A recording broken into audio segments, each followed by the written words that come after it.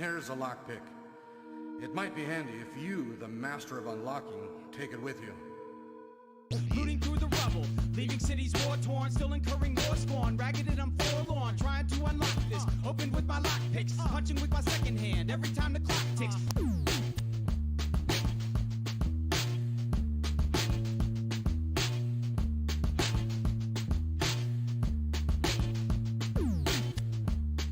All right, there you go.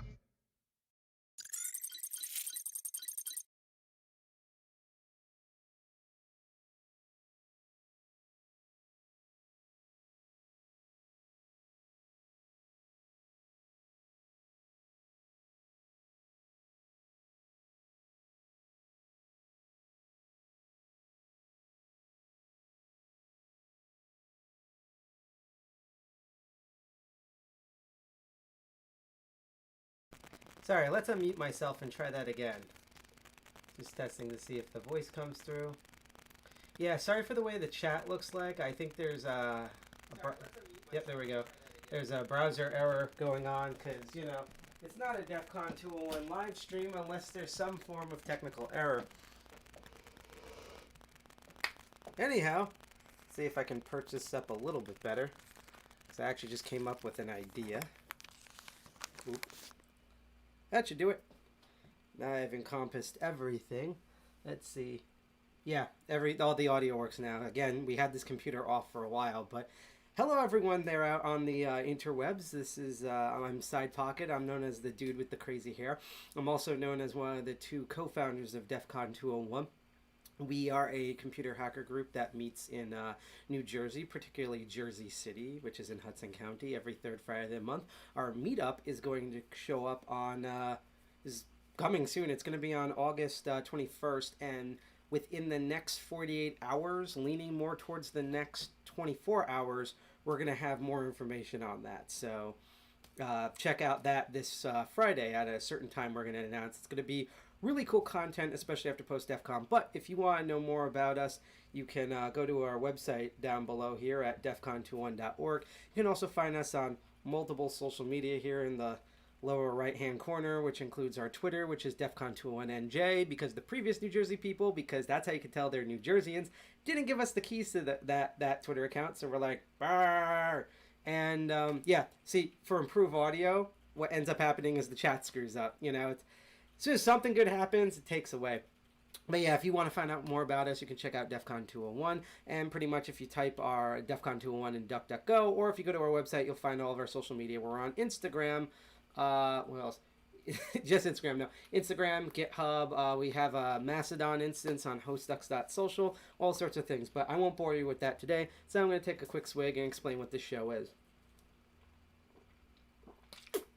So for those who have never seen this show before, welcome to The Master of Unlocking. I would put the in the little logo in the corner, but it didn't really show up properly. We're still tweaking some things. And we're also tweaking out. But I digress. I picked the title because I'm a huge Resident Evil fan. Jill Valentine's The Master of Unlocking. I figured, our main platform's Twitch TV and also high out there on DLive and YouTube. And all the people watching on YouTube through Tor, which is one of my nifty tricks. But I was like, you know, Twitch is video game streaming. Most of these platforms are video game streaming. Why not make a video game reference on one of my favorite games? But this is the Master of Unlocking. I am a TOOL member. TOOL stands for the Open Organization of Lockpicks. It's TOOL with 3 O's. I'm not related to the TOOL band, unfortunately. I wish we could play that on air, but I think they're one of those bands that hates like having their stuff like on the interwebs. Never mind just the copyright issues with all the AI bots, but unfortunately not related to that tool. I'm related to the Open Organization Lockpickers. I'm a member there. I'm not a super advanced member. That's why the title here is a show title. I'm not ranked as a master in terms of TOOL's crazy bureaucratic in-system, and also because of that, this is not TOOL sponsored, although I would love for that to happen. But it's not TOOL sponsored. This is not a TOOL event.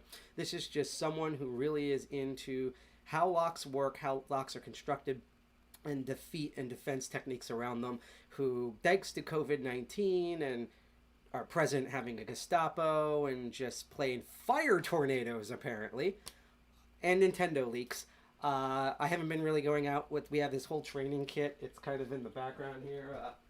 normally have, you can hear it, and it's really heavy. This is the current state of the kit. And soon there'll be another one of these in a wheelie thing, and I will have gone full tool organization member at con level. And I usually bring that, which I will, to these meetings upcoming on Friday on the 21st, and teach people in person and obviously clean things down. But basically I've been trapped here, and I'm still learning lock stuff, and I'm also kind of broke, which means I've been also struggling with that, with lock stuff, because this is not a cheap hobby. It's cheap to get into. It's not cheap if you're an instructor and have to go through all sorts of crazy stuff.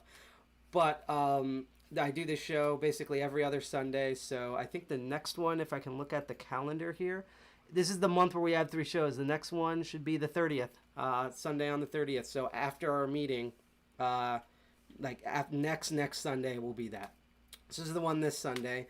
And I teach you guys about locks and lock sports. And our 2 themes today, and then we're going to get into our little first things here that we do every episode, is thanks to my mentor Night Owl, and a huge shout out to him, and I'll show him on the stream in our second half. Not him himself, but who he is and where to contact him and stuff. I have enough resources now to show everyone here how Tubular Locks work, also sometimes known as Chicago locks. And I'll get into details about how they're set up, what they are, the techniques to defeat them, etc. We're also going to try an experiment that I've been trying to work on with Tubular Locks for a while, but if it happens on screen, it will be literally a lockpicking lawyer miracle. And then we're going to go on a short break, and similar to what we did our last episode, where we reviewed how hackers on planet Earth did their lockpicking village. Tool was doing the main lockpicking village at DEFCON. There's also the bypass village and rogues village and stuff. So we're just going to explore all the lock stuff that happened at DEFCON, and a little tiny bit of some of the conventions that have happened recently, such as DC Furs and the Hacks for Kids and stuff like that. And also the upcoming Diane Initiative. So we're mainly going to cover all the DEFCON stuff the same way we covered the Hope stuff. So that'll be in our second half. So before we get into everything, and I know you guys and gals and pins and tumblers are sick and tired of me saying this, but I will literally say this every episode, because legality. Even though I'm a Tool member, but even though this is not a Tool endorsed or sponsored stream, I still like to use the 3 big tools. No, the 3 big rules that the 2 big rules too. I have not been drinking for once. That Tool uses in all of its instructional classes, because they just make way too much sense. And a bunch of you guys out there might be Americans, so I can't assume common sense exists. That's not a diss to you. That's just the state that we're in right now in 2020 and beyond. So here are the 2 rules again. And in chat, you can chat them out with me. Eventually, I have a little bouncing ball on the screen where you can sing along with these rules. So rule number 1. Do not pick locks that you rely on. So any of the techniques you see here or in previous episodes or anything, don't go out here with your tool set and be like, hey, I know how to pick locks. I'm going to try these techniques that good old Sidepocket from Tool and DEFCON 201 taught me on my front doorknob, or the locks on my window latches, or the ones on my daughter's or wife's diary, or my husband's journal, or the car locks. Don't do that. You rely on those locks. The act of lock picking is, yes, common sense is in very short supply. Ergo, see this episode. But no, for real. The locks that you rely on when you do lock picking techniques, even when you do them perfectly, you always have the risk of damaging a lock, and it will overall damage over time. You also have the risk of breaking your tools trying to lockpick, which I've actually done on air once, even though it was a very minor thing, or both at the same time. So just don't pick locks that you rely on. Every single lock and tool and technique you see here is from my kit. I never use those locks to lock gates or the gym or people up at the SMN club. I use those locks literally just to demo lockpicking and also to learn myself how to lockpick. The second big rule number 2, because we're in New Jersey, so we have to cover number 2, just exactly like how we had the boil water warning, is do not pick locks that you don't own. Again, it sounds like a common sense thing, but hear me out. when you learn these techniques, wherever you learn today or any of the previous episodes, don't also just wander around outside and be like, oh, that's the Master Lock 175 ripoff. I know the bypass technique to that on the street. Or, hey, they're using Master Lock number 3s on this. I know how to open it. Don't do that. Those aren't locks that you own. You could, like I do, approach the owner if you are concerned and explain if you see a bad lock, why it's a bad lock. But don't pick them. You didn't have, 1, permission for them. 2, they're usually on properties that you don't own, that people don't want you on, so that's trespassing. So regardless of any sort of legalities on lockpicking, which I believe if you go to TOOOL, 3 O's, L, tool with 3 O's, .us / either law or laws. I can't remember if it's just law or laws with an S. It has a breakdown of each state, but in general, you normally are not going to get harassed for lockpicking, except for, I think, Indiana, and nobody knows why. Again, also, don't have your lockpicking kit on you, just a little aside. If you're going around and you know it's a suspect area, like if there's a BML protest, you can join that. In fact, we encourage you to do it. Just don't go with your picks, and especially don't go with, like, which will be a future episode, like handcuff shims and stuff, because if they find that, they're going to put 2 and 2 together, and even if you didn't do a crime, they're just going to assume you did, especially if you're not brown, and just beat the crap out of you right there. So we'll go over to 2 rules again. I'm going to do a little hydration squad, and we're going to get down to business. Do not pick locks that you rely on, and don't pick locks that you don't own or don't have permission to, because I will admit in the past, I've had friends who have locked themselves out or had some other catastrophe where it's a lock or lock system they owned, and after frustration of trying to find the key or trying to bypass their other methods, ask me permission for their lock to go through. That's an exception, and even then that's a little off. So basically, again, all the stuff that you see here is designed to teach. I don't use these locks for any personal things. They only leave the house and come back in the house with the kit. I don't like hand these out as prizes. This is literally for the method of just lock picking, lock sport, and education purposes. So let's do the hydration spot. That is not sponsored by Arizona Energy. In the future, I'm going to have to get a nondescript cup. And let's do the cam tilt and get into our first part of the show here with the lesson.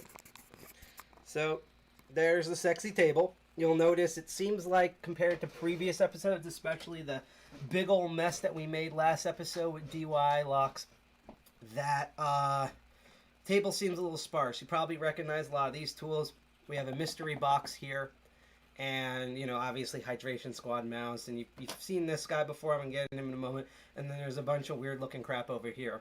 This entire episode is going to be focused on this weird crap over here.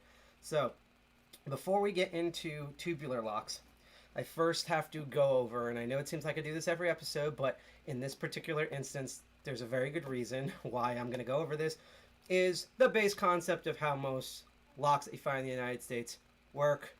Oh God, is that? I hope that's not Jeopardy Jim. Oh Lord, I'm in trouble. But I'm going to explain how how a lock works, what it looks like on the inside, and how you would normally pick what is commonly called a pin and tumbler lock. This is going to be the quick and dirty, because we're New Jersey. You can even hear it when you shake the pins.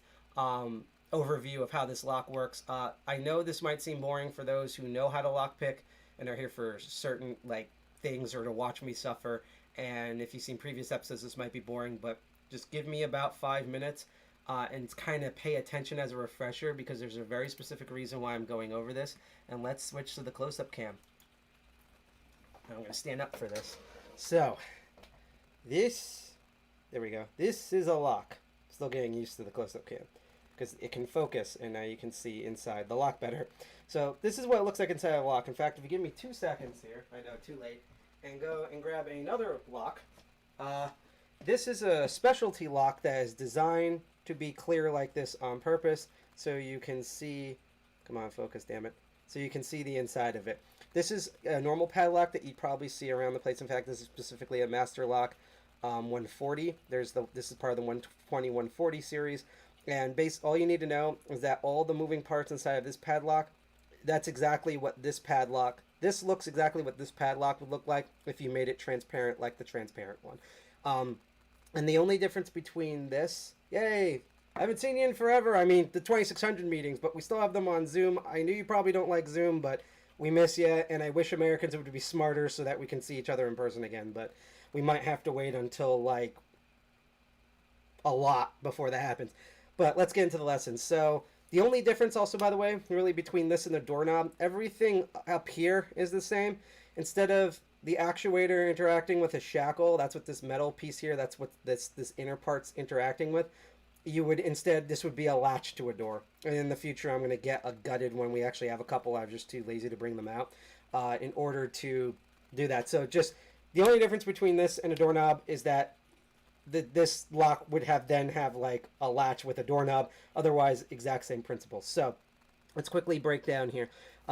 What most of the locks are, and most locks you'll encounter in the United States and in Europe and perhaps the world, and I would say particularly in America, like nearly 95, maybe even 97% of all locks are like this, or what are known as pin and tumbler locks. Why are they called that? Well, this whole entire system, particularly this core, is known as a plug-in. It's called as a pin and tumbler core. The upper part here, which we'll get into a second, is called the Bible. Just giving you straight terms here. Now, if I tilt this right with the correct light, you might see, let's see if I can do this, inside there should be a little, there we go, that's straight out, there we go. There's like a little thing in there you see at the top. See at the top of the keyway as I point to it? It looks like a little tiny bullet there at the top. That is known as a key pin. There's an entire row of these in the pin tumbler core. Now, normally I'd ask questions, but because we're gonna get into our main meat, I just need to explain this away. The reason why they're called key pins, and there's an entire row of them, in fact, there's 6 of them in this particular lock, is because they actually interact and physically touch the keys. One of the things that I absolutely love about locks is outside of a couple of specialty products that are done as a joke, almost everything in locks, the name sounds exactly like the way it works. So again, key pins. Why are they called that? Well, they're pins, and they interact with the key. This is very reverse from current InfoSec, where they like to just make up imaginary words that don't mean anything and or also make things sound way more complicated and amazing and magical than they actually are, or they call things like Ghidra and Pwn crack butt and stuff like that, when all it really does is just check a couple of packets. This is like the reverse. But I digress here. So there's a row of key pins, and then on top of them, there's another row of separate set pins. If I focus here, you can kind of see them through this clear lock. Come on, focus. Let's do this again. Focus. Focus on my hairy knuckles. Come on. Also, I want to note, I love lurkers because I know you guys are paying attention and learning, but I also really love talking to people in the... Come on. Let's try this. Let's try New Jersey. There we go. That actually worked. Holy crap. Who knew doing the insulting pasta gesture of New Jersey actually works? But I love talking to people in chat, just like I kind of shout at James here. So if you're in the chat and I'm going too fast, or you're confused, or you want to just shout out something stupid, or if you have any questions, just please do in the chat. I love interacting. For all the lurkers, pay attention and learn, because it's going to be very important. So on top of those key pins, an equal number of what are called driver pins are on top. Now they're called that because they actually drive not only the entire lock mechanism, but they also drive up and down in the little drill holes in the Bible, and there's springs that put a constant sort of pressure on them. Now, why is that? Well, I just realized I forgot to bring my famous little tiny sparrows case so that you can see things more clearly. But, did you ever... Let's see which way I can hold this. There we go. You ever get a pair of keys like this? These are the keys for this actual padlock. You ever get one of these and you wondered, like, when you looked at it, why there's all these, like, peaks and valleys, this jagged edge? It looks like a shark bit out of this, right? Well, that's because all keys are keyed with a certain bitting. The bitting is all those high peak, low valleys to an individual lock. And there's a big reason why. Now I'm going to show you why. So if I show you the clear lock again, you'll notice it says, nope, I can understand you easily and you're good at. Thank you for the encouragement, Ziggy. So once I get the lock into frame, there we go. If you look at these key pins and driver pins, if I can ever get this thing to properly focus, you will see that they're not all even. Some are higher and lower than others. because of that, that means some of the key pins are way below the shear line, which is where the plug meets the rest of the lock. And some of these driver pins are higher, which means the key pins are now blocking that shear line. That shear line basically is the space for the circle around this tumbler lock, and that's what best pin tumbler locks is. They're a tube in a bigger tube usually, with all these little with two sets of pins up and down at odd angles. And that's because if you tried to just turn this, I would break this little tool here that turns it way before I could ever smash this lock open just by trying to turn it. Even if I had superhuman strength, this would be annoying and probably wouldn't work, because these little pieces of metal are more than enough with physics that they get in the way of that shear line, and I can't turn the plug core. So that's why it's like that, and that's what prevents you from opening this lock. Well, again, this key was drilled, and thus has the bitting that's correct for this. So what that means is if I take the correct key with the correct bitting and put the key in, now note how all these driver pins, you see how this one's high, these are kind of low, that one's super low, they're all uneven. Watch what happens when I put these keys in. So they move up and down, but watch. See, they're uneven. Now watch. Note how they're all the same height now. What that means is all the bottoms of these driver pins are right on top of the shear line. And then all the key pins, the tops of those key pins, are at the bottom of the shear line. Yeah, I'd love to see more UK people in this chat.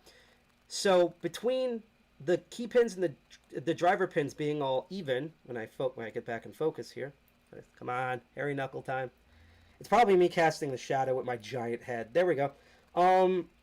Between the key pins and the driver pins being all even, that means the shear line actually has a gap. There's a gap between each of these pins now that's exactly at the shear line, which means there's a space now. And that space allows, with this big fat bottom here, because we like those on Master of Unlocking, to physically turn this core. When you turn the core, as it's trying to do this prematurely, because that's also what happens in New Jersey, that core, because it turns, manipulates the actuator and makes it do something. In this case, the actuator is holding the shackle together. So by putting the correct keys in, all the pins line up correctly. There's now a space on the shear line for the core to turn. So when I turn the core, it manipulates the actuator, and this shackle disengages. So you can open the lock. Now, in terms of lockpicking, the question is what happens when you don't have the keys? So without the keys, what you're doing essentially in lockpicking, as you're going to see in a bit, is you are replicating the keys, and because you don't know the bitting that they're cut at, you're trying to guess what that bitting is. And I'm going to explain why and the principle behind this. Again, the reason why I'm doing this is because even later on when I bring out locks that are going to look completely alien, and you're like, WTF is this? And they have there's no pins, and it has squirrels and all sorts of stuff in it.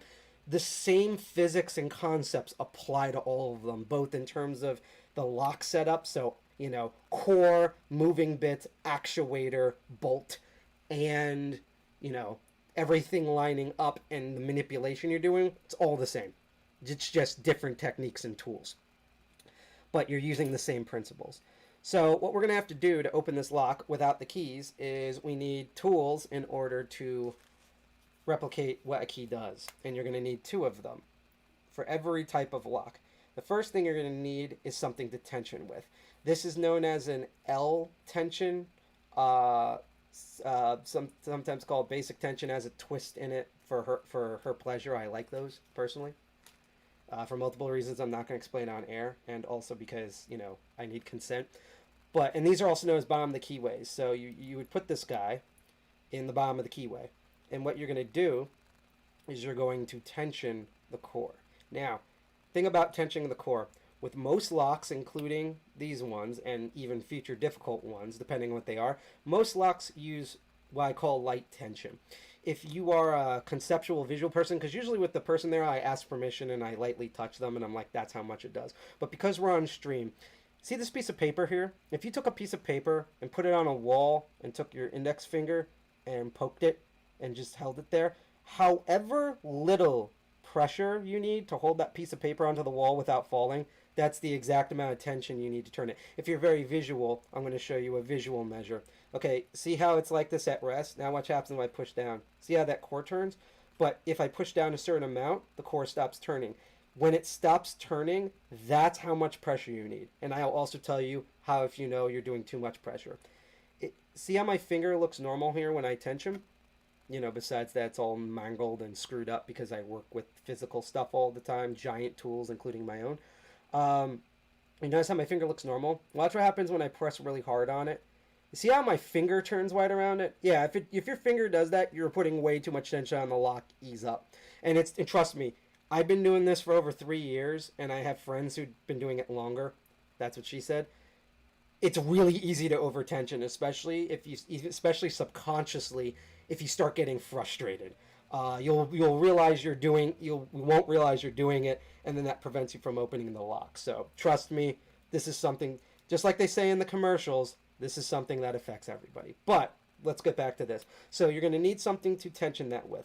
The reason why you tension, I'm going to actually tell you the minor reason. The minor reason you tension is because you're turning the plug, and when the whole thing's picked, one of the things a key does is that fat bottom, so it can rotate the plug for it to open. So that's what you do when these are picked. This will turn all the way and open the lock. The big reason is because of the exploit. That's kind of unique to pin tumbler locks, but there's always kind of a version of this, no matter what lock you do. I'm waiting for one day where the image, the preview image, is just my hairy knuckles, but let's find out.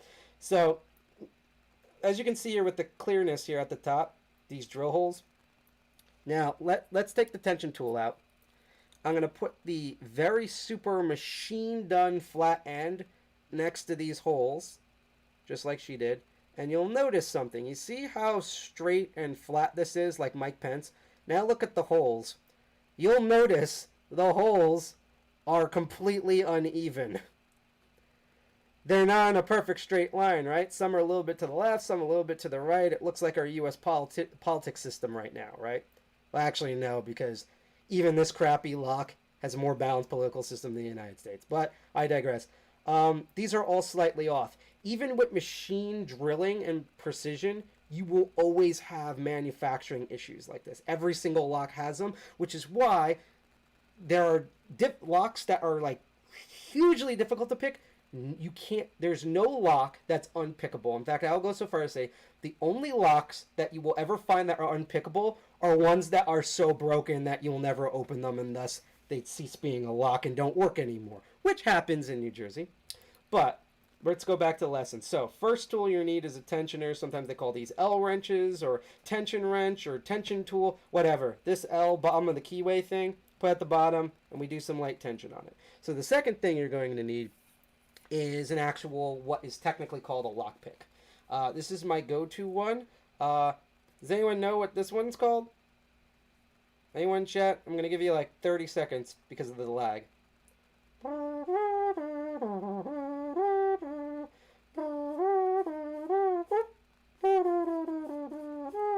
Come on, there's a holiday named after this speaking type.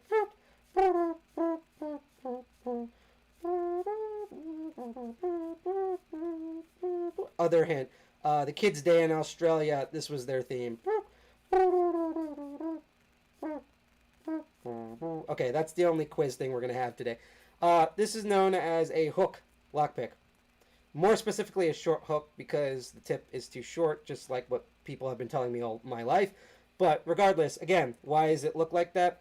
Because, yep, as someone said, Ziggy said hook pick, because it's shaped like a hook. Like imagine a pirate, tiny pirate, having this, and it's like, argy matey with a little parrot. Like think of if G.I. Jack was 1 inch tall. This would be his hook hand, hence why it's called a hook. I'm shocked they don't murder me after every show. So what you're doing with the pick, and there's many different types also too. Like we're not going to use them today, but just as an example, we might not use them. Like this one is known as a half diamond. It's a little triangle. It works very similar to, has the same goals as a hook, just different design. And then there's all this wavy crap that are rakes that hopefully we're not going to use today, but we're not going to get into that. I just want to show you the basics. So what's going to happen here is what you're doing with this pick as you tension is you're going in and you're moving those pins up and down, just like, and I threw them because I'm a smart person. I almost fell. Remember, I haven't been drinking. So remember these, the keys? See those peaks and valleys? So what you're doing with the hook is you're moving the pins up and down to emulate those peaks and valleys until you find the right combination. Now, here's the quick and dirty version of how I describe it to people, because it usually makes sense. I always tell people, for basic pins and a pin tumbler lock, just treat them like your siblings. Just keep poking at them until they give up. But let me tell you the exact details, because it's going to be relevant to here. So remember I said these are uneven? Well, when you put the tension on the tension wrench, it's going to seize up all of the pins that are in this Bible and tumbler core. That's known as binding. So when I put some tension, I'm going to feel and be like, oh, see how this one just moves up and down? That one's loose. Hey, this one also just moves up and down freely. All these front ones do. But that back one, it sticks. It's not moving down up and easy. That's the problem one. So when I find the one that doesn't want to go anywhere, I turn into a thin blue line person and forcefully push that one up until now. If it's a quiet room, you'll hear it. You won't hear it on this because of the plastic nature of the lock, but you will also feel a click. And when it clicks in place, the driver pin will be stuck at the top. The key pin will loosely fall below, and basically now you can move that key pin lightly up and down just like you could with the other loose ones. Then you go back and you find the other ones that are bound, and you keep pushing all those bound ones until basically all the pins are in the right position. And with that tension, when they're all in the right position, all the driver pins at the top are stuck, and those key pins are loose. That causes that gap in the shear line, just like the keys, which will allow you to rotate the core through the actuator and open this. Now, normally with a pin and tumbler lock like this, especially a padlock, you would hold it like this. I recommend holding it like this, where you put the top part of the lock in the meat of your hand, and then have the bottom of the keyway tension and use your index finger to do the end bit because it's way easier tension. The reason I'm holding it like this is because it's a clear lock and there's a camera, and I want to show you how this works. So I'm doing this the bastard tension way, just for visual demonstration purposes. Do as I say, not as I do. We're going to go in. I'm going to start with the back. And by the way, this lock has the worst bidding in the universe on purpose, just so I can show you how it works. So got that back pin. See, that clicked in. That clicked in. These are 4 here. These back 4 are lined up, so it's just the front 2. That one's lined up, so when we move that first pin, the one that's stuck, clicks. There's a gap. I can rotate the core, and it opens. And that's how that works. I'll do it again, even slower, just like how she likes it, second time and even slower, to show you people. And I'm going to actually do this because it's more difficult for me to do, kind of the right side up, you would say. So that you can see better. And I just want to note, this padlock's clear. I'm going to show you a moment with a real lock that these are designed for the worst bidding ever, as well as other compromised security flaws. So that way it's way easier to pick and thus demo and try out techniques. And when this one's stubborn at this angle, when you are actually picking, and I'll show you that in a moment, obviously the lock is locked clear. That's why I don't let people pick on this clear lock, because not only does the plasticine make it feel off, but again, this is a technique where you can kind of hear it and definitely feel it, just like she said. You can't see it. So again, normally, and I'll go back to the clear lock real quick, the way I was holding it, where obviously my hand's blocking the visual, that's how I would normally pick this thing. In fact, I can actually pick this. I just screwed up there, but I can actually pick this normally absurdly fast. I'm not even going to do the fastest technique that I do, and it opens. Like, I can do it way faster than that. Also, what she complains about.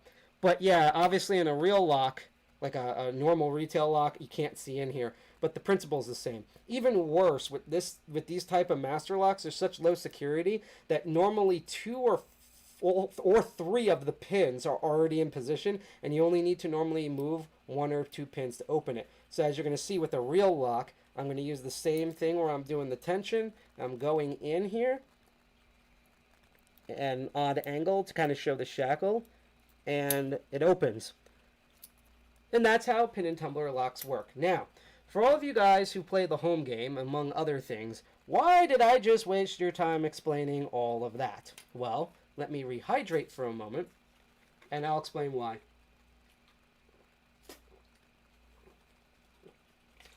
So, I'm not going to go into detailed history with them. I'm not even going to give you different dates.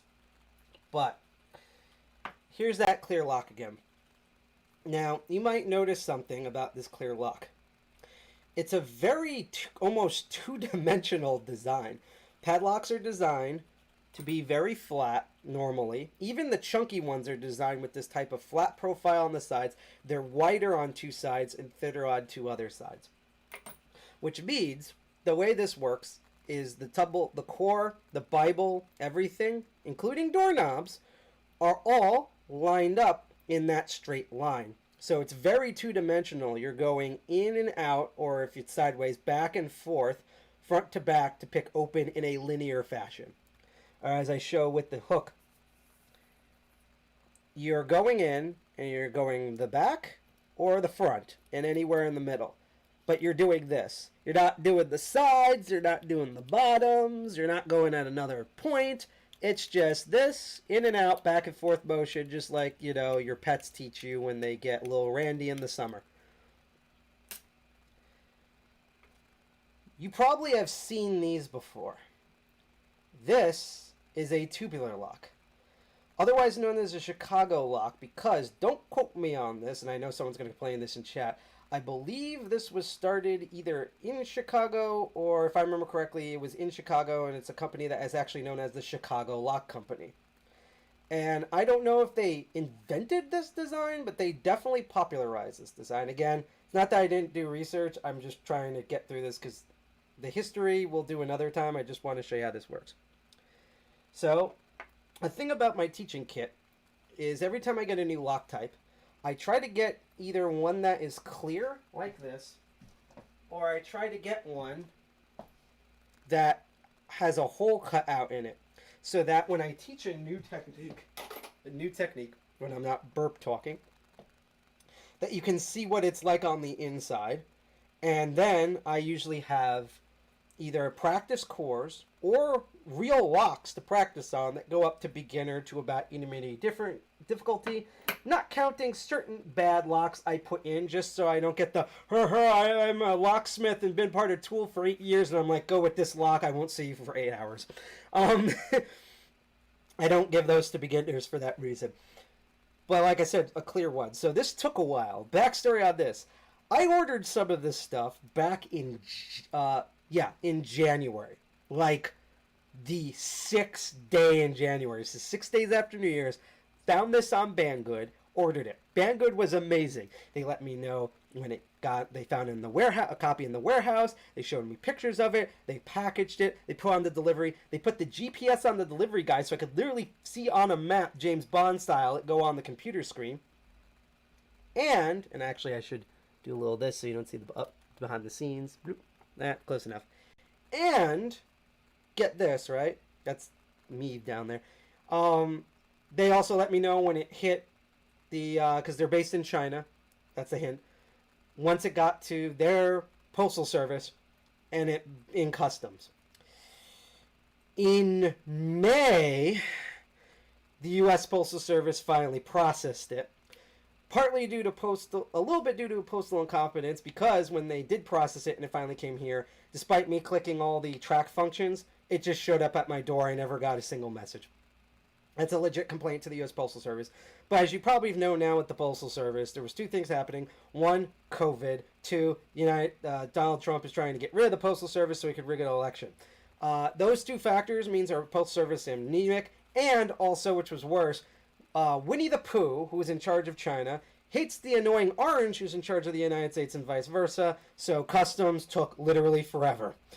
But I finally have it. That's the quick story on this. And bit of hydration, squad, as if you have alcohol, take a sip to that. Cheers.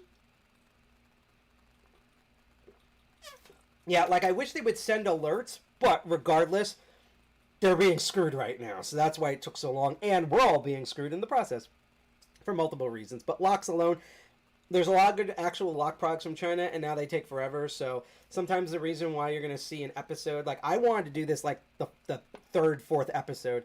I couldn't because it literally took months. But as I said about this clear lock, remember the Chicago lock I showed you? Here's a clear one.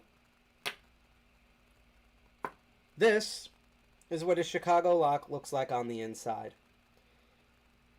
And it looks kind of weird, doesn't it? Just like a Chicago lock. I was actually talking about this. I was talking to a friend online that I was doing this live stream. I should have sent her the link to this. And she actually never heard the term tubular lock before. And I had to describe it. And the best way I could describe it is I say it's a tubular lock. Sometimes known as a Chicago lock. It's that metal circle, like that metal nipple, essentially, that's on a lot of vending machines, soda dispensers, and bicycle locks. And that's when she knew what it was. And honestly, the design looks so bizarre. I mean, again, this is a normal pin and tumbler lock. This is a tubular lock. Look, they don't even look related. Like, this is not like, oh, like, one's like, you know, like maybe African American descent and the other's like Asian American descent. No, this is Earth compared to Alpha Centauri confusion.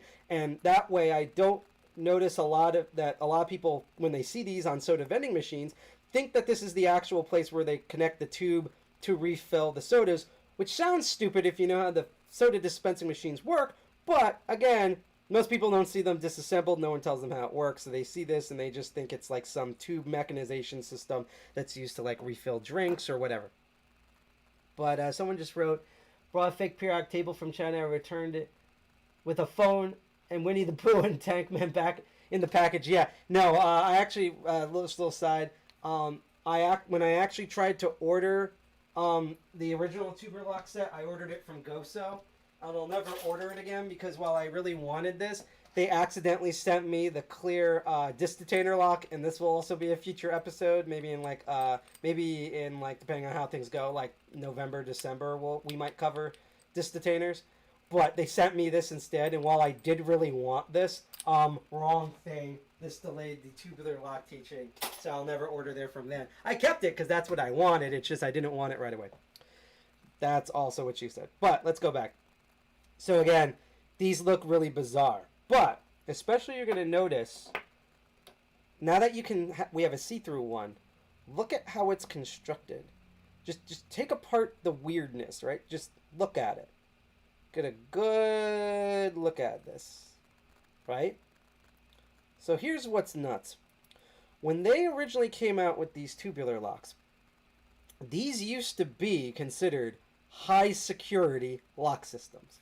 Now, if you know the technique, or you may have heard from a buddy that like tubular locks are pretty much trivial to break through, which is a little bit of a misnomer, and I'll detail why later on. But these used to be considered high security. Why is that?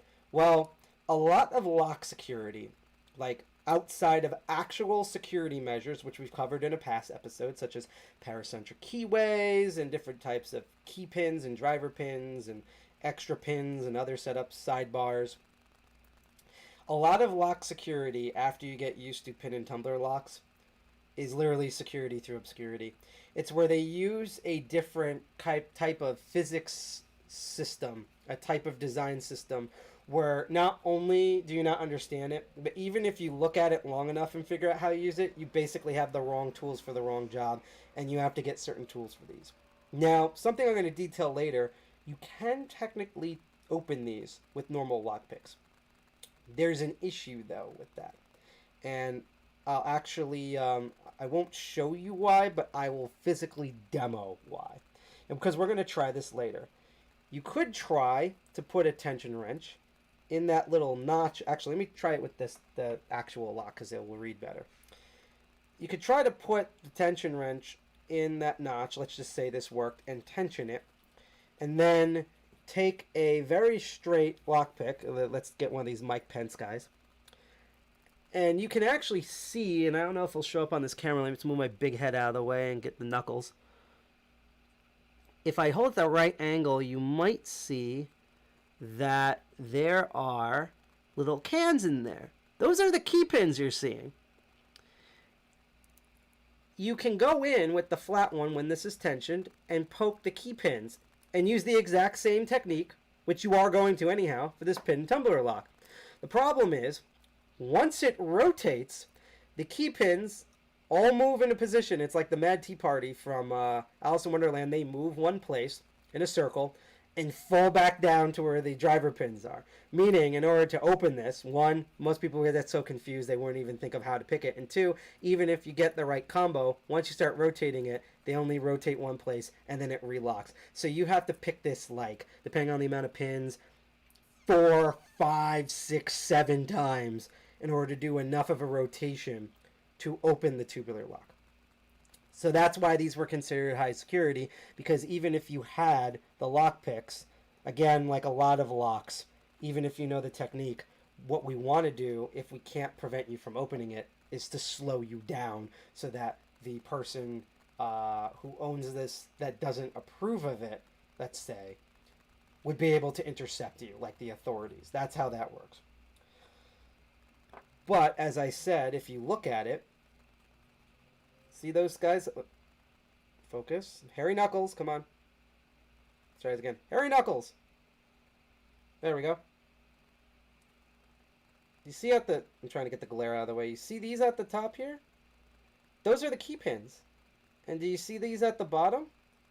Those are the driver pins. Huh. So what does that mean? I'll tell you what that means.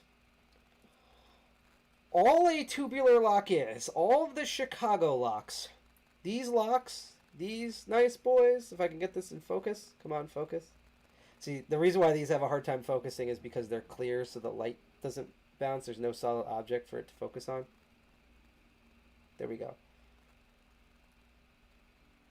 This lock, as strange as it looks, is literally this lock. It's a pin tumbler system. You have the tumbler, you have the key pins, the driver pins, the tension, and everything. The only difference is we took this, and actually, give me one moment. I'm going to show you an even better physical analogy here. Let's see if I can find this. I'm going to use this sticker. Not sponsored by them, but I've gotten products from this. Lockpick Extreme is absolutely amazing. They make really good tools and practice locks, especially for beginners. They also make some good cheap ones that are actual quality. You can go to lockpickextreme.com, and they're actually the people who do the lockpicking for the Diana Initiative, which will also happen this Friday and Saturday during our meeting at the Diana Initiative. So if you go to that Diana Initiative and because they're already sold out, you've signed up for the lockpicking class, this is the group that does it. They're really amazing. I would literally say, if you don't have TOOOL, like an open organizational lockpicker person with you, go for Lockpick Extreme. They're really good. But let's go back to the clear lock, and then we'll actually open this guy. So you see this lock? It's just like this. It's wide on the sides and thin on the other two sides. It's flat. So imagine if these key pins, driver pins, the Bible, all lined up just like this flat. So what they did was they took this flat design and went and folded it, curved it until it's a circle. They took the exact same design and made it from a two-dimensional plane to a three-dimensional shape. So now those driver pins that were flat are now circled around each other. And came up with this. Or more accurately, came up with this. It's the same thing. You're using the same exact techniques. You are tensioning the core. You're tensioning the core. You are moving the key pins and driving pins up and down until the thing opens. In fact, if you look at here we go. If you look at a key, again, you're like, what the heck is this thing? Look at this thing. This doesn't look like a... On. Focus. Come on, I want to make fun of you. Look at this. This is the key for it. This doesn't look like a key. This looks like a BDMS toy for mice. How do you... Why this design? Like, what? To use, like, Jewish terminology. What? Well, let's go back to the keys for the other clear padlock. See how these... Come on, focus. My phone is almost as in focus as I am today. You notice how I said before, these little cuts that go up and down hills and valleys? Well, if you look at the key, because remember, what they did was they took this key just like the lock itself and just curved it in a circle.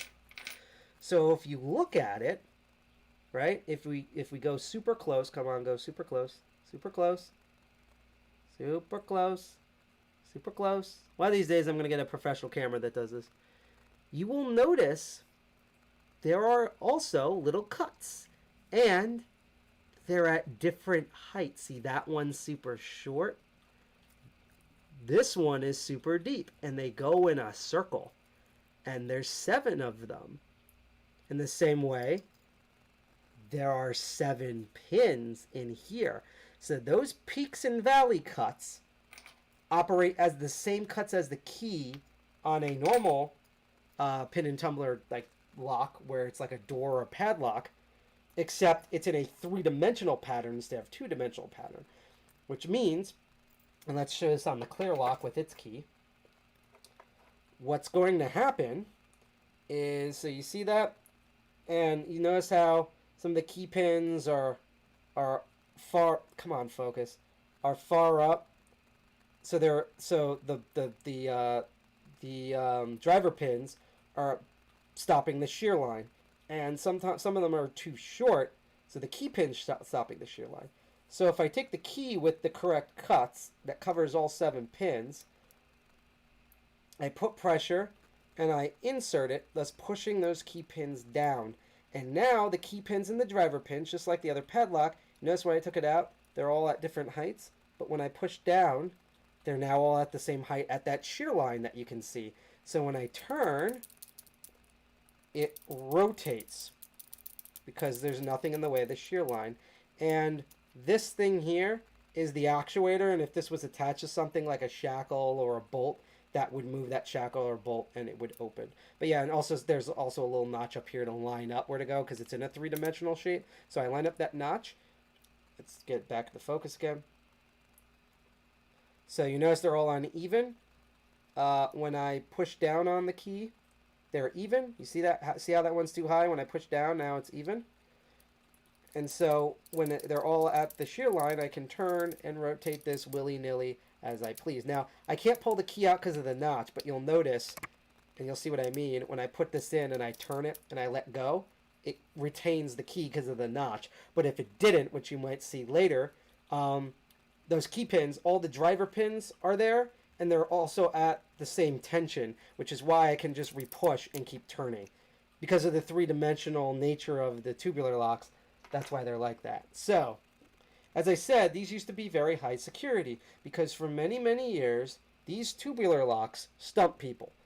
Even when they figured out how to open them with normal pin and tumbler lock picks that everyone's been using for a long time now, since basically pin and tumbler locks have been invented, the fact that the pins reset when you turn them, so you'd have to pick it multiple times, would discourage people and slow them down, and thus these were considered high security.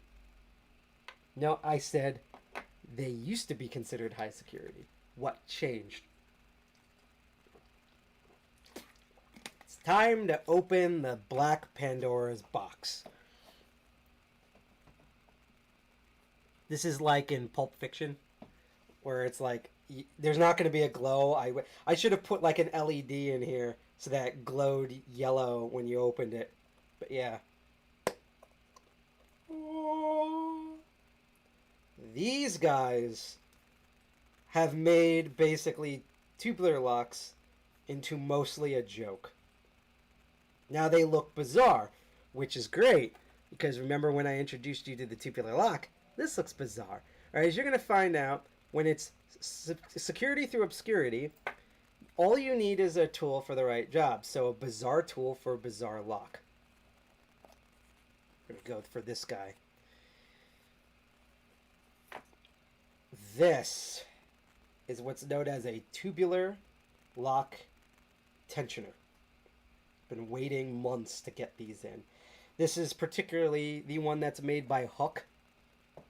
And They're really good for a lot of things. They have one little weakness, and I'll explain why in a moment. So it said, seeing that clear one helped a lot with understanding. Yes, that's actually why for my, and apparently, I'm not going to say who, but there's a group that I've already mentioned before who apparently is going to want me to write a whole thing and present how I teach people how to pick locks, because they're literally, it's the same teaching techniques that I pretty much use for almost any subject. You've probably seen me do this on Crypto Barons.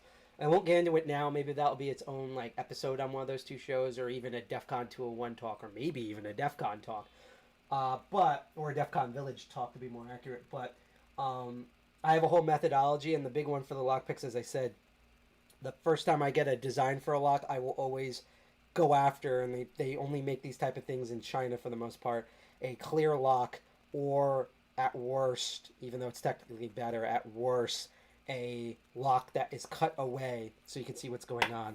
When we do handcuffs, I'll have a cutaway or clear handcuff. As you saw with the disdetainer, there'll eventually be a type of lock that's really weird called a cruciform lock.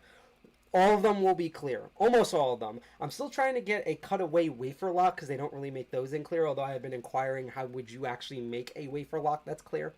I've never seen one made. I don't think they're impossible. I just think no one's made it. But I always get a clear one, or one where you can see the insides of the mechanics, and then some really basic ones that are easy to open so that you get used to them, and then some actual like other normal locks that pose more of a challenge. So then you learn how to pick the lock system and not just learn how to pick one type of lock. So yeah, that aside, let's go over what are called impressioners. And note that I didn't say these are tubular lock picks. I said these are impressioners, and there's a reason why. But let's break this down. So if you notice, the lock picks themselves, you ever heard from like people who watch anime that they prefer the 2D waifus versus the 3D waifus?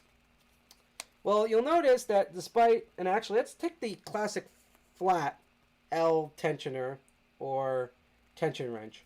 You'll notice that outside of just the nature of the tension tool, because it needs to stick out of the lock, all these locks are very flat, and that makes sense because they're dealing with a lock design that is very flat despite a lock being a three-dimensional object. The whole mechanism is very flat, so the tools are very flat. They're very long, just like a lock, and very flat, just like the way certain people in the White House are. So, if you've noticed that with these picks, they're flat, the impressioner, which I don't need this backing for,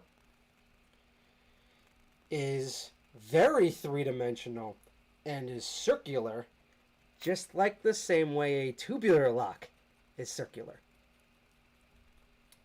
Let's break down more details. So you have a giant handle in order to grip with. That's always important, just like the tensioner is really long so that you have enough to tension and push on the grip, although the handle is not the tensioner, and we'll get to that in a moment.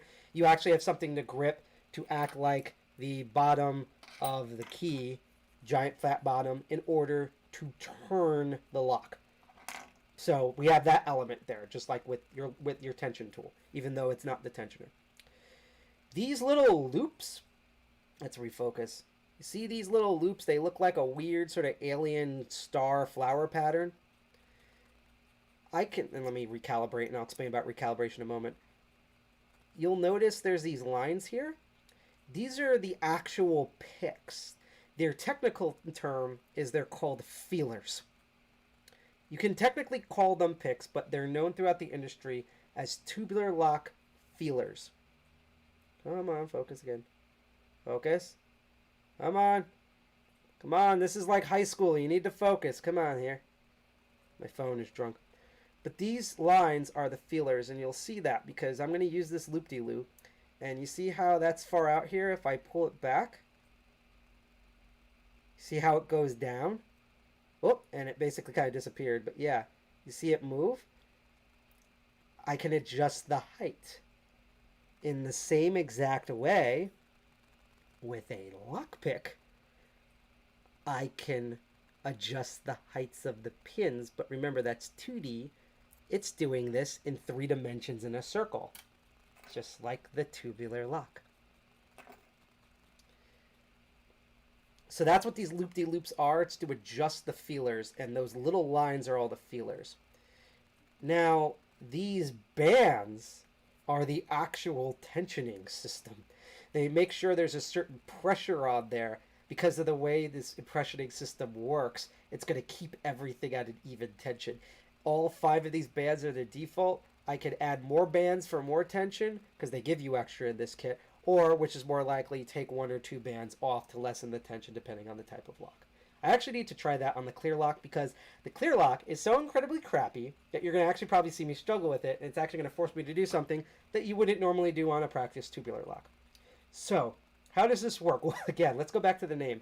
While you technically are picking a lock using this tool, it's not called a tubular lockpick. Noobs and people who don't know what they're doing, more often people who don't know what they're doing and saying, will call this a lockpick. Even though that's what you could use it for. Again, this is an impressioner, sometimes unofficially known as a decoder. And that's because when you put this in a lock, and I'll show you this. Okay, so if we get this up close again, you see how all of the tips of those feelers, you see the little bumps? They're all even, right? Watch what happens when I stick, and content warning, if you're into metal objects, this might be kind of erotic. I'm going to stick the impressioner into the tubular lock. Once this hopefully refocuses. Come on. Refocus. Actually, let me just switch cameras, and then we'll go back to the close-up one. So I'm going to stick the impressioner into the tubular lock. So I'm going to line it up. Remember how all those bumps were at the same height? Let's find that. There we go. Now I'm going to just press in. Let's go back to that close-up cam. Look at these bumps now. They're not the same heights. They're at different heights because the tension of the springs inside the tubular lock are pushing back against the impressioner feelers or the tubular feelers at different heights and lengths. And that's how that works. The technique for opening this, and I'm going to actually show you on this guy, and background about this guy. You can get these at Tools from Tool for $10 each. Night Owl, my mentor, one of my mentors, I should say, but mainly my main mentor because he's really helped out a lot. He ordered this for me and sent it over. I owe him some money. Thank you, Night Owl, once again, if you're ever watching the stream. And I'm sorry for all the tears, and I know you're going to write up an essay of all the things I covered and did wrong, and I very much appreciate you for that. But there's an issue with tubular locks of why they have to specifically make practice tubular locks at Tool. So I'll get into that later, but I want to show you. Because this is already tensioned with these rubber bands, right?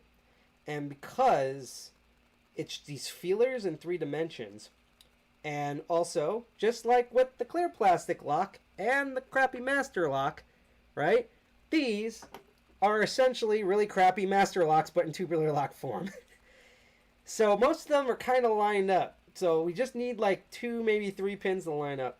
So what you do here is, unlike other lock picking where you are, and let's actually go back to the other camera. Unlike the other lock picking, where as you saw, I had to tension it and go in and individually feel and then eventually get it. This is even more simpler than that with the impressioning tool. All I'm going to do is, once I line up the inner notch in here with the notch on the lock, so that way I know it's the right side up, I'm going to slowly press in, and as I press in, I'm going to turn it. You're not going to see it. It's going to seem like a wiggle. And I'm just going to keep pushing it slightly in and press. And each one I'm going to go deeper and slightly deeper and deeper and deeper. But yeah, I'm going to slightly go deeper and turning. And once I do, eventually all the pins are going to line up correctly because I already have the tensioning. So the feelers are automatically, because they're pushing back against the spring tension on the springs in here, they're going to automatically line up eventually as I push and turn, and then it's just going to turn and open. Now, here's a tip with these tools. See this ring? what you want to do first of any impressioning tool for a tubular lock is you're going to take that and you're going to press against these feelers up as hard as you can. That's going to reset all of them to their max length as far as they go. But you want this to be flat.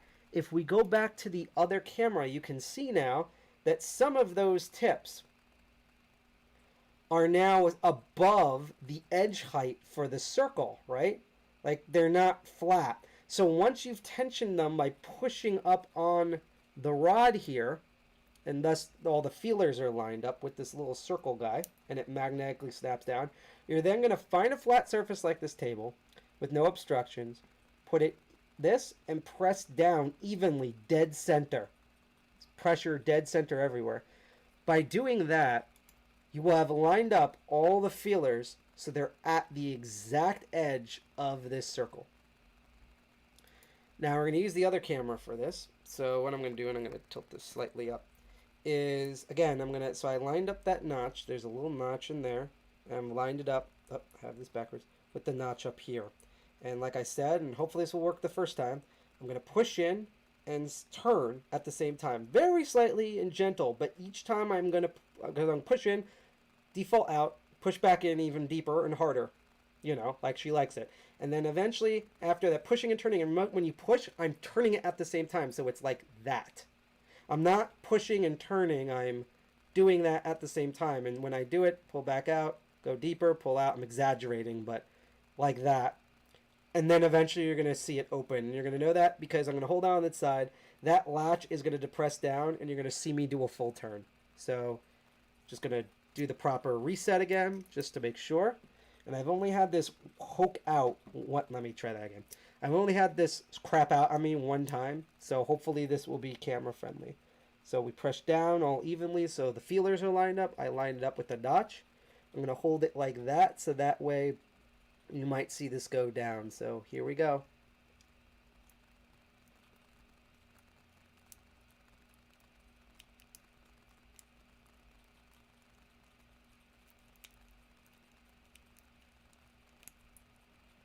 Saw that notch go down? See that? That's the actuator. This lock is open. Try to angle it a different way. Oh, it's open. We can rotate it. It's a little stiff, but we can rotate it. Now here's something, because of the nature of this tool, that's even more nuts. So I just took this out, right? Let's go back to that close-up cam.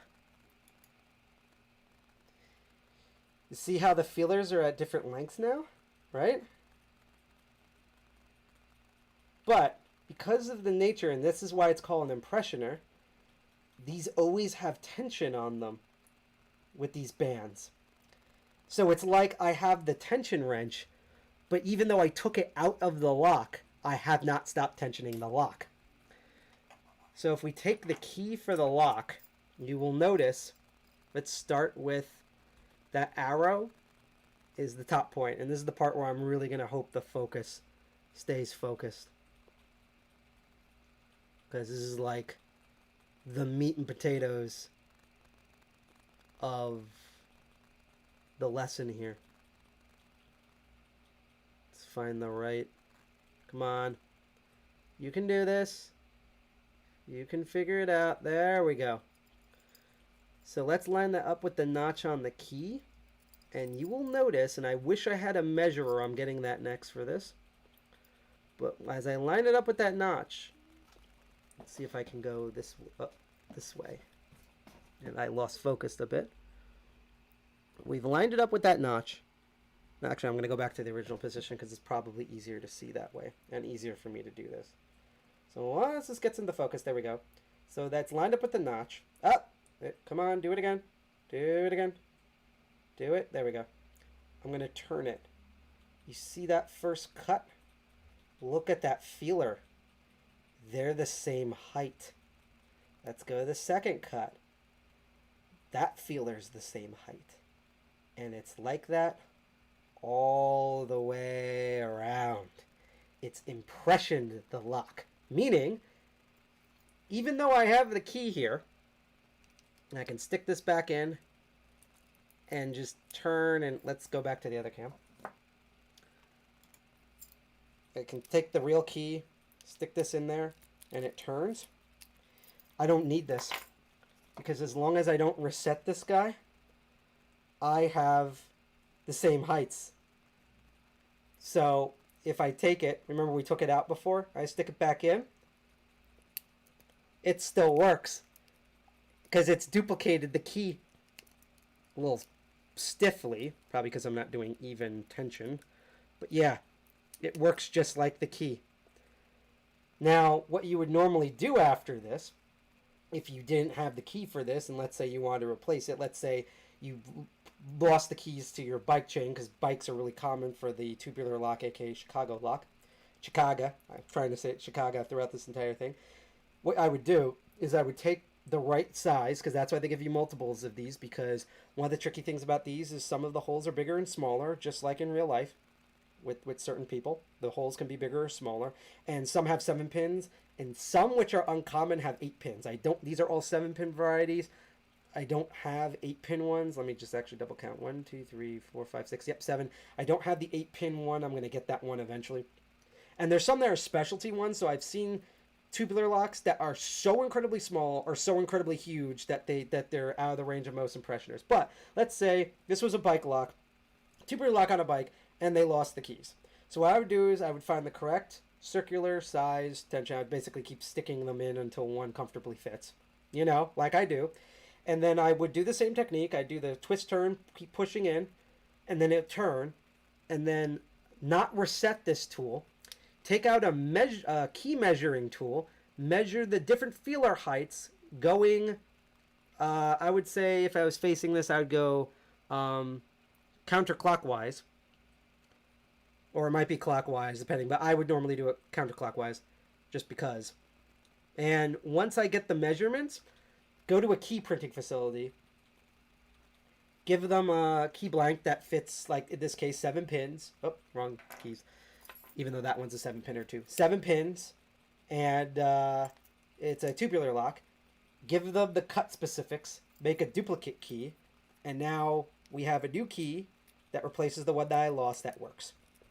And that's mainly what you use with impressioners for tubular locks. And again, the impressioners are so good, and as you probably noticed, they are so fast, because someone in the comments said, bloody hell, that was easy. Must be British. I appreciate that. Must be like stupid o'clock in the morning for you. But it's so easy that this technique works on most tubular locks. I'm going to sit down partially because my knees for this as I take a hydration squat, because I'm going to explain a bit of caveats about this technique. That will work most on tubular locks. Again, if you have 7-pin tools and you're in 8-pin one, you're crap out of luck. Just like with pin and tumbler locks, remember how I did the special, I think it was episode 4, I believe, that dealt with security pins. So there was like spool pins and driver pin and serrated pins. They don't really put serrated pins in these, although they could. You often find spool pins, but they do make Chicago locks with spool pins in them, and they work exactly like they do in the other flat 2D pin tumbler locks. 2 a.m. in the morning, I feel it. Eventually, I'm probably going to go to bed at 2 a.m. in the morning, so Godspeed to you. Don't worry. This episode won't be long. We're actually almost done with the lesson here, because then we're going to go on to part 2. This chair's a little wiggly. But yeah, you can put, in the same way I showed earlier, actually I'm on the wrong cam, with the those driver pins here at the bottom, just like with the other 2D boy, 2D girl, you can also put those same spool pins and that take place of the normal driver pins. You could do that on the bottom all the way around. You could technically also do that with serrated pins. You might also add different weird, obscure security features, like a pin in the middle or something or whatever, or something that actuates the notch. Stuff like that. Another issue with these is because of that. Let me switch the cameras again. Because of that, you often find even when you get like, oh, I have the 7 pins, I have the 7-pin impressioners, you get 2 types of tubular locks. You either get ones where all the pins are at the shear line except for one. So you can literally burp at it. You could use burp suit on it and it will just open. I don't know how that works, but it would. Or you'll get one that has a crazy bitting height up and down and has the key pin, spool pin all the way around. And even with an impressioner, that is going to be a pain in the butt. You'll probably never open it. So either the locks are way too easy and trivial or super annoying hard. So there's only basically two types of tubular locks. You either get your master lock number 3s or you get your high-end security asset alloy padlocks and door locks. Or like a dom lock. So it's just, there's easy mode and nightmare mode. There's no in between. And that's why Tool, for $10, makes these what they call tubular practice locks. Because they have, also, by the way, a lot of times just by using the normal keys, it's easier to wear out the springs and the mechanism on these than most of these 2D pin and tumbler locks. So you can even have one that has no, has proper security, but because the springs wear out, it's either then trivially easy to open or it'll never open. But because of that, they do the right spring tensions. They basically, I think what they do is I think they order tubular locks, gut them, and repin them. So that way, one, they're all at the perfect tensions. If you take a impressioner, you can open these pretty much all the time. You'll still have to twist and turn a couple of times, but it will open. They basically guaranteed that. But again, they've made them at they've probably done 3 or 4 pins at different heights on these. You can actually tell by looking at the bitting on this guy that, yeah, if I look at it, there's only 3 pins that mostly deep. Oh, I'm on the wrong cam, that's why. You'll notice that there are only 3 cuts. Come on, can you focus? Can we focus? There we go. There's really only 3 deep cuts that are offline with those other cuts. So those are the 3 pins. So it's just enough pins that with an impressioner and doing that technique, you will open it. But a lot of times you'll do that impressioner and push it and turn it, and it immediately opens. These won't do that. It needs that a couple of times. And I'm going to show you with the clear one, and it's going to annoy the crap out of me, and I hope I use the correct one for this, why you also need these loops on these feelers. So let's go to the other one, and please pray the demo gods. And then we're going to do another demo god thing in a moment, which is why I have all these tensioners here, just to waste some time a bit before we get into DEFCON safe mode and how that works. Also, I want to note again that on August 21st will be our next DEFCON 201 meeting. And it'll probably be, I don't know exact time it will be. It'll probably be before 7 in terms of the live stream. So I'm thinking it's going to start at either 4 or 5 p.m. and then probably go on to between 8 to 10 p.m. We're going to figure out the exact time in a day or two, but it will be this August 21st, this Friday. So I hope you see it. If you want to catch it, we're going to have limited in person, and then the stream and speakers are all going to be on the internet. So if you want to catch the stream or also check out the other shows, because leading up to that, there's going to be Hackle N Commander, which just happened this Wednesday with N Commander. He's going to be there the week after our meeting. After his show, next week will be Archvile Linux Perspective, where our other co-founder, G.I. Jack, parties hard and teaches people about and shows off his Arch Linux systems, and also a lot of times plays video games on them. And then next Saturday is Crypto Barons, where it's my other show where I look at cryptocurrency as technology and code and networks and hacking them rather than just finance snake oil. But if you like any of those, because I'm going to say this more throughout the episode, whether you're on Twitch, Twitch, DLive, or YouTube, or even looking on through Tor, you can click that like button, that share button, that follow button, that subscribe, and please let everyone know that we do these streams. And again, you'll get, when you follow or subscribe to us, you will get alerts to know when our live stream comes on. So if you want to check out our future meeting or these other shows, or want to know when the next Master of Unlocking shows up, there you go.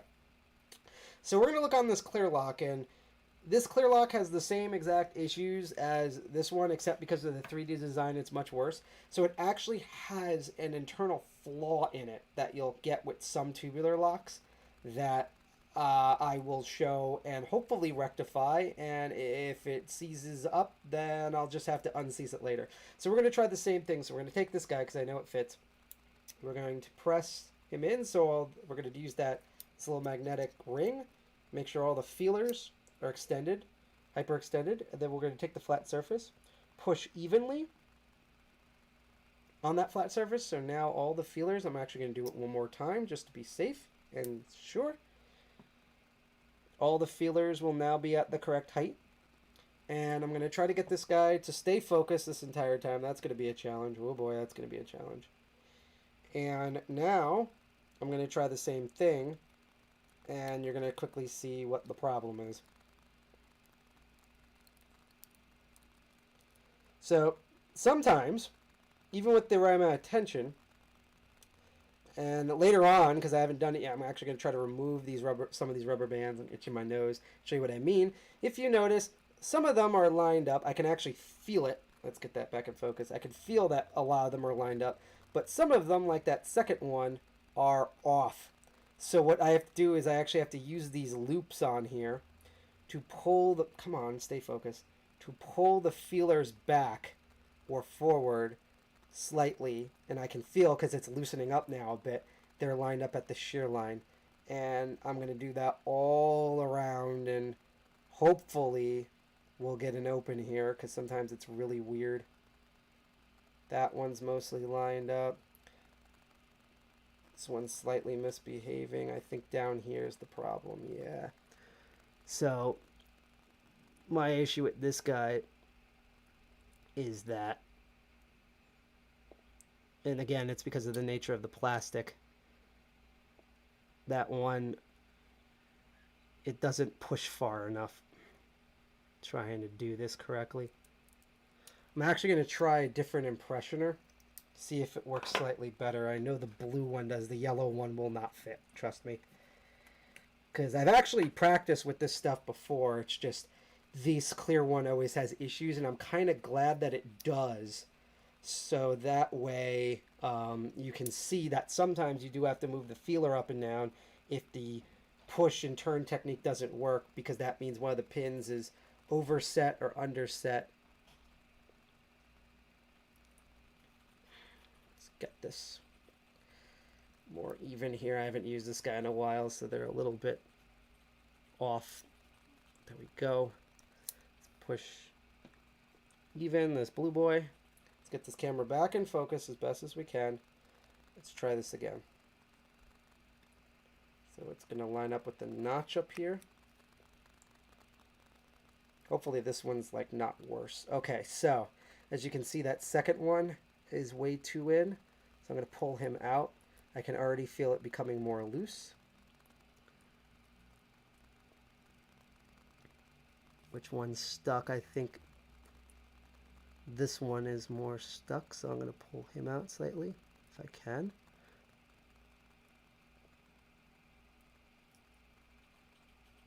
This one's not at the correct shear line, I think. Hold on, let me look in the proper light. Okay, now it is. Hopefully when I move this guy, nope, it's not turning, but it's this is the loosest it's been.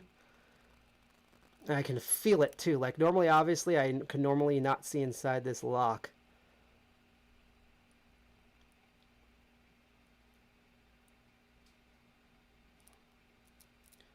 But I can feel it. There's one pin that's off. Let's try again. Aha!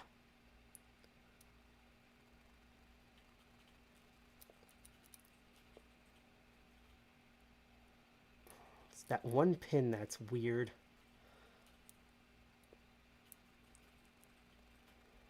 Okay, so they're all turning. It's just that one. Hang on. Let me sit down and look at this a little bit, because I'm trying to figure out exactly what's causing problems now.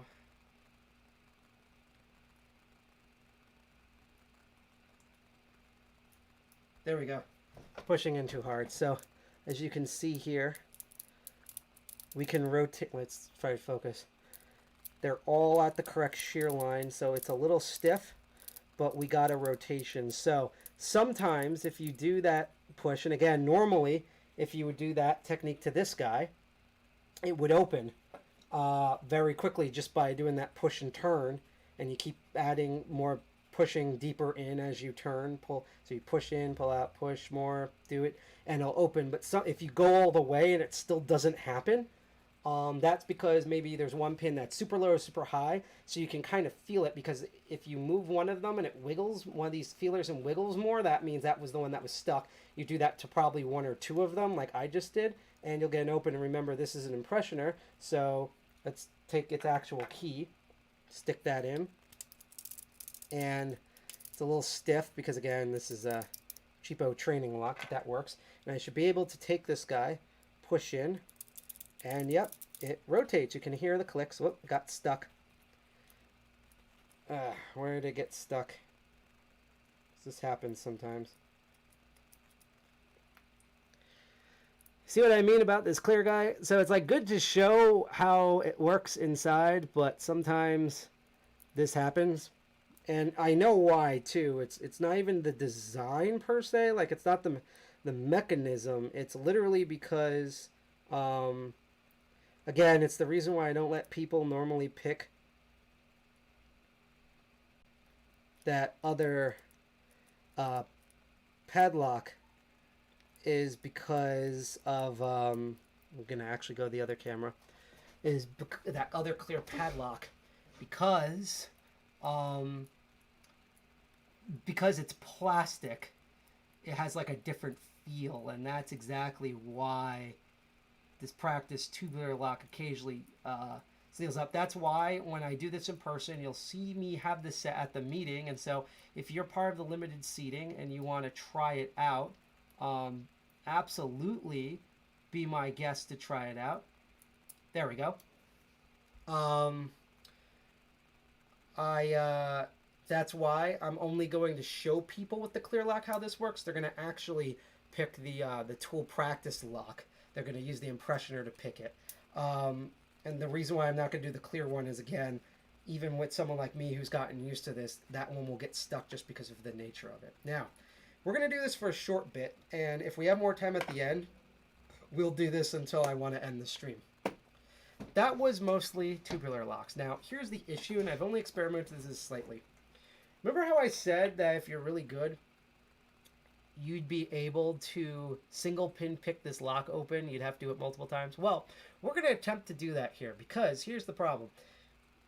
I'm broke, and I'm looking ways to rectify that, not only in my personal life, but I'm actually looking into, we've been wanting to do like a buy me a cup of coffee, sort of like a donation front, like it's like Patreon, but not Patreon. And I'm thinking of setting it up, because one of the things I would love to do with donations is get more equipment. And the tool that I don't have is really cheap, but I'm broke, and I don't think anyone would donate it to me. There is, and actually, let me bring up this on the browser. So we're going to go in here, and I'm going to bring this up on the browser in OBS. So I'm going to put this over you. There we go. Turn the video capture off. So let's go to, I believe it's under tension wrenches.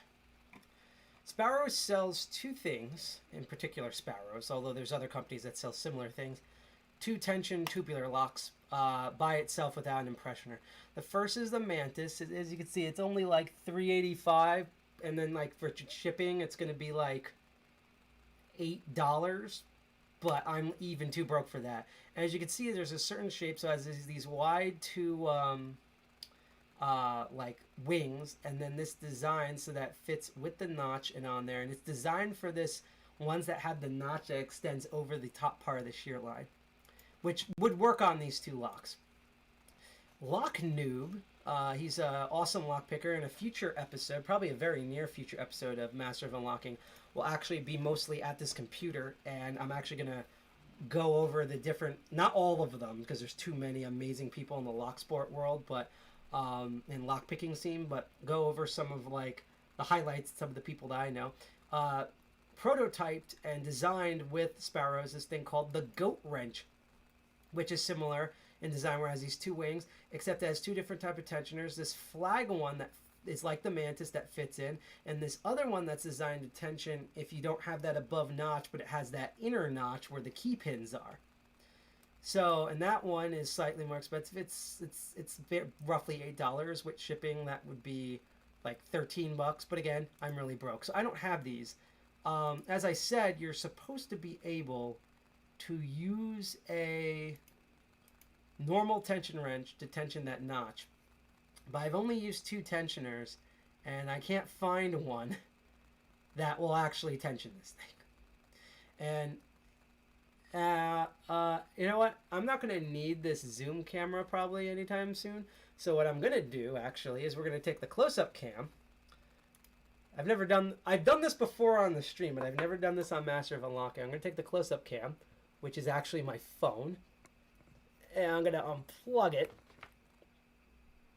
And we're going to, if I can, put this in here. Let's get a big old lock as you look up as this beautiful close-up of my shirt that will probably become the thumbnail. Let's get a giant lock to put on it to balance itself out in the case that I have. Okay, that should kind of work. Let me... Actually, this would be kind of fun. Let's see if I can use 2 locks. Oh, this is going to be funny. Oh, this is beautiful. What you can't see, except it's upside down, so I've turned it the other way, is... and actually, I can go to the other camera. This is actually like a first here. This is truly hilarious. I'm actually using 2 heavy lock and the clear lock, and I'm using the shackles to hold up the phone like this. So it's good to know that that works. Okay, so that actually does work. But yeah, I'm going to do that because even though now I can't see these guys, let me move them over. We're going to go through the tension wrenches that I currently have, and we're going to see if anyone can actually tension this core. I'm probably going to not do well at this, but I'm going to try. We're not going to spend too much time on it because we still have a second half. So we're going to do this. So the first one is we're going to use this giant long, it's almost like a pry bar type tension. Redneck Engineering, yes. Redneck Engineering in New Jersey. That should be the name for one of our future shows. And you can see how much I don't take care of my nails. But I really need a pedicure and just a cure in general. And again, I love our lurkers, and I'm pretty sure you guys are learning, but I love talking to Ziggy here. I don't know if you fell asleep, James, but thank you for watching this channel. If you have any questions about anything or you want to do any comments, let me know, because otherwise I'm going to blab to myself. So this actually might, wow, okay, so this, I'm going to try the others first, but this actually might tension this. It's actually holding when I do this tension here, so that might work, but let's try some of these others. I have a similar one of similar length, except it is incredibly thin. I mean, this is probably the thickest Z tension wrench. Look at it next to it. That's basically, I think, like a 15 thousandths. Maybe it's even, it might even be a 12th. No, it's 15 thousandth of an inch. Still tiny. That other one, I think, is more like 30 thousandths of an inch. And I literally think it is so thin that it can't grip. So that guy's out. Let's try my favorite tensioner. It's 25 thousandths of an inch. It has a twist in it. Some people call this short length. I like to call this medium length because, you know, men like to lie about their size. And unfortunately, it kind of clips in, but it doesn't clip in as well as I want it. And it's actually at an angle where I don't think it's going to properly clip. So I'll put that one as a maybe.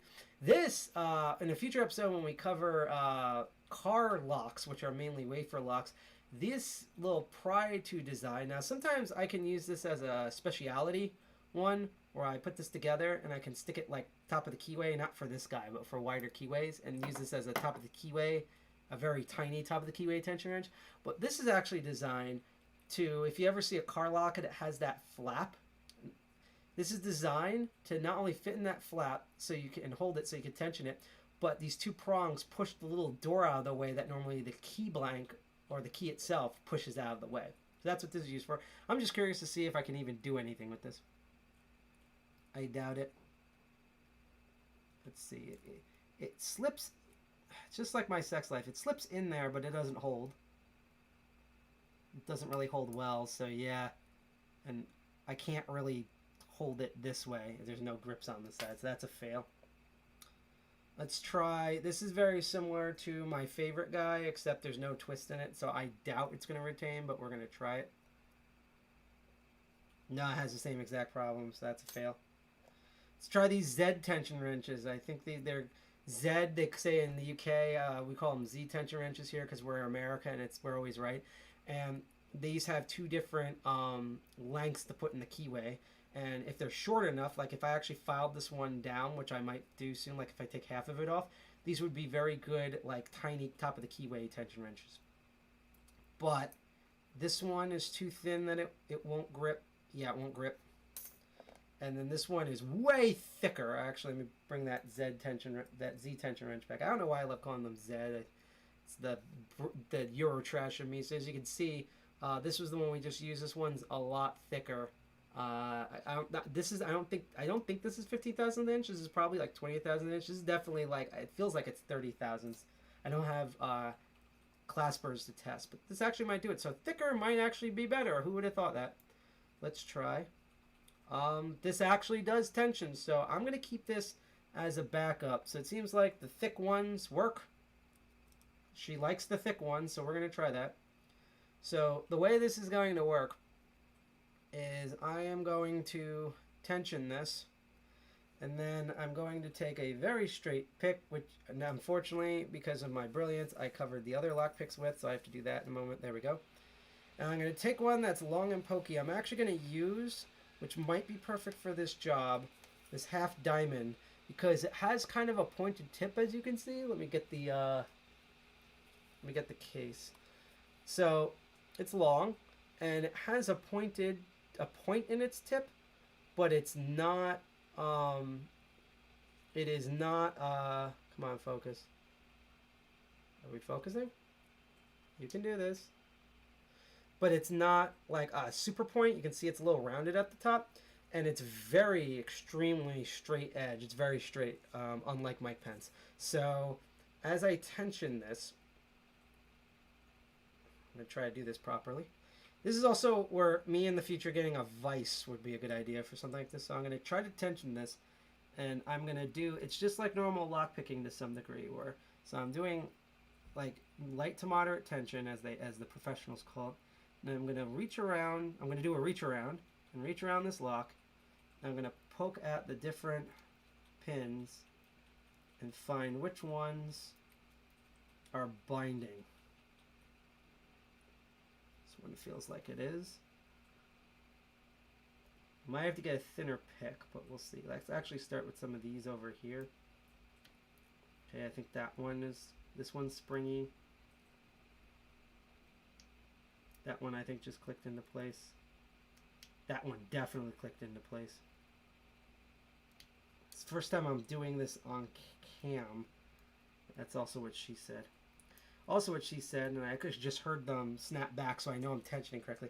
I'm actually going to use, if I can find it, the 15 thousandths of an inch lockpick. It's a short hook. It's very similar to my other short hook, but unlike my normal short hook, which is 15 thousandths of an inch, and it is flexible, but it's definitely like, there's like some springiness in it.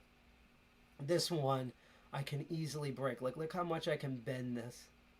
Like, it's super, the whole pick is just really, really flexible. So that should be good for, with its small head and flexibility, it's good for tight spaces. Let's put it that way.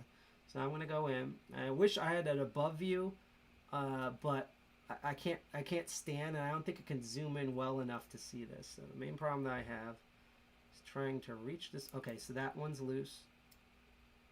Making sure I'm not over tensioning. Can't tell if I actually am touching that one.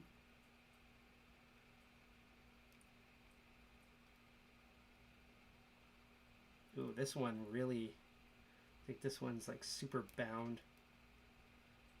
Okay, I think I got that. So we're gonna reach around, and that one's springy.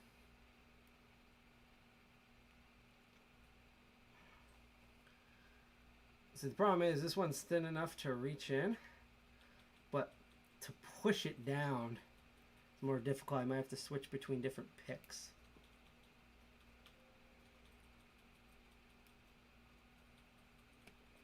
This is actually where like an 1/18,000 of an inch would be good, because I think it would have, and it's also hurting my hand now, just enough flex to reach around and poke at the pins, but enough strength where I can really push the pin down, which I'm having difficulty with on some of these. That one's springy.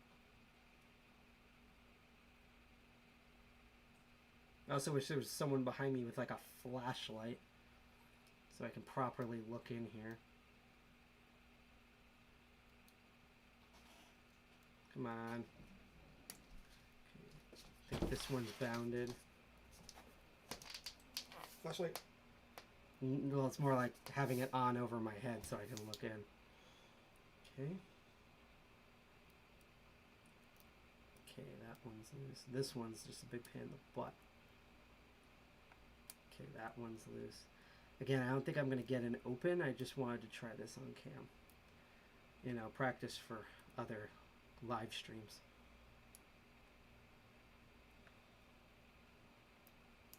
Okay. Give me one more moment and then I'm going to give up just for the sake of time. But that's the closest I've ever gotten to opening her, as they say. Yeah. Thank you, Jack. You can actually hear the pins reset as I don't it. So we tried, and I'm actually curious at some point, which we might try later, if the shorter one might actually tension better. In fact, since now I know the pin positions, I'm going to try them now. And again, if anyone has any comments or questions, please, about what I'm doing, or you need me to re-go over some stuff, please let me know. If you really like this content, you can, no matter what you're on, whether you're on Twitch, DTube, DLive, or YouTube, you can hit that like, share, or subscribe button to catch not only future episodes of Master of Unlocking, and not only for other DEFCON 201 shows, but also for our upcoming meeting that will be on August 21st. So I tried to single pin pick this thing. This is actually kind of important because we want to do something hopefully in October where we can single pin pick this. We're going to try something like a contest with this. So I'm going to, in the future, I'm going to try to get either that Mantis tool or ideally the whatchamacallit, I'm going to try to get, let's place this camera back because after this I won't need it anymore. I'm going to try to, let's switch cameras. I'm going to try to get either the Mantis tool or ideally the goat wrench from Sparrows, and we're going to attempt to do that all over again. But that was essentially Tubular Locks. So we learned that we went on a brief overview of pin and tubular locks, because all a tubular lock is, all this guy is as we saw with the see-through, is that is a pin and tubular lock, just like this clear padlock or like a clear door lock, but instead of everything two-dimensionally lined up straight, it is 3 dimensions lined up in a circle. Therefore, while you can use traditional lockpicking tools to open this, especially in this day and age, it's not highly recommended. What is recommended are tubular impressioners, which not only, when correctly done and calibrated, and you know you got the ones that fit the lock and have, and these are the 7-pin to a 7-pin lock, that not only can, with the simple technique of an impressioner of pushing in and twisting at equal pressure. Wait, something's off with this guy here. There we go. Until it opens. Watch, because I'm doing it on, well, because I'm doing it on cam, it poorly performs. Gee, that's never happened to me before. Let's reset. Camera shy, aren't we now? I go away for you for a moment, and now you don't want to open. No matter. As they find out, I'm a very patient person with my hands. You have to be in order to do lockpicking, in my opinion. Almost there. Why do you want to misbehave now when I'm in the end of the villain's speech where I explain my plans to take over the world?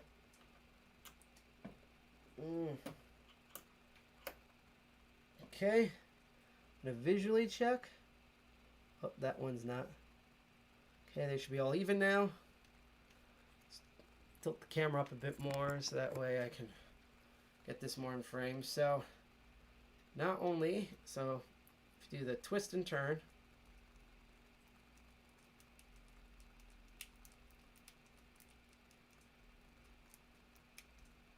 you know what? Just like in real life, I'm probably doing it too fast. That's what she said. So,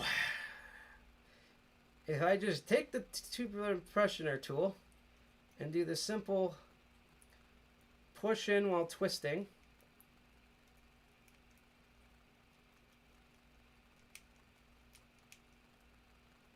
my hands are probably really tired from tensioning while doing that single pin picking. I think I'm basically being thrown off by the need to try to end this segment. When you do... Oh, that's why. Hold on. That was a fail. The push and twist method, as they call it in the movies,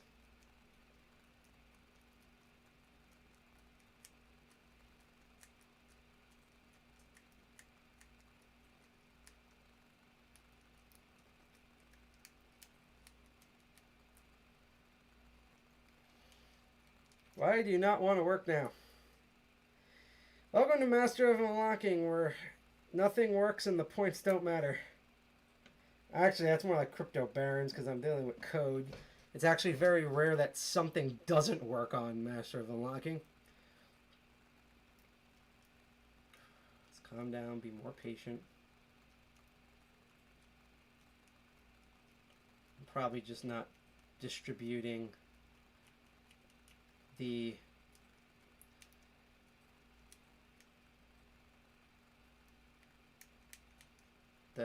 feelers evenly. I'm actually going to compare it with the key to make sure. Yeah, I'm off. 8th time's the charm, so I can finish the villain speech. Because the last thing I want to do is live out my fears of underperforming on camera. Because it's the internet. It's supposed to be a fantasy, not real life. Although 2020 is definitely testing that.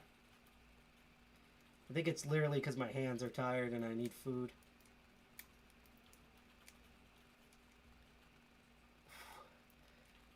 Yeah, this is Final Fantasy, where it's supposed to be the final one, except there's 16 sequels and multiple spin-offs. It's actually probably more like Final Fantasy XIV, the original, where it's just a giant dumpster fire where they literally had to nuke and reset the universe over in order to make it good. Yeah, I'm actually sweating so much that the tubular lock is slipping out of my hands.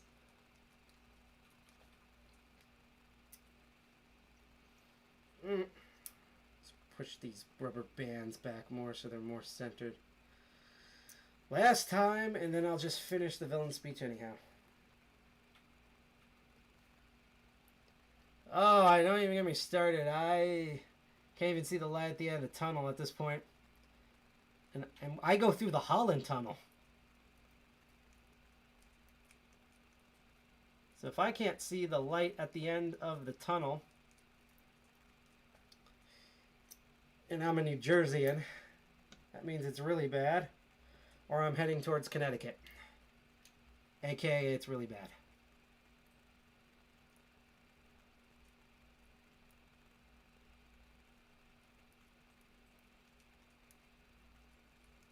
I like feel it about that. Okay, you saw me open it earlier. That's what she said. My hands are getting tired. So, when you apply the twist and turn method, let's just pretend it worked. Let's just use the keys and pretend it worked. Because that's what I'm reduced to on this show. It opens. And it will retain, because they're impressioners, not technically picks, the bidding of the key so that you can replicate the key. And if you were able to lock these feelers in place, you would be able to turn you'd be able to use that indefinitely until you reset the feelers. I'm actually curious because I don't think this fits. No, it doesn't. It's only the red one that works. Yeah, because I know the yellow one. I haven't actually used anything yet where the yellow one works. I think it's only the red one works on red one works most of the time on the clear one, and should be working all the time on the practice lock. And this is not because the practice lock here is crappy. I'm just probably really hungry and tired, and I know I'm sweating so much that I can't properly grip the tubular lock anymore. And I'm probably getting frustrated and ruining the technique. There's so many different factors. That's why it's important that if your hands start to hurt and seize up like they are for me right now, because trying to single pin pick that without a vise really did hurt my hands, no lie. It's always important in lock picking, especially since you're not in a competition, you're not timed, to take a break and relax your hands, which is what I'm going to do in a moment, and especially during the last segment. So, again, that's how Tubular Locks work. They're basically kind of 3D versions of the pin and tumblers that you see in padlocks and in door locks, except they're instead of it being like two-dimensionally designed like this, they're designed in 3 dimensions in a circle instead of a straight line. And the principle works the same. They have key pins and driver pins and shear lines and tension. And when you tension and turn the stuff, it works. It prolongs and confuses most lockpickers with basic lockpicker tools, except for my incompetence on the last part. If you have tubular impressioners, as long as it's the correct amount of pins and the correct size to fit in the hole, as they say in the Navy, there's no wrong hole. Using the push and twist technique, very light, probably my hands are hurting, will normally work. So that's for this segment. The next segment, which will probably just be longer due to time frames, so this will probably take up the rest of the night, is I'm going to change the camera around. I'm going to rehydrate, get some proper water. I'm going to set up the browser, and we're going to take a look of how DEFCON Safe Mode did their locking tutorials and lockpick villages and all the other villages involving locks at the convention. So listen to the awesome music, and I will see you all in a bit. So relax. We will be back momentarily, probably between at max 5 to 7 minutes. So stay tuned.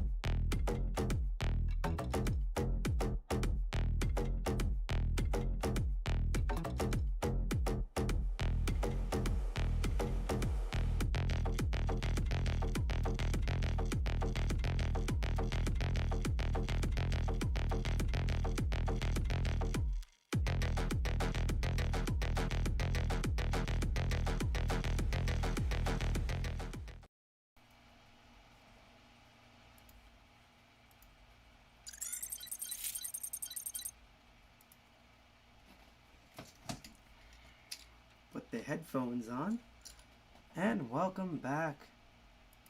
I still don't know what that humming sound is. That might actually be the fan for the computer. So, oh my god, there's a person. Actually, I just realized I forgot to switch out my hydration here, so give me one slight moment.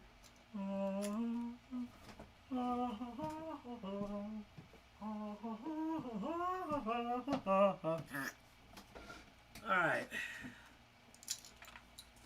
Some real, actual H2O here. Nice to see you again, Ziggy. And just for those who, for some reason during the break, may have tuned in now, hi again, my name is Sidepocket. I'm one of the co-founders of a computer hacking group called DEFCON 201. We are, again, a computer hacker group. We tinker with machines and code and stuff as I try to slide in closer here. Actually, here's an idea.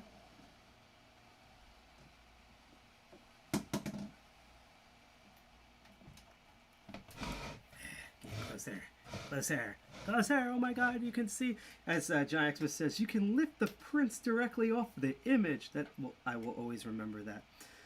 But yeah, we tinker with machines and code and do lockpicking and stuff, and we normally meet once a month, every Friday, every third Friday of the month in Jersey City, New Jersey. We're now having limited meeting because, you know, COVID, and our government has a Gestapo and are beating up mailmen and things like that. And there's a freaking fire tornado outside today. But you can check us out. Our next meeting's going to be on August 31st. You can find out more details, especially in the next day or two, at our website, defcon21.org. If you type us into DuckDuckGo, you can, or go to the website, you can find all of our social media that's listed down below here on the stream, such as our Twitter at DEFCON201NJ. Also, I want to mention you can use on any social media the hashtag either DEFCON201, like one word, or DC201, and we'll be able to also see your comments. We're also on Instagram and GitHub and all of that. So just wanted to catch people up here. So, welcome to the second part here. This part is actually going to be longer than the first part. We get to chill out a bit here instead of wasting my hands trying to single pin pick this awful guy. And I showed you that look, I tried to do it for like a couple of minutes and I failed, but when I did without the frustrating part, when I did the impressioner, it like opened up nearly immediately. What we're going to do now is we're going to check the interwebs. So I'm going to do something that I've been doing for the past 2 weeks, and I'm going to shrink myself like so. And then they said, let there be browser. And I'm now clipped off. Not only let's put us over the browser here, but let's move ourselves. I'm like in a very Bob Ross teaches painting mode right now. That's what I think this show is, except there's a lot more innuendo. There we go. So now I'm in the upper right corner, so you have a great view of the browser. And making this in full screen mode. And we're going to check out some stuff. So like I said before, this is our website. We're at defcon201.org. Sarah Sell, one of our members, made this website. Makes a lot of our visual function stuff. He's basically the glue that holds most stuff together. I just come up with half-ass ideas, and like Jack implements them with code, and Sarah Sell implements them with everything. And they also have some really good ideas of their own. Like Archvile is still one of my most entertaining shows to watch outside of Hackle and Commander, because I watch my shows, but you know, I love doing this on GAM, but that's something I've said before, but yeah, you know, I'm just getting out there. But yeah, that's our website. Eventually, instead of the to be announced, this will change to August 21st in the next day or two, and you'll see some details. So when we do that, they'll know. If you want to find out sooner, you can follow us on social media. We'll announce, or you can click on this news section here, because I've already opened this. And we have a blog. We have a Medium blog. I also just want to put out there again that if you want to make sure that you don't miss this, because even though we're going to do a limited in person, all the talks and all the content and stuff is going to be on live stream, and we're going to live stream the physical people there as well who consent and want to be on cam. So if you want to know that, whether you can click like, share, mainly like, subscribe, or follow on our platforms right now, which is Twitch, DLive, and not Instagram. We will be on Instagram, but Twitch, DLive, and YouTube. Or you can also check out YouTube over Nvidius. We do have an Onion portal, which is below me on the lower head right. I'll actually read this out loud. It's D3A M as in monster, N as in nano, DS like the Nintendo DS, D5. That's the problem with this type font. Those S's are not S's, they're 5. D5 UEQM as in mom, Y 5 CRP .onion, and you'll find our Onion portal that has some also extra goodies in it. But I digress. What we're going to look at today is, if you click on the news section, we do have a Medium blog. We have been very busy. It's Ultimate Hacker Summer Camp. It was originally going to be a week and a half, starting off with Hope and ending with DEFCON. But because of COVID and everything, everyone decided to go virtual, and provided that this loads in time, or, there we go. You can hear my computer kick up. It's basically an entire month. It's at least 2/3 of this month. I even missed 2 conventions on here. It's pretty nuts. So we've made guides for each of those. You can see by the end of this, we're almost done. there are going to be 8 guides for the 8 main conventions that we've noticed, and we're going to add one in because we unfortunately missed it. And it is actually kind of a crucial one in our opinion in terms of like reaching. We try to, when we picked the ones we were going to cover, we wanted to do a diverse group. So we start off with Hope, and then RightsCon continued on, which is sort of like a lot of hacktivism stuff, even more than Hope to some degree. Then we covered Black Hat, because for once most of Black Hat was free, and they actually had some really good content. If you're an intermediary hacker that wants to get advanced and you have the money, we did a guide for Ring 0. I'm going to skip one here because I'm going to get back to that. We did one that just happened for the Usenix conference, which all the talks are free on that. So if you go to the website, you'll be able to see the presentations and white papers. It's a very academic thing. And then upcoming, which should be in one of these guys, I'll actually click on it later, is the Diana Initiative, which is starting the same day as our meeting, August 21st. And going into the following Saturday, August 22nd, we'll have a guide for that. But let's circle on back, because what we did last week was we did a huge, you can see it's an 80-minute read, and this is going to be a real test of my computer and streaming. So if the computer crashes, this is why.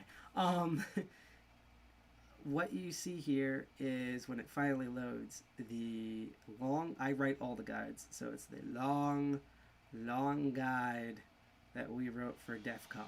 Yep, you can hear the fan kick on. We described what it is. We did, if I can rapidly scroll down, we did a highlight of all the talks that interest us, as well as the demos that interest us. I think we actually did all the demos because there was really good demos, but not as many demos as there was previous years.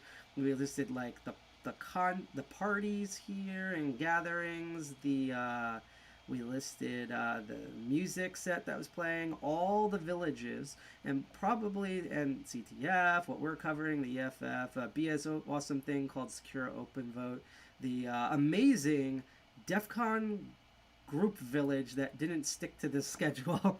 We tried, but it was really cool, and we set up a whole like virtual like thing in VR. That was a pain in the butt, but it was really neat. We basically kind of made our own bizarre version in Vegas. That's 2020 over there. Everything at the end had googly eyes. Just for your own amusement, here's a hilarious picture of Jason Street, who runs DEFCON groups. He's in charge of the whole operation in his PJs, in his VR setup. It was really good. And probably the most important, which actually I want to shout out to Angus Red for compiling most of this. Even though we covered all the villages, we added later a link to all of the video live streams, the archive streams, and the schedules of all the different villages and core DEFCON and some other streamers that were streaming around the same time as DEFCON Safe Mode. And a little bit background on DEFCON Safe Mode. Again, as most conventions do, they went virtual this year. Their main 2 platforms was most people were on Twitch, which is probably the most amount of Twitch TV activity I've ever seen. If I remember correctly, it was YouTube. Half the villages archived and streamed stuff on YouTube, and of course when we live stream we're also on YouTube, and literally YouTube got overwhelmed by so much DEFCON content from last week's Tuesday through Sunday that they could only a lot of videos were still rendering. So when you clicked on videos later that day, only on YouTube, they were only half, like the last half or last third of the videos were the only things that were rendered for a couple of days. We actually thought we lost footage, but it turns out it basically needed an extra day and a half to render. We didn't have this problem during Hope. Hope was big, but like DEFCON nearly killed YouTube, and Twitch, I'm pretty sure they definitely noticed. So that was most of the talks and parties were on there, but all the chat was on Discord. Now, the reason why I would normally bring up the Discord chat, but I'm not, because what they've done is they've left a couple of rooms open, and they closed everything else, including the village rooms. So unfortunately, I can't show you what like the Discord for the Lockpicking village and stuff was like, because it's not there anymore. But what we are going to do is we are going to look at the different villages and some of the content in there. So we're going to loop back around to main DEFCON in a little bit. But a big thing was that, and I'm covering this because to do a quick recap, and actually let's see if I can bring this up in another tab if I can. So Hope, let's go to hope.net. is it attractions? Villages would bring it up too, but I think attractions will narrow it down. It should be like one of the first things, if not the first thing that pop up. It's going to be listed under L. Wow, you can hear the scroll wheel. That's how good this is. Let's see. Brilliant, thank you. You need to sleep. Thank you for hanging out with us, Ziggy182. I don't remember if you followed us on Twitch, but if you haven't yet, definitely do so, because there should be, we might do a quick special, but there should be no stream this week up until Friday afternoon, which will make that announcement in a day, at worst 2 days, about our meeting on Friday, and that's going to have a lot of fun content. It's going to have a little bit more laid back and chilled, because people are not only still recovering from DEFCON and Hope and the other 5 conventions that happened, but there's still conventions that are starting up and happening. So everyone's still recovering from that. But if you haven't, definitely follow us, and let your friends know. All you do, click the follow button, doesn't cost you anything. We love shouting out followers on Twitch. We're eventually going to integrate all the other streams as well, and eventually we're also going to stream on Facebook, but we're still trying to sort that. Not Facebook Gaming, because it's terrible. I'm convinced whoever the heck designed Metro for Windows 8, when Microsoft fired them, that person designed the interface for Facebook Gaming. It's absolutely terrible. But I just not comparison. Again, I am going to bring up positives and flaws of some of the stuff that DEF CON reviewed, but we're going to do a similar thing with a blog post at the end, and maybe a live stream, but mainly at the end, discussing how our opinion about all the virtualized conventions and how they were set up. And I'm bringing this up not to say that one lockpicking village did it better or worse, although that might come up in some of my talking or whatever.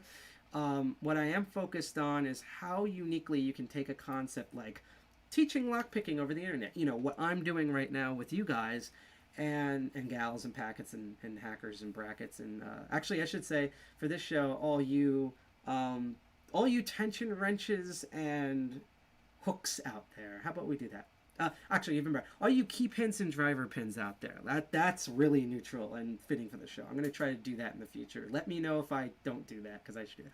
But for all of you key pins and driver pins out there, how you can take a basic concept like trying to teach a subject, in this case lockpicking over the internet, and just come up with wildly different ideas and platforms on how to do it. So just as a recap, we already covered this in a previous episode, literally last episode, about how Hope handled everything. And so you'll know my opinions about that, but I just wanted to quickly go over how Hope how they did it. They had a lockpicking village. I really didn't feel as much of a village, but again, we're not doing criticism of setup. What they did was they partnered up with one of the co-founders of TOOOL, who you might see on the stream again, because after all, he's a co-founder of TOOOL. He has his own business called Rift Recon. And Rift Recon partnered up with Hope. They had these big blue button workshop rooms, and they, at certain points during the day on the schedule, taught a roundtable of Lockpicking 101, Restraints 101, and Bypassing 101, which we played on the previous episode, and did live Q&A sessions outside of that, kind of like with DEF CON and what I was supposed to do for the DC First, but there wasn't really much action there, ironically, although there was some cute videos. I also helped and gave advice the best I can. Obviously, I didn't have a camera, but I did that. And also through the website for his company, you had all the different tools and sets and their prices and stuff on how to do that. So that's how Hope did it. The DEF CON, and normally, by the way, TOOOL does a lot of lockpicking villages, and they're usually at both Hope and DEF CON. This time, it was just the co-founder of TOOOL and his organization, Rift Recon. So it wasn't, while it was a member of TOOOL, it wasn't directly involved with TOOOL. To contrast, DEF CON actually, and this is a Google Doc of it, they had TOOOL there. TOOOL actually, well, they've had a Twitch TV channel for a while now, and they've been on and off doing stuff. They made a YouTube just for this and ran to the same problem that we did on our first stream back in March, which is, oh crap, you need X amount of followers. After you get okayed after 24 hours, which we didn't know, you need X amount of followers on YouTube in order to unlock all the functions. So they were like begging people to follow them, and I kept retweeting that to make sure, because they literally did this. They thought like us, oh, we'll just spin this up like 40 hours before the con and it's ready, and you actually can't do that with YouTube. You have to plan like a week or two in advance at minimum. if you're going to set something up in the future for a new YouTube. But they ran the village, and of course they had their own Discord, not a Discord channel, but they had their own sub-channel in the DEFCON Discord, and I would love to show you, but I can't because it's closed. You can't see any of the posts, it won't load. But they did make this, they made a GIF, like a image version of this, but they also spawned this Google Doc, and it has the different stuff in here. So basically every other hour, they did the intro to lockpicking on their Twitch and YouTube. Then they had a bunch of very unique talks on here. We're going to loop back to one in here in particular, but they had different locks from different subjects. I wasn't directly involved with this because I was curious. I thought they were going to do stuff at Hope, and plus I was already busy trying to stream Hope and help set up DEFCON Village at the same time, which I kind of I took some L's for some things, but everything's still run, and I'm just happy that I annoyed everyone enough to make that thing happen. I can't wait for, hopefully next year we meet in person, and whether we meet in person or virtually, but ideally if we meet in person, we want to have a physical DEFCON Groups Village, and you will definitely see DEFCON 201 there. I promise that. Oh boy, that's going to bite my butt in 2021, isn't it? But they had all these different things here. And by the way, I believe, and actually, let me spin up another Twitch instance, although I could technically just go to our guide and do this. But yeah, the Twitch channel for Tool, because they made it slightly confusing, is it's Tool, aka Tool with 3 O's, TOOL _US, because I guess someone had Tool or Tool US with 3 zeros as a I don't know, but that's how they did it. But this is basically what it looks like. They put on there the special events category, which I find amusing. Let's turn back time.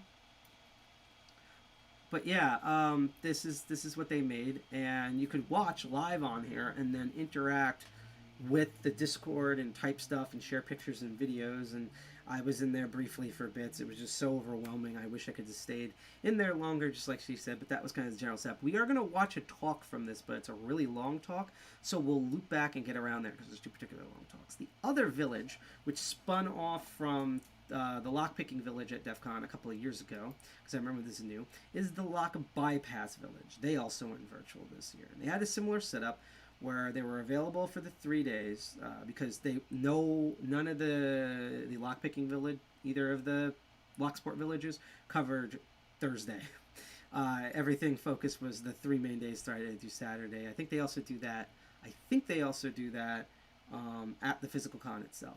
But yeah, they also, every beginning and I think every end of most days, like, they did this 4 times throughout the 3 days, did the bypassing 101, and then they had a tools workshop to create the tools, Q&A, drop-in chat. They taught alarm bypasses this year, so if you're into electrical circuits and stuff, they teach you how to bypass that, how to do proper reconnaissance, and again, make tools and stuff. And what I find really fascinating about all of this is that in addition to having talks, and we're going to look at one of the talks in a moment, they also had these simulation games that allowed you to either, I think, watch or directly sometimes interact with doing different bypass techniques. And I'm just going to click the latch one and see what loads up. Oh, so you move the mouse up and down. See, so it follows exactly the movements here. And you move the mouse side to side to move the latch in and out, okay? And you press O, attempt to open the door, and press P to push the door further into frame. So what I'm going to do here is I'm going to reach in. Let's see, which way to... Oh, okay, so it's... Remember when we did the DIY tools? The bolt in this door, we're facing the flat side, so the curve is away from us. That's why, which I was smart. You see how there's like a hook cut out right here you can see with the cursor? So I'm doing the hook around because, yep, that latches onto the curve because there's just enough space. When I pull back, it's going to slide slightly. So let's see. So what I'm going to do is I'm going to push this. I'm going to slide back all the way to try. I'm going to hit O. Okay. Okay, and let's try to open the door. Oh. Okay. Okay, I see. So we're going to go in.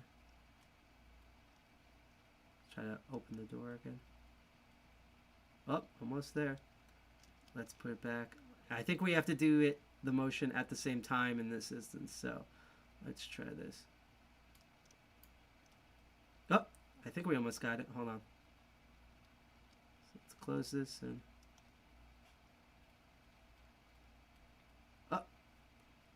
I don't know if there's an ending thing there, but that basically opened the door.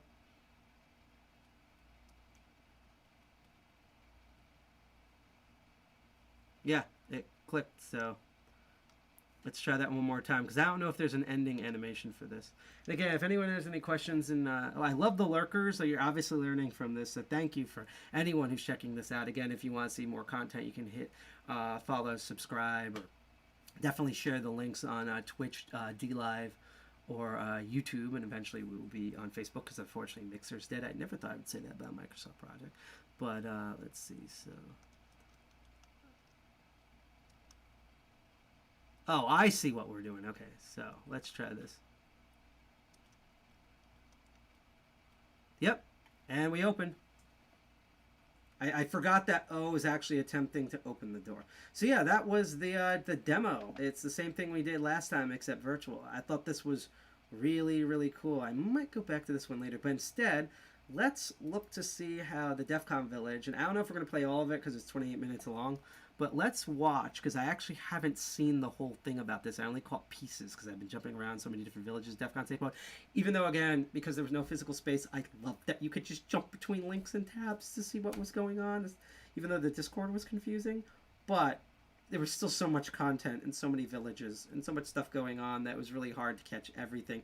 That's another reason I like it virtual. Most of these, they have them recorded so you could go back and watch them like what we're doing right now. But I'm going to switch the speaker system and stuff on this, and let's watch, at least in part, how the Bypass Village explained the general nation of bypass. And you can go back to the previous episode and I might comment a bit about it, about how the co-founder of TOOOL explained bypassing, which was a much shorter video. I think it was like 12, 13 minutes. Let's see how the Bypass Village at DEFCON explained their stuff. So, here we go.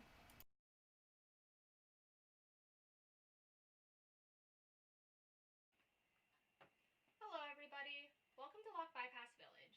My name's Karen, and today I'm going to be taking you through Bypass 101, an introduction to basic bypass methods. So, before we get started, what is bypass? Very often when people think about physical hacking, they think about showier methods, things like lockpicking. However, there are plenty of other methods that can allow people to access locked out locations, and this is known collectively as lock bypass. So to get things started, I have a fun video here which is a really great example of lock bypass. It involves finding a security vulnerability, exploiting it, and then gaining access to areas that should otherwise be locked out. This next video shows what can happen if your security system is poorly designed or poorly thought out. Oh, are you gonna My mom wanted to lock her door. She's got a sliding door. And this was her solution.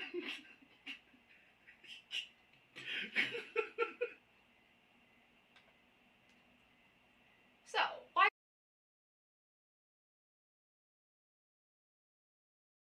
I'm going to switch the speakers here because before we continue on with the video, I forgot to do this during the break. We're actually going to go in the notification things and we're going to share the tweet explaining this again, and it got a lot of attention, so I'm really happy there's people watching this. And I'm going to actually tag the villages because I think people don't realize we're covering this. Let's put it this way. DEFCON 201 Co-Founder Sidepocket is still on the DC 201 live stream. Now covering DEFCON safe modes, lockpicking, lock sport, villages. Watch at the links below. And we're going to tag DEFCON, we're going to tag TOOOL, and we're going to tag the Bypass Village. That should be a good minimum here. And actually, you know what? Because we're going to cover them later, let's see. We're going to tag Lockpick Extreme in this, just so that they get the memo. So I'm going to share that real quick. And let's get back to the video, because this is already highly amusing. I never saw the beginning of this, so I don't know if we're going to watch all of it again, but at least let's continue watching.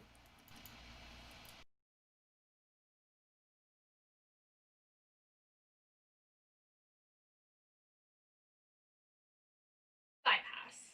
Lock bypass often involves ignoring the lock altogether and finding an alternative way to open the door, and sometimes even avoiding having to use the door altogether. Also let me know Lock if you can hear bypass this. methods are used often because they're much faster and more reliable than lockpicking, and they're used much more frequently in physical red teaming. So, as you can see here, we have our agenda for today, and there are a lot of different types of bypass here. In addition, the items that are in bold are available to play as games on our website, bypassvillage.org, so feel free to go check those out. So, let's get started with latch-targeted bypass. Latch-targeted bypass, or carding, targets the latches that hold the door closed. Depending on the orientation of the latch, you can either shove or pull the latch. There's a variety of tools that you can use for this. Most commonly, you'll see latch slips or traveler's hooks, plastic cards, or even a well-bent piece of wire. Circled here in red is what is known as a dead latch. When the dead latch is pushed in, it prevents the latch from being pushed in as well. This prevents you from being able to card a door. Here's a quick video demonstration of how a dead latch works. So as you can see, when the dead latch is pushed in, you can no longer get the latch into the door. Sometimes the door is installed in such a way that the dead latch is already in a hole in the strike plate that is in the frame of the door. Other times, the dead latch is installed almost properly, but you can get it to fall into the hole by shoving, pushing, maneuvering, or shaking the door. That's what she said, literally. This is a deadbolt. They're different from dead latches, and often you'll see them with a thumb turn on the other side. These prevent you from being able to use latch-targeted bypass techniques, and it also prevents you from using the under-the-door tool. So, the instructions for use for pulling. So first you want to make sure that the dead latch isn't actuated. After that, you want to place the latch slip tool behind the latch. You then want to wiggle the latch slip to move the latch slowly into the door.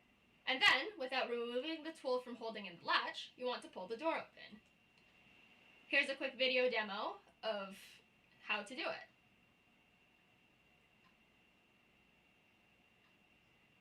So as you can see, the door is locked.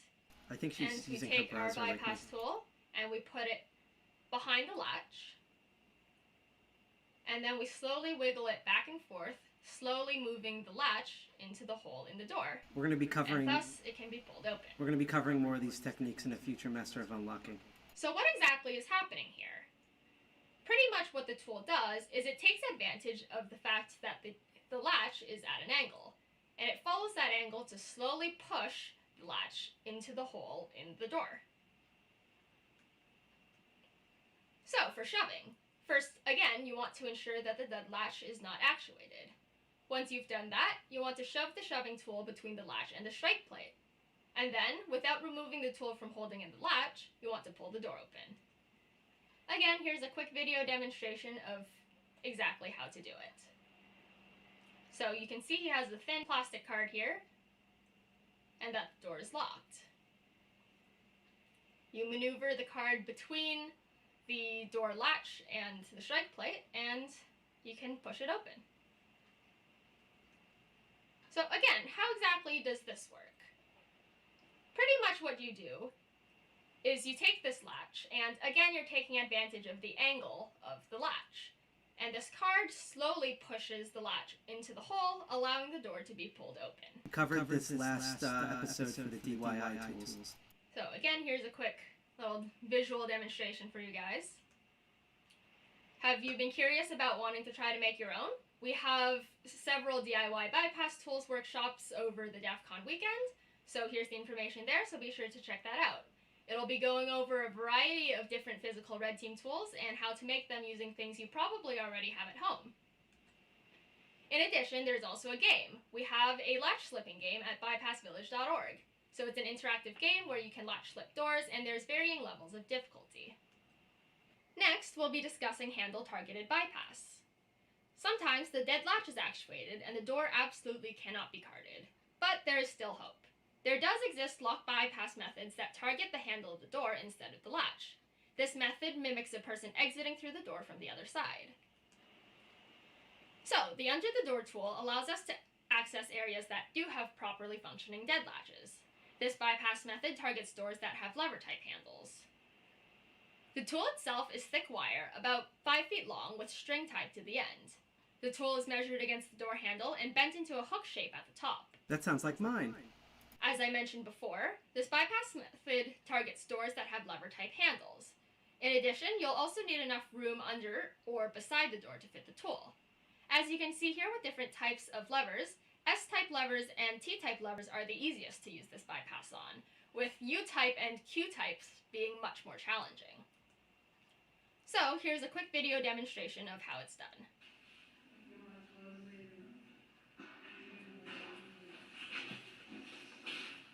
I love that they show both angles simultaneously.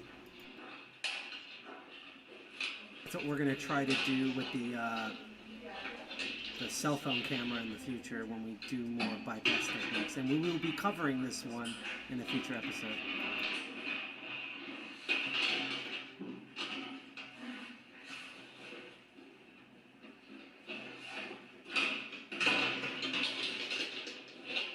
Classic, pure classic. It's like Jurassic Park, it's a classic. And, one more time, here's how it's done. In this video, I'm going to show you how to use an under-the-door bypass tool. They allow us to gain entry through doors. I know that video. First, the tool is slid through the gap between the door and the floor. It is then maneuvered onto the inside door handle and pulled downwards, replicating the motion of someone opening the door from the inside. There you go, nice and easy. So, step by step, what you want to do is you want to insert the tool under the door, and then maneuver the tool until the top hook rests behind the door handle. You then move the tool to the end of the handle and pull on the string, actuating the lever. Again, I'm going to plug our DIY Bypass Tools workshop. In the workshop, we will be covering how to make this tool, and again, this will be using materials that you probably already have at home. Alright, let's talk about doorknobs. Thank you, Cyber Sekio. I hope I pronounced your name right for following us. Bypass. Thankfully, they're slowly being phased out of use, but you may still encounter some of them in the wild. The tool for this bypass is a bent piece of wire, which is used to deposit a piece of string onto the doorknob. Not in New Jersey, Tape, rubber, or other materials can be added to the string to help increase friction on the doorknob. So, on this image, I have some tape. So here's the tool again, but from slightly different angles. And as you can see, the wire is meant to go around the frame and have access to the front of the door. So, the requirements for this bypass method is a doorknob, of course, and similar to the under the door tool, you also need enough room under or beside the door to fit the tool. So, the instructions for use are very simple. The tool is used to deposit this piece of string onto the doorknob, at which point the wire piece is removed, and then the string is pulled back and forth, creating tension, which slowly turns the doorknob. So here's a quick little video demo for you guys. So as you can kind of see, the tool is slowly being moved up the side of the door, and the string has tape attached to it to increase the friction on the doorknob.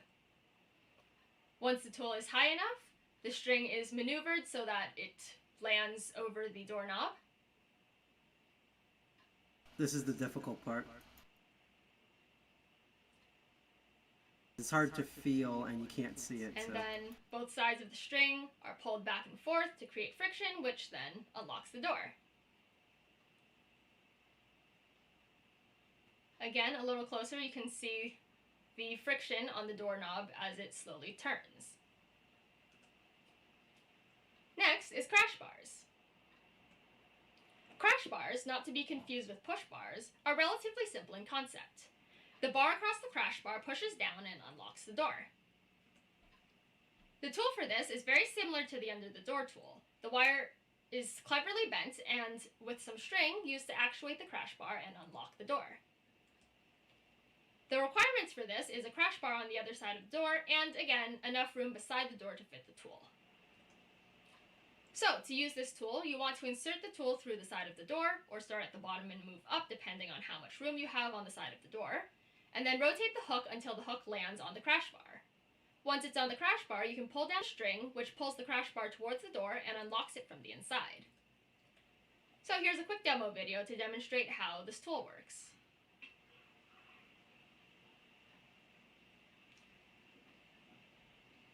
So, once I get it up the door frame, it hooks onto the bar of the crash bar, and then you can pull on the string, and it'll open the door. So again, step by step, you want to get the tool into the side of the door and up, and then once it's high enough, you hook it onto the frame of the crash bar, and then you pull on the string, which pulls it towards the door. Now let's talk about push bars. Push bar targeted bypasses tend to be more difficult due to there being less things for tools to hook onto. Often, the best bypass for a push bar is a latch targeting one, but this isn't always possible. So, the tool for this bypass is a piece of string. Optional is stiff wire or sticks for positioning the string, ideally in a hook or an L shape. For this bypass method to work, the push bar must be either on a door with holes or with room above and below the door. This is going to be the last bypass we watch before Pretty we much continue how on. this bypass works is you feed the string through the top of the door or through a hole above the push bar. Use the wire pieces to move the string over the push bar and through the bottom of the door, or through a hole below the push bar. And then you grab both pieces of the string and you pull. And this pulls the push bar towards the door, thus actuating it as if someone were exiting from inside, and unlocks the door. This next bypass is pulling really hard. So pulling really hard is a long-standing tradition of physical hackers, and there are a lot of doors that are loose in the frame and can be pulled open with a strong enough arm. This is the easiest bypass method to pack for. All you need is a reasonably strong pair of arms. So, not all doors can be pulled open this way, but a surprising number of them can be. You want to look for springy, loose in the frame kind of doors that have an amount of flex when you pull on them. Multi-bank doors often do have at least one door that is pullable. So, here's the instructions for use. Very complex, very difficult, so just feel free to take your time going over that. The next bypass I'm going to be talking about is removing the hinges.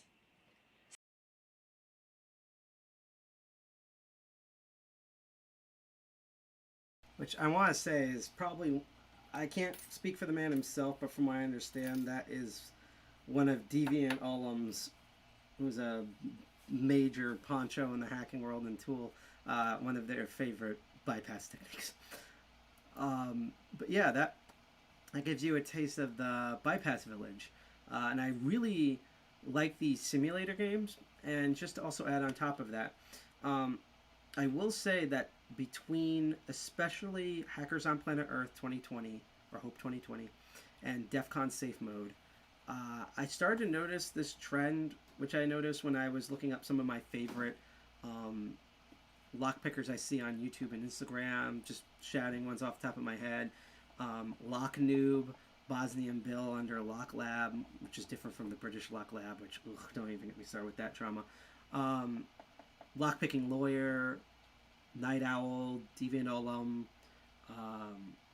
Legal Lockpicker, The Dark Art of Lockpicking, Dark Arts, I should say, of Lockpicking, the, I think, Not So Civil Engineer and stuff, that we all might have disagreements about certain teaching methods or methods of how to open locks sometimes.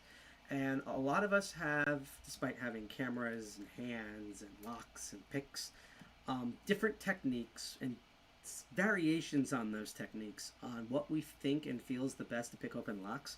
But if there's one thing uniformly I can pretty much say of most lockpicking stuff, the majority of it, whether you're doing this as a hobby or fun like I am, if you're doing it because you want to be a professional locksmith, if you are someone who deals with physical red teaming and blue teaming security, whether you want to do this to impress chicks at a bar or dudes at a bar, when people teach this stuff, they not only know how to very visually communicate what their knowledge is, but they're also really good verbally and writtenly explaining in a very logical order with things you can see in your mind's eye that usually match whatever pictures or videos or live streams they're showing you about how this stuff works. And especially going through a bunch of other villages with different topics, like coding topics and stuff, there was some where I was like, wow, they really broke this down really well. I learned so much of this. I just tried a couple of these on my own. I'm already thinking about things. Thank you. And then there was some where I was like,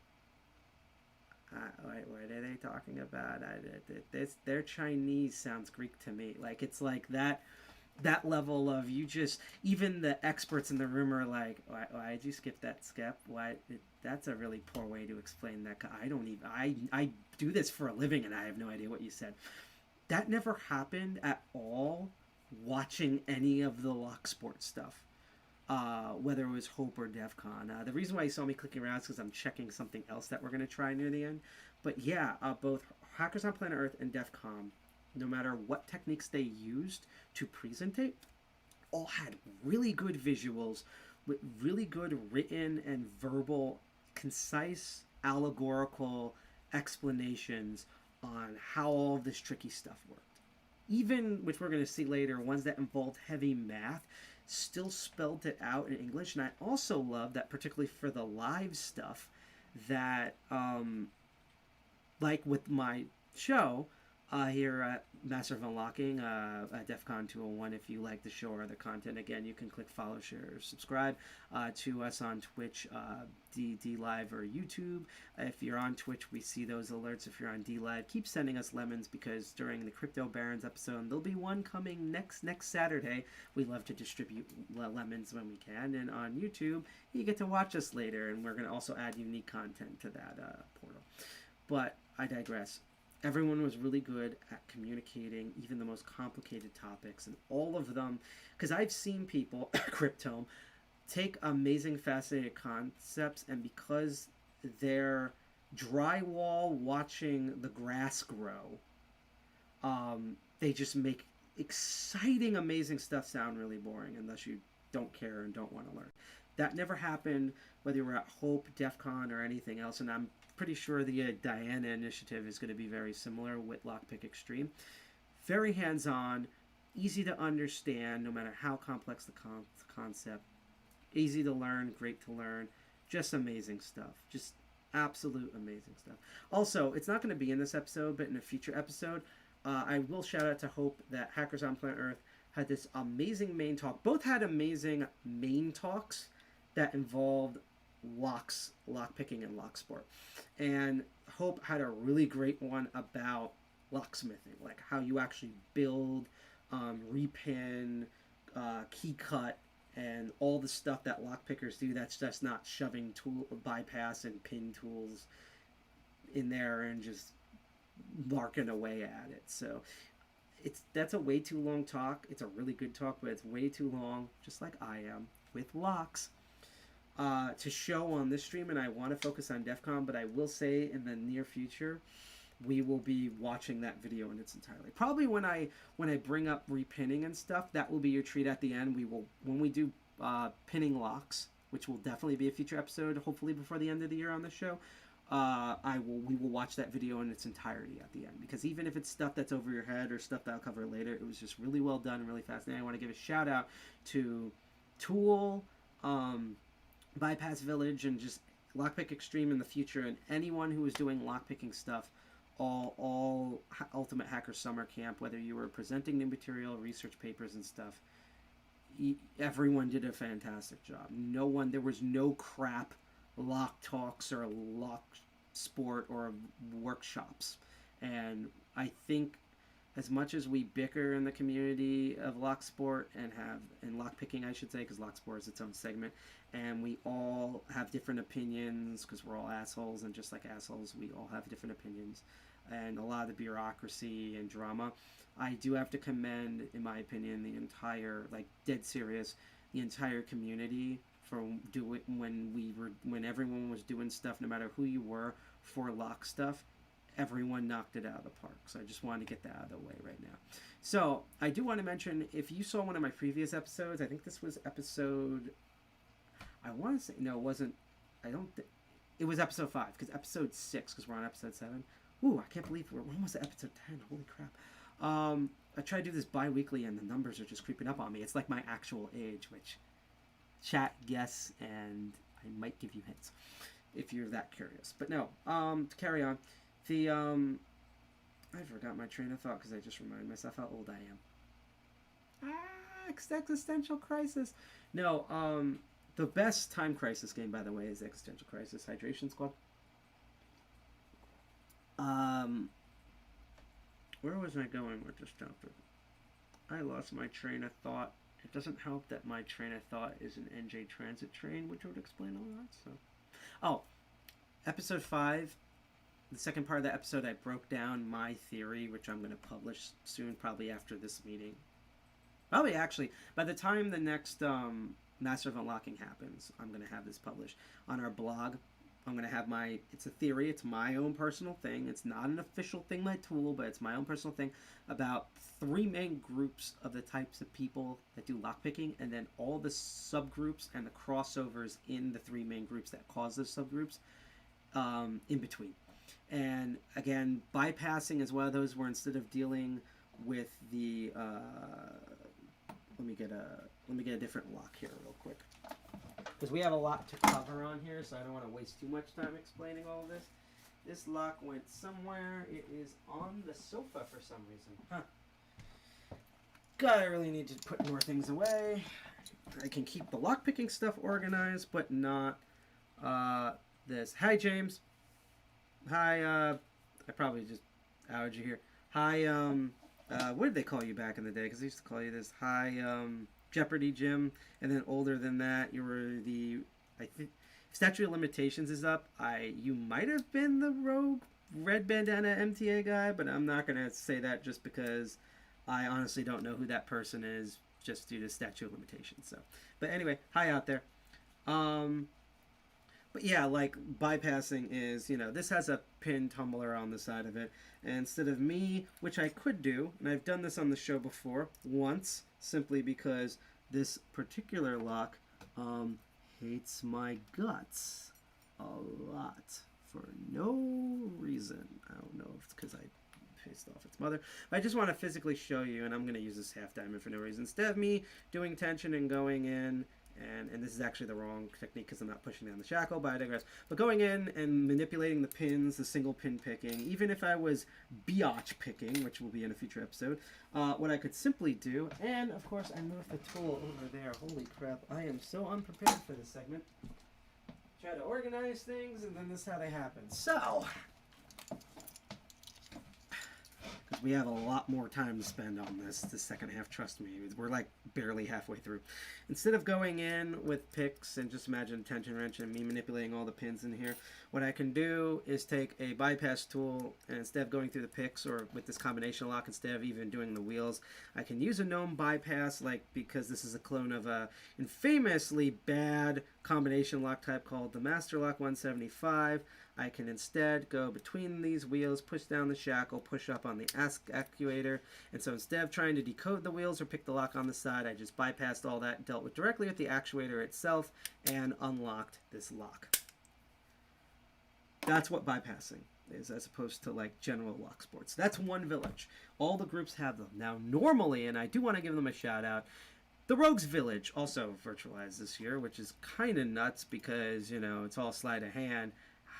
How do you even do that? But they did, and the sad part is that this year there was no real lockpicking stuff. They might have had it on the last day where it was just like them hanging out with stuff, and they did had really cool stuff. Like, I love this repeat, like, where it was like part magic trick show, part like explaining how sleight of hand and deception works, and they had Google map hacks and stuff. Last year they had DY lockpicking. I guess because Tool did it this year, they didn't have it that year. And of course they have pickpocketing, which is not lockpicking. You could argue that it's like lockpicking, but you're doing the people instead of, although that's also could be a sexual thing. So I'm just going to go away from that. I'm going to raise this camera slightly up. But this year there wasn't any real lock sport stuff that I noticed, and that's why I'm not going to cover the Rogues Village, even though Rogues, in my opinion, is one of the main 3 group of people who do lockpicking. but I still want to give them a shout out because they did do an awesome village. And again, if you like this sort of content where I'm doing, whether it's Master of Unlocking, any of the other shows like Hack Alt and Commander or Archvile, Linux Perspective, or Crypto Barons, or this upcoming Friday, you want to know when our meeting is and all the crazy stuff that happens there live. You can hit like, follow, or subscribe on any of our 3 major platforms: Twitch, DLive, or YouTube. On Twitch, we see the notifications, and you can lurk. You can follow us and just lurk, but if you follow us, you'll get the notifications when these streams go on instead of having to I love when people look at our social media, but if you're sick and tired of that, these will give you alerts as soon as they go on. But like I said, we have a lot of content here, so let's go. Which one should we do here? I don't even know if we're going to watch the entire thing. Actually, we are going to watch the entire thing. I will warn, during one of these 2 videos, I'm probably going to go and I'll be off cam and take a quick break for like 10 to 20 minutes max, or maybe even like 2 minutes, and then come back. But I am going to watch this with you. So there's 2 main talks, and I think maybe we're only going to watch, no, I think we're going to only partially watch the main talk and the Q&A at DEFCON about this subject, and we're going to watch, I believe, the entire video on the main tool talk on my show. Both of them are very long, like I like it. But the main DEFCON talk. So if we go here, we click scheduling. Let's search locks. Oh, that actually didn't bring it up. Hold on. Key, maybe? Yes. Here's the talk. This happened on Friday in the afternoon, and it was one of our highlights for our blog. It's called Exploiting Key Space Vulnerabilities in the Physical World. Basically, Bill Graydon here, otherwise known on Twitter as Access Control, which we can go to on our Twitter. We actually don't follow him for some reason. We're going to follow him now. And there's a little thing about that and everything. But he had to talk about, I hate to stupid sum it up, but basically, like, to some degree, master keying. But basically, he's using math and exploiting flaws that's inherent to the master keying system. And also using a concept which you could probably learn more at the Password Village, which was a new village this year. I think they basically took all the password stuff from B-Sides Las Vegas and moved it to DEFCON this year because B-Sides Las Vegas was canceled. It was one of the first cons or part of Hacker Summer Camp that canceled early, which I agree with that decision, and I can't wait to see them hopefully next year because it's an amazing conference. Password entropy, to basically exploit how to reverse engineer the key bidding through math and finding problems, particularly in high security locks with this concept, such as Metacoy, Asa Alloy, and multi-T locks. As you say, including releasing a set only 159 possibilities of top-level master key codes to unlock certain Metaco masterminded master key lock systems. So I don't know if we're going to watch all of it. And by the way, I want to mention the most awesome thing about DEFCON this year is, and I don't know why it's listed. I think it's listed on the master list here. But the Q&As were live. But what was really cool is all the talks immediately Tuesday midday. So right before the con began, were up on the media archive and on YouTube. So you could just watch talks at your leisure when you were somehow not busy, or watch them after the con. You can stick around for the Q&As and some of the crucial live stuff, but the talks themselves you can watch at any time, and that was really awesome. I did watch a piece of it, but we're going to watch as much of it as we can on here. So let's find out about how you basically work keying bidding systems with math.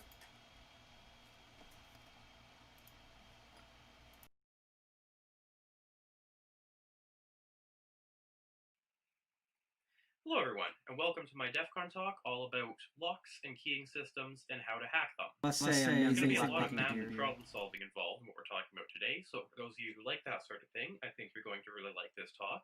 For those of you who don't like that as much, I'll be releasing a number of software applications that will do all the hard work for you.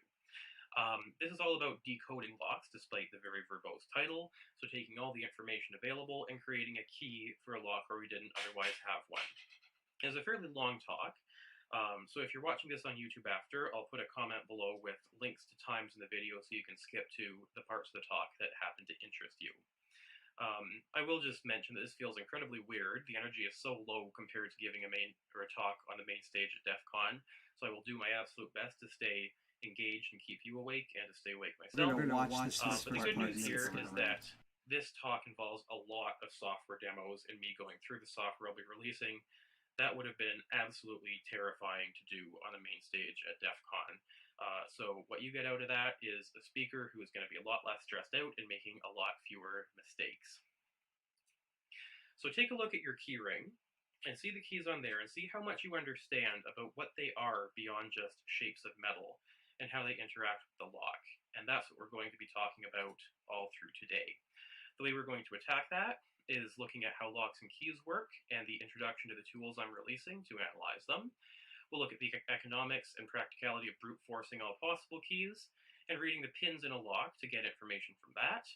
We'll improve on impressioning by implying the extra information that we have, and we'll look at key-to-like systems and lock disassembly to get information. We'll then formally introduce information theory and see how it applies to mechanical locks and keys. We'll introduce master keying systems and derive master keys from multiple low-level keys and perform other rates amplification attacks to create a master key where we didn't have one before. We'll look at a couple special cases like construction keying, IC cores, and high-security secondary systems like Medico and Multilock. And finally, we'll talk about what the blue team can do to remediate from these attacks.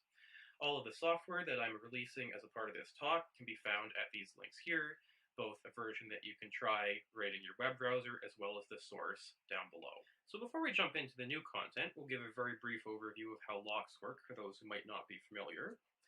So we have a key and it enters the lock and We're going to skip this part here actually because we already covered this in the beginning of the video.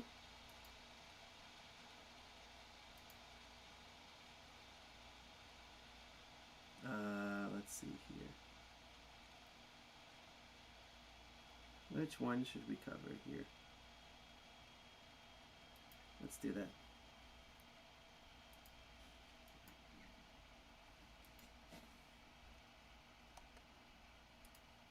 Here we go. what key code it creates.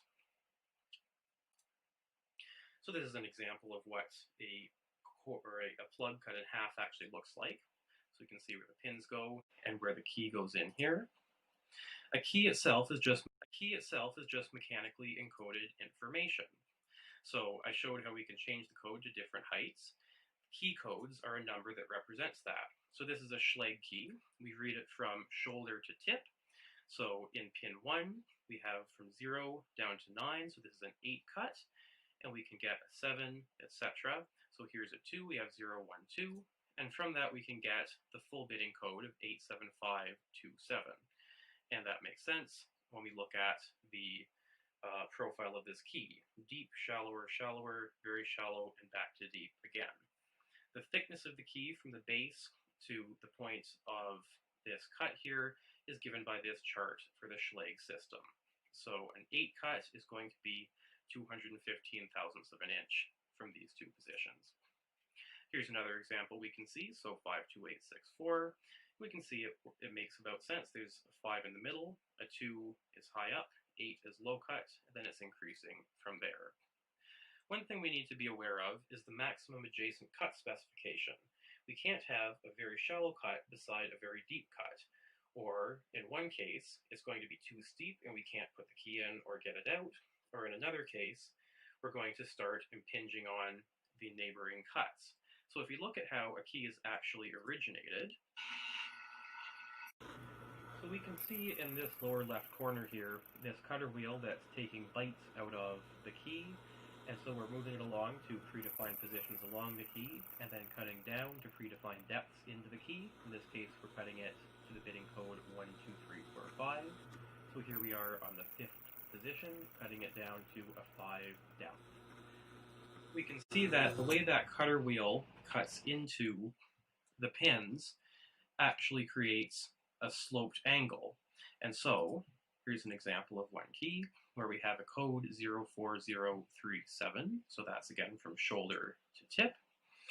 If we wanted to bring pin 2 down so that it matches not this shear line but this upper one, we can start cutting the 4 down, and it works. Down to a 5, down to a 6 is fine, but now these shallow sloped sides around it are getting very close to the neighbors.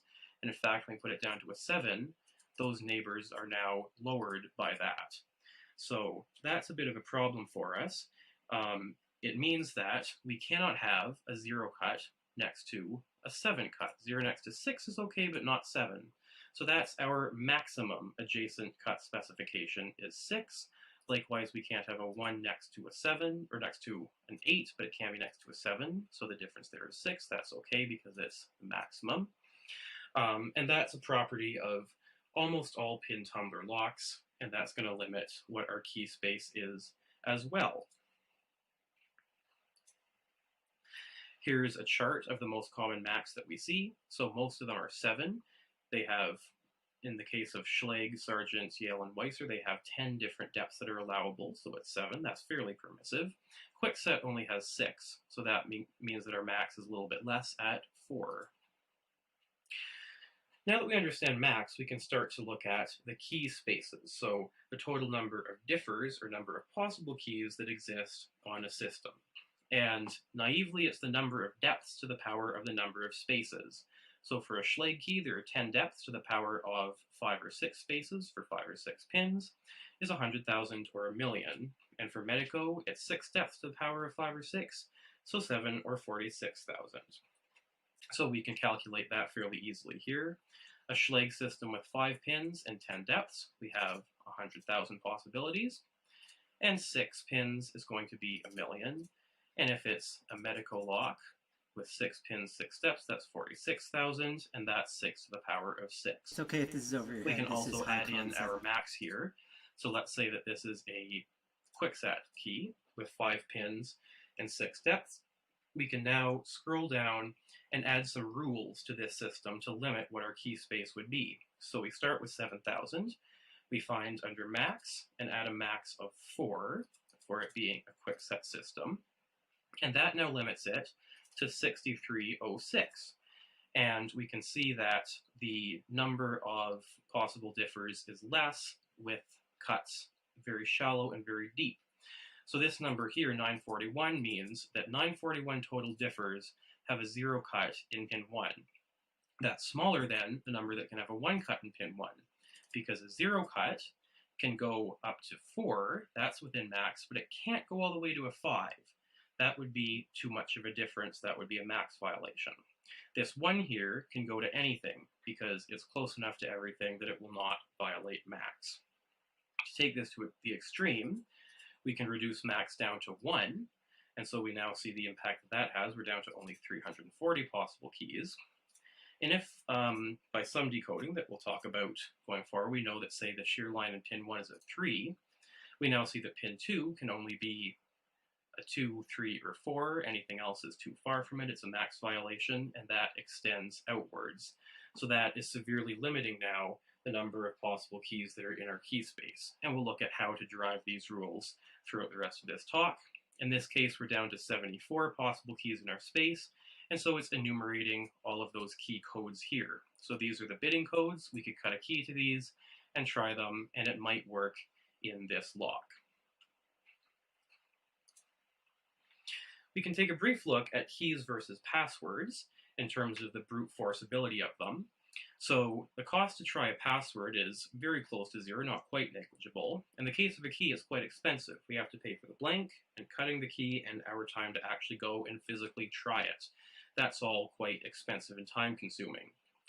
Keys can be, or passwords can be an unlimited length and complexity. Keys are severely limited in both length and complexity due to the mechanical nature of them. And a password, if it gets compromised, it's easy to change, and a key is very costly and time-consuming. So what this means is with mechanical keys, things are harder for both the red team and the blue team. It's harder to brute force and try a whole bunch of combinations, but if a vulnerability is discovered by the red team, it's a lot harder for the blue team to actually mitigate it and work against that. To try a brute force attack economically, if we look at just the cost of the blank, and we assume that if we own a code cutting machine, the marginal cost of cutting a new key on it is just your time. So keys are not particularly expensive in that case, between 13 cents and $3. And if you don't, you would have to use a locksmith who might do it for 3 to 10, possibly more for high security keys. So for instance, if we can reduce the key space of a given lock down to 1,000 possible keys, using the software that I showed you and applying rules that we're going to learn about soon, we might be able to try all of those 1,000 keys for $450 if we own a code machine, if the blanks are 45 cents each. If we have to go to a locksmith to get them cut, then he might charge $4 each for $4,000. And at that price, we're better off just buying our own code machine. What's important about this, though, is that if whatever's being protected within that room is worth less than $4,000, it now becomes an economical attack to actually brute force all of these possible keys in the key space. One really good example of a lock where this is not just possible, but imminently feasible is the Sargent and Greenleaf Environmental Padlock. It's a very well-built, beefy padlock meant for highly punishing outdoor environments, and there's very few small parts inside as well. It's a disc detainer lock, so it looks a bit different than the keys we've looked at so far, but we can analyze it exactly the same.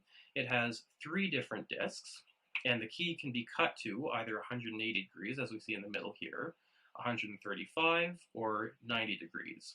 So 3 discs and 3 different positions that each one can be cut to. Let's put that into our key space software, so get rid of those rules. And this is a disc detainer, one based with 3 discs and 3 possible depths each. And we see 27 is our total key space. That is everything that Sargent and Greenleaf Environmental can possibly take on. And that's 3 to the 3rd power. That makes sense, and we see them all enumerated here. It's a little bit more complicated than that, because if we insert this key and we turn it and open that lock, one design feature is that they want it to be key retaining. We can't pull the key out if the lock is open. If this were, say, cut 180, 180, 180, that would be possible to do, and we don't want that. So we actually want to remove all of these key combinations that would not be key retaining, that we can pull that key out of the lock for. So 111 is no good. 112 is no good because 2 is lower than 1, so it has to go up at least once. So 121 is good. 131 is good. 132 is, but 133 is not because it doesn't go back up at least once throughout it. So we can add a rule for that. Under max and stuff, we can add a rule for key retaining, and that's going to reduce those that key space to remove differs that are not going to be key retaining in this particular case. And so we can see now that there's more with a deeper cut in disc 1 and a shallower cut in disc 3, and that's because if it steps down from 1, 2 to 3, that's not going to be key retaining. So we could create all 17 of these possible keys, and that might make sense because it'll work on all Sargent and Greenleaf environmental locks. If we have, say, a budget limitation, we don't want to pay for 17 blanks, which would be, we've put 41 here. It would actually be a bit more because these blanks are worth more, but this is just an order of magnitude calculation. You can click down here and click brute force save blanks, where it'll run a little algorithm to try to optimize for you, cutting one blank and then filing it down. So 121 files 131 to 132, etc. And that way we can test out the entire key space in as few blanks as possible.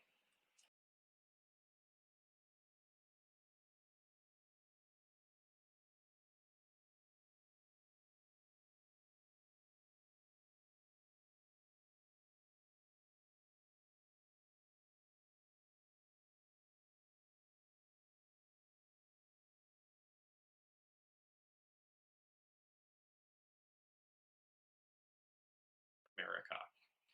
So that's key to like systems. What we can do with that is start to analyze everything that we've looked at so far and figure out how to formalize it and how to determine what the best next step is. And we can do that by looking at information theory. So you've likely heard of the concept of the entropy of a password before. We'll talk a bit about what exactly that means. So information is stuff we know, and entropy is stuff we don't know. So in the case of a stoplight, it's either red or green, and that is information. That's, in the case of red or green, 1 bit of information, because it's a 0 or a 1. That's ignoring yellow. When it's a random variable, that's something we don't know, and so that's entropy.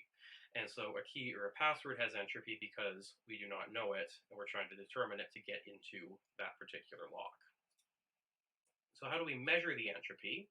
So it's in bits. So a coin flip is 0 or 1, so it has 1 bit of entropy. A random number from 0 to 255 has 8 bits, since 8 bits can encode numbers 0 to 255. A random number 1 to 10 has 3.32 bits.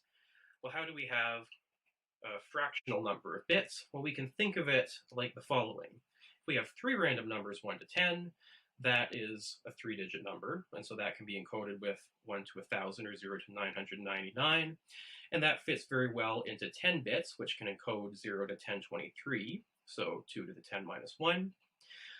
So 10 bits will easily encode 0 to 999 with not a whole lot left over, and so 10 bits divided by 3, because we're storing 3 random numbers inside of it, is 3.33, which is very close to that 3.32 figure. If we extend the number that we're storing, so instead of 3 random numbers, we try to store 6 or 9 or 1000, as that tends to infinity. This number tends to 3.32. This is mathematically represented with a log. So the entropy of a piece of information can be thought of as the number of bits it takes to write it down, or write down a number from 0 to the total value that that information can possibly be, and so that would be the log base 2 of that number. So the number of bits of entropy, which is represented by the Greek letter eta, or eta in modern Greek, for a random variable with n outcomes is just log base 2 of n. So a fair coin flip has 2 possible outcomes. Log base 2 of 2 is, that should not say 2 bits, that is a typo, 1 bit. A random number from 0 to 255 is log base 2 of 256, because 0 is not counted here, so, or is counted here, so that's 256 possible options, which is 8 bits. And a random number 1 to 10 is log base 2 of 10, which is 3.322, what we looked at before. So a couple examples of entropy within keys. That is the number of bits in the piece of information, so the key or the password, once we do have that information. So an 8-character ASCII password, so that's 8 bytes times 8 bits per byte is 256 bits of entropy. This, many of you will be screaming at your monitor, is wrong, because some characters are more likely than others. Some characters are not used at all in most passwords, and of course, dictionary attacks exist, so certain passwords are more common than others. And so that does reduce the entropy. We'll look at why in a little bit. For a 10-digit passcode, 3 characters long, assuming all combinations are equally likely, we have 9.97 bits, which makes sense. 1,000 combinations is a little bit shy of 1024, which would be exactly 10 bits. And EVA MCS, so that's the magnetic coding system key. It has 4 rotors and 8 positions each for each rotor. So that's 8 to the power of 4, 4096, or 12 bits exactly of entropy. And a Schlage 5-pin system has 5 to the power of 10, or 100,000 combinations. Log 2 of 100,000 is 16.6 bits. So that's a couple of examples of how much entropy is in a system. In the software that we have here, it gives you that at the start and at the end of the rules that you've applied. So in this particular case, if we look at a Schlage system, 5 pins with 10 possible depths, so 100,000, and we have 16.6 right there. And you can play around with that to see what happens as you change the number of depths and pins. So if there are n possibilities and all possibilities are equally likely, then the entropy is given by log 2 of n. But if some possibilities are more likely than others, entropy goes down. So in a dictionary-based attack on passwords, because they follow these dictionaries, it is easier to guess it. There's less entropy in those passwords. And so in the example of keys, we see many key systems avoiding very deep cuts because that makes the key more prone to breaking. And there's other ways that you can do keys to make it harder to pick, and so that does slightly reduce the amount of entropy present in your key, the fact that certain differs are less probable than others. So to look at a very simple example here, we have a master key that we've decoded as either a 14767 or a 94767. So looking at these two options naively, we have, or we could say there might be a 50-50 chance of each of these two options. And so since there's two, it's a 0 or a 1. This is 1 bit of entropy. We can expand this calculation a little bit by looking at the individual probabilities. So there's a probability of 0.5 of it being 14767 and 0. So we're going to skip ahead here a bit because the next subject the next part of this we're going to cover is something not only do I want for my training kit, but we're also going to, if I remember correctly, cover this in a future episode. So give you a little preview of a future episode. We're going to cover 2 more bits of this and cover the Q&A for this, and then here we go. To determine the key for a lock when we don't have a key at all. How about if we have a key for some lock on some mastered system, and we want to turn it into a grandmaster key that's going to work for all of those locks? To understand how to do that, let's look a little bit at how mastering works in general. Any lock on a mastered system is going to accept multiple keys, and it does that by having more than 1 shear lines in at least some of the pins.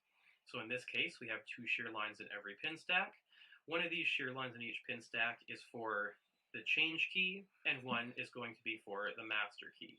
So there's 2 different shear lines, and a different one is always going to be used, one for change and one for master. Master key actually is necessary in the context of multiple locks. So in here we have Alice's lock and her key A1, and it's going to work in her lock. And we're also going to have a submaster, MKA, that will work in her lock, and a grandmaster. But Bob can't put his key in her lock. It's not going to work. It binds in pin 3, and Charlie's is completely off. It's also not going to work. So that's what works in Alice's lock. In Bob's lock, Alice's key is not going to work because it's not the right key. It's just a change key. But Bob's key, of course, will. Charlie's key won't. And the master MKA will, because Bob is on the A system, he's A2. And the grandmaster is going to work as well. In Charlie's lock, he's on the B system, so MKA is not going to work.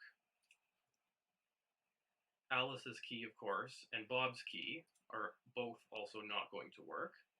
Charlie's key will, of course, and the grandmaster will as well.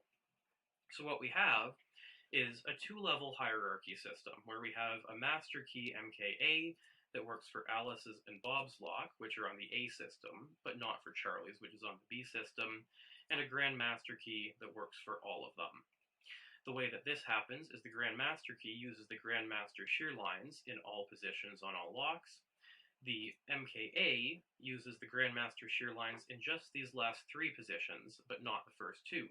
So that way you can tell, is this on the A system?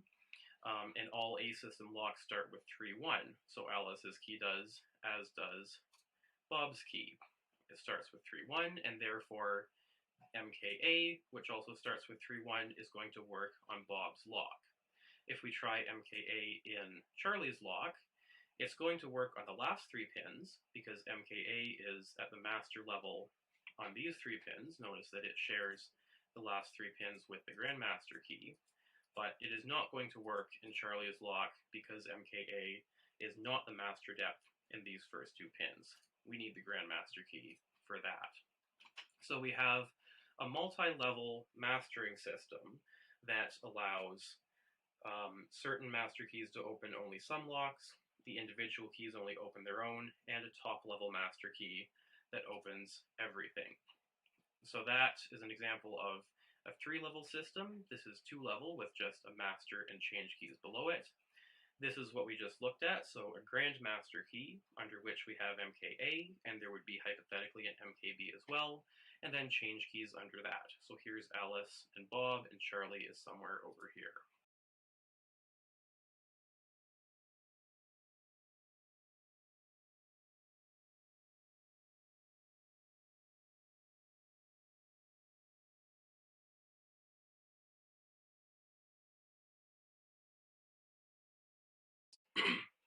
In Medico, that becomes incredibly powerful, actually, for deducing what the master key is going to be.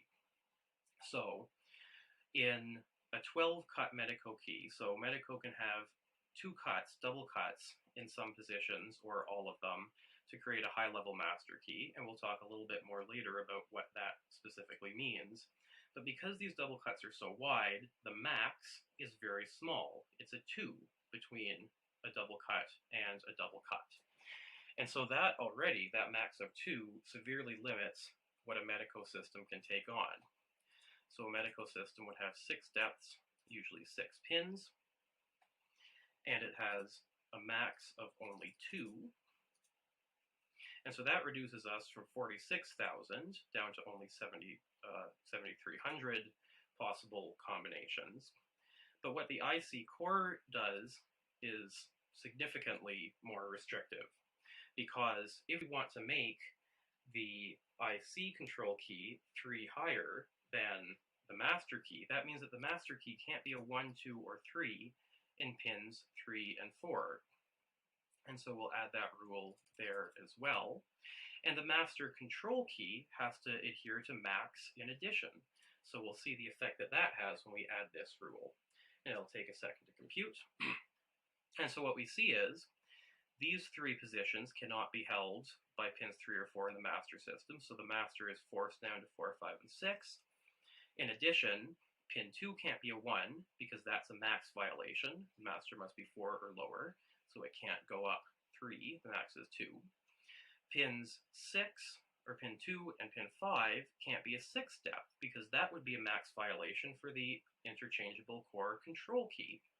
If our Grandmaster key is the deepest, it's a 6 cut, that means our IC core is 3 higher or a 3 cut, and we can't have a 6 beside a 3 in our interchangeable core master key. So that significantly reduces the key space available in these types of Medico systems. Right now, it's down to 784. It gets even more restricted than that for the following reason. It's generally a good idea to have our master key use at least 1 pin in the highest position, and that way we can make sure that none of our change keys will be able to be filed down into a master key. We could have one a bit lower, but that's then going to restrict how large our master system can grow while adhering to that rule. If we look at the limitations imposed by this particular system, we'll see that there's only 2 places that that 1 cut can go, pin 1 or pin 6. So if we add a requirement that 1 pin must be high cut, and it'll take a minute to compute that as well, we're going to see that we're now down to 159 possible master keys. That is a significant limitation, and that's given very little information about our Medico system. It's given that we have a large facility, so we can assume that they were planning for potentially needing to expand to a master key that's double cut in all positions. And we see at least 1 interchangeable core somewhere on that system, and that's it. Knowing those 2 things, we can infer that with about a 2/3 probability, our master key is going to be limited to one of these 159.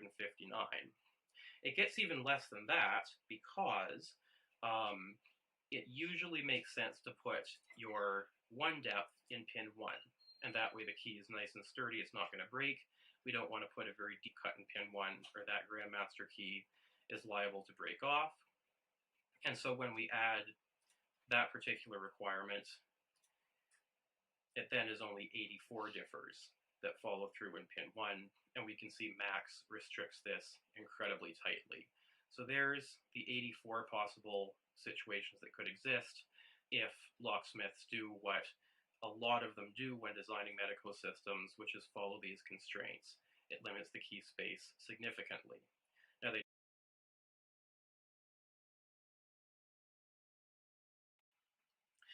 we'll talk a little bit about defenses, which is a huge field and could be a talk on its own, but the most salient points there is avoid very large mastering systems. If the only reason you have building A and building B mastered together is so that the superintendent can carry one GMK instead of two, that's really not worth the added risk for that added convenience. You also don't want to master high security and low security facilities on one system. So I've seen cases where a nuclear facility was mastered together with public washrooms. The access control of those public washrooms is significantly less, and information from those locks can be used to infiltrate the nuclear facility. That's absolutely something that you want to be separating in your mastering system.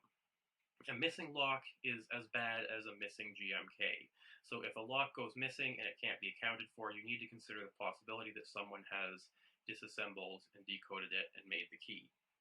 You can consider alternatives to the two-step system and other various systems that we've talked about that can be exploited. Specific to those attacks, this is somewhat dependent on whether it's actually in your threat model. This is not in the threat model for the majority of applications. You can use a restricted keying system. It won't stop a determined attacker, but it can slow them down and it can drive the cost up and potentially deter them from carrying out the attack in certain cases. And your facility ultimately should be secure even if an attacker has the GMK. So you want to use secondary security systems such as guards and alarms and a proper detection and response mechanism. All that a mechanical lock does is keep honest people honest, and there's loads of ways past it, both keying and forcible entry and all sorts of other methods that DEFCON is all about. And use interchangeable core or electronic components or something to make rekeying easier if that becomes necessary. You want to have a response plan in place for if the unthinkable happens and your GMK or a key to a particular important area gets compromised. If you see something like this, so a lock goes missing and you're not sure how that happened, you want to take that seriously, and for heaven's sakes, don't do this. So thank you very much. I encourage you to go try it. Here are all the links to the applications that I'm releasing. Try them out for yourself and see what you can discover with them. I'd like to extend an enormous thank you to Josh, Karen, Jenny, and Bobby for their help in getting this talk prepared. In particular to Jenny, she absolutely saved the day with editing this video at the last minute. And I'd be happy to take your questions. Thank you very much. And that was basically using math to brute force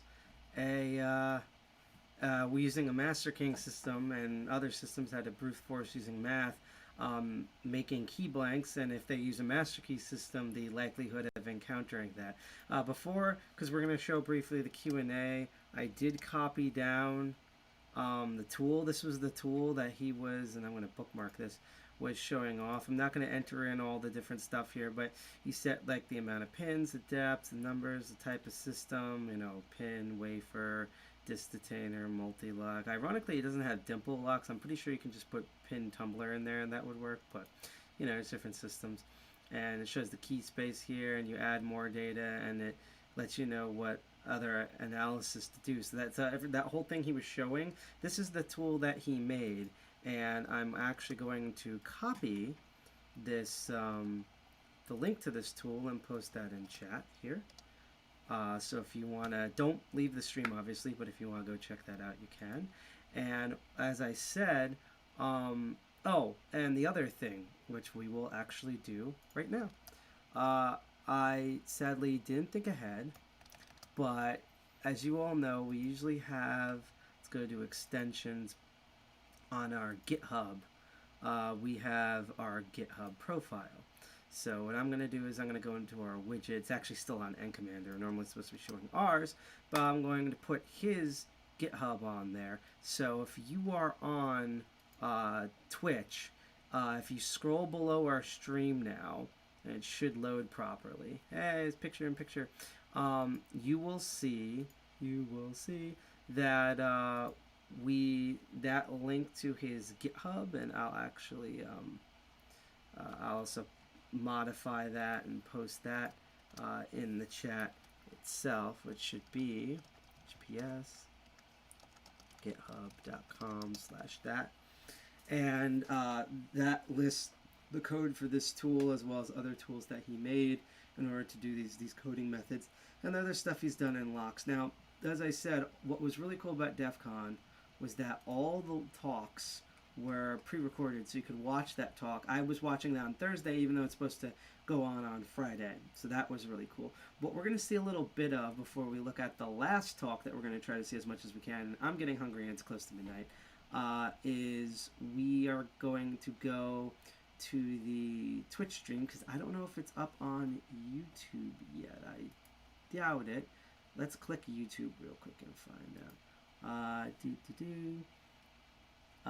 Oh, it is on here, but I think it would actually be easier to find this if we went to DEF CON's Twitch stream.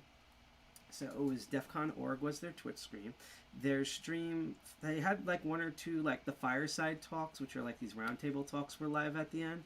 But most of the stuff they were streaming outside certain info stuff were all the Q&As for those pre-recorded talks. So even though they are recorded now, they are all done live.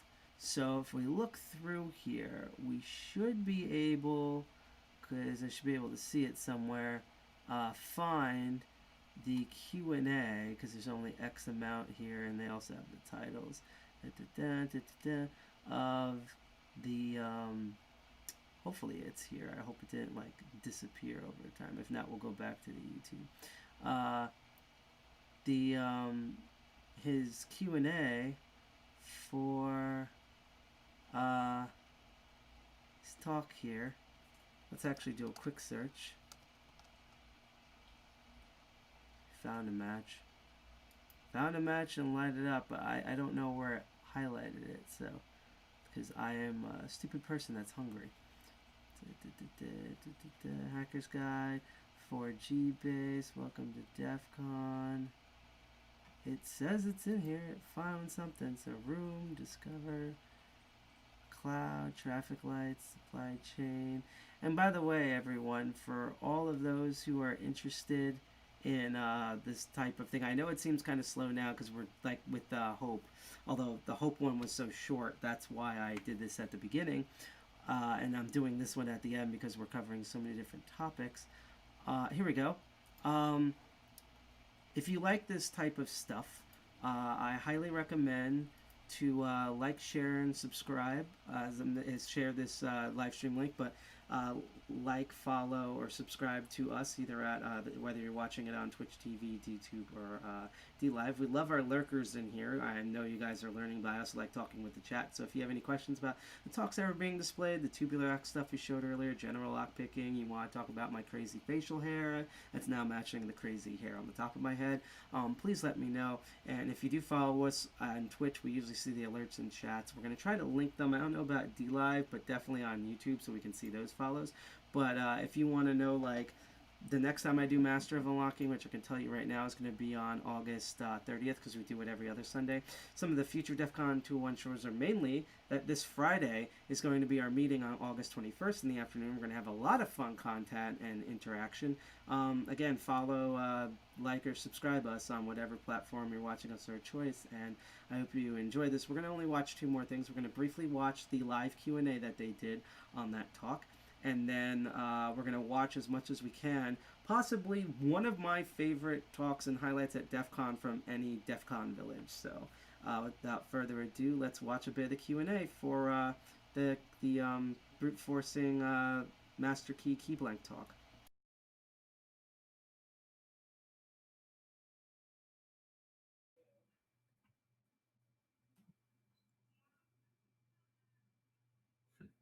On the disk style locks. Questions come in. Is Goon or main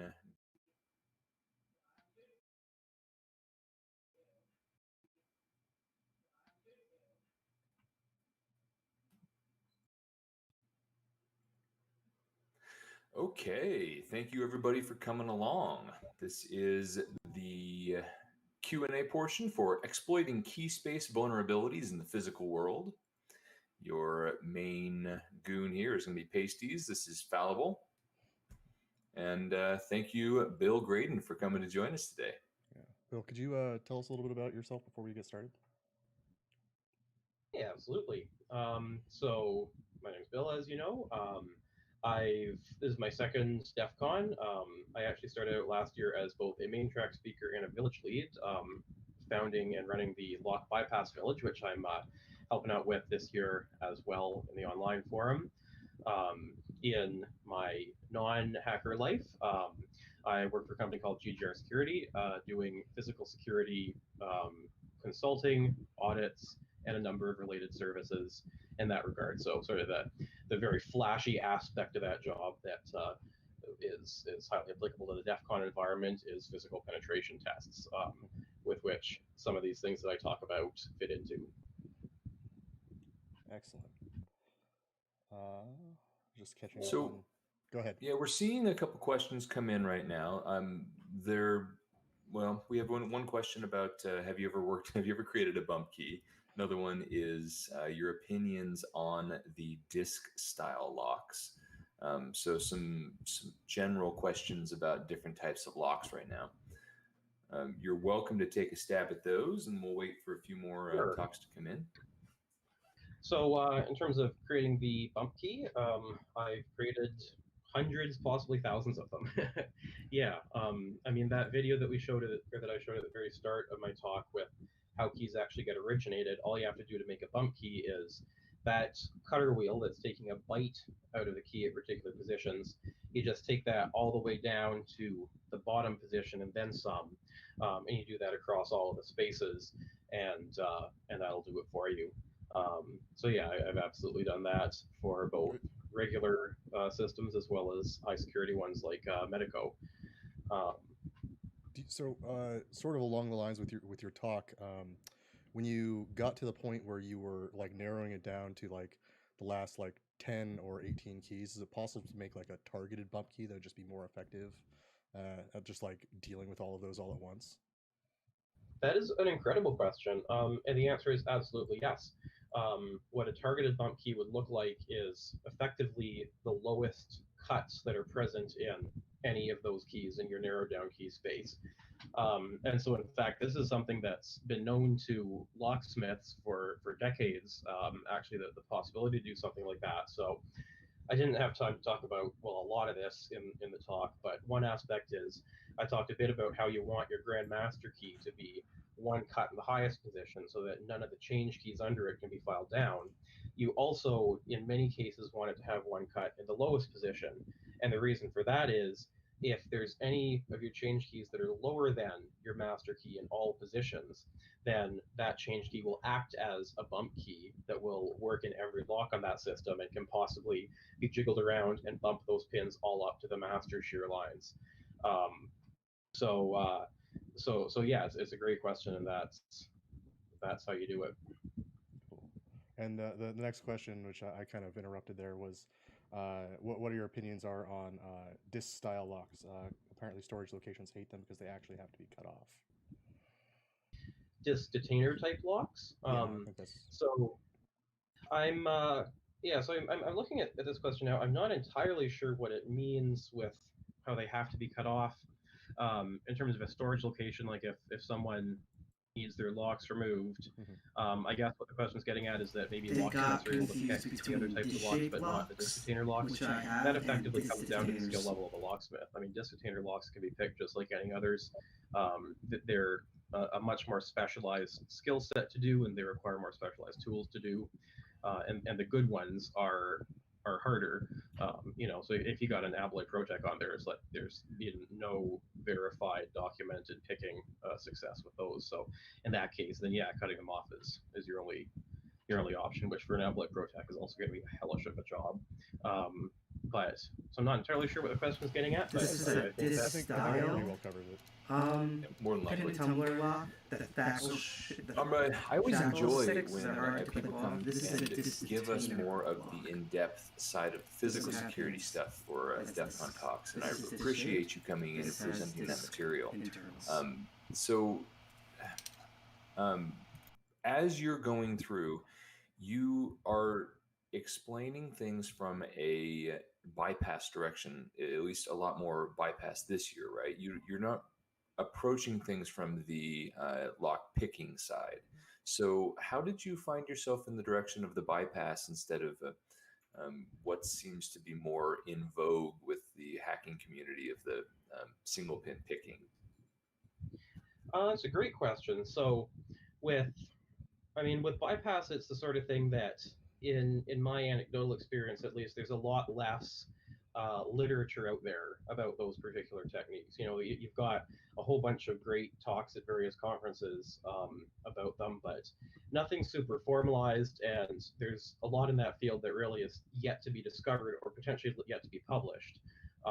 Since, as I mentioned in some of my other talks with Bypass Village, lock bypassing has traditionally been the domain of criminals and of classified materials, both of which tend not to get published. And even, locksmiths as well do it, but even still, the locksmithing industry is a very kind of tight tribal knowledge, apprenticeship-based type industry where they don't publish that sort of thing. And so that's, I think, a large part of why the hacker community has not gotten into it nearly as much lately, or until lately. From a personal perspective as well, like, I have never been a very good lockpicker. I understand the theory inside and out, but I just can't do it. And that's in a large part because of a fine motor disability that I have. So it's like, I got to go find something else that takes a bit more core skills. And so lock bypass is part of that. And then having founded and run the Lock Bypass Village, just like you jump headlong into it, you can't get out once you're running a village. I can totally understand that. So what's your everyday carry kit look like? Great question. I am incredibly disorganized, so to think that I have an everyday carry kit is a bit of gratuitous to me.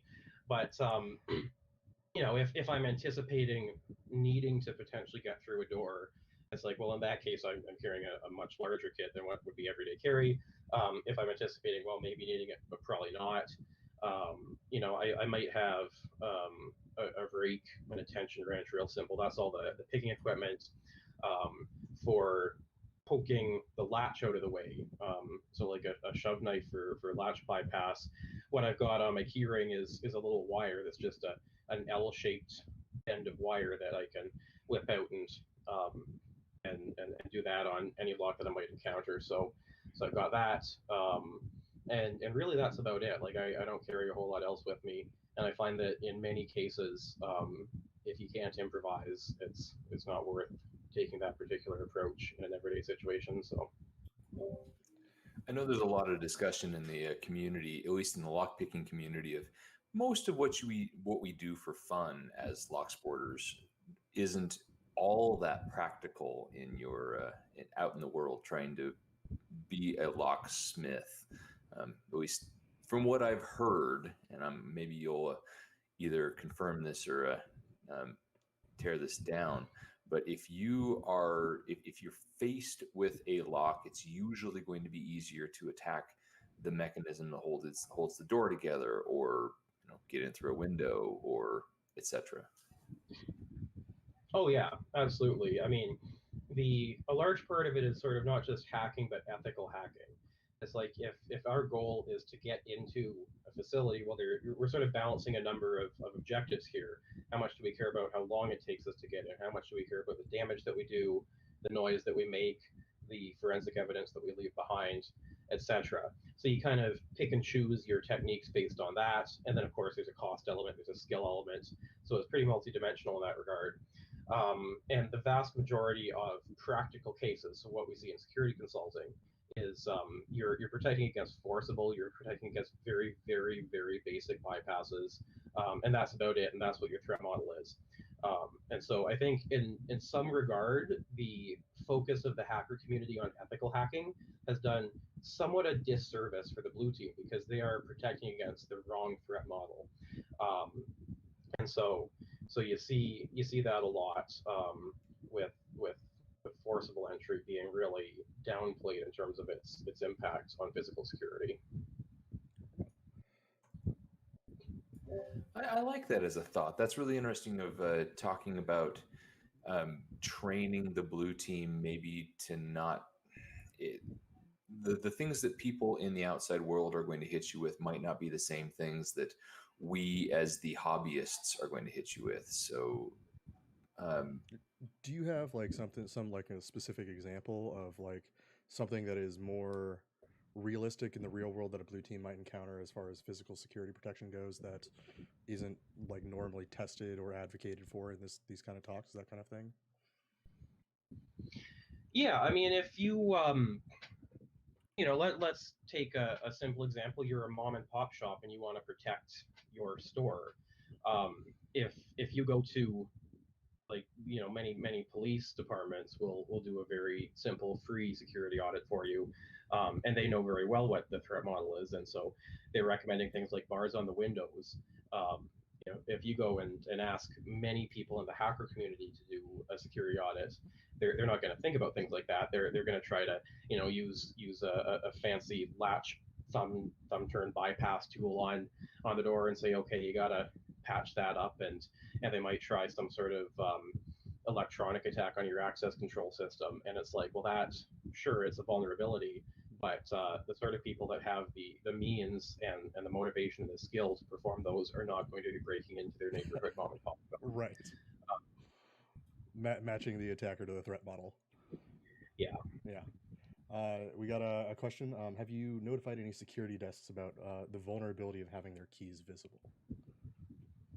Can you say the first part again? Have I notified them? Yeah. Has it been like an actionable report or just like informed them like hey, you've got your security keys on your ring and I can see them and that's a problem? Oh, absolutely. Yeah, it's one of the standard things we check for with any security audit.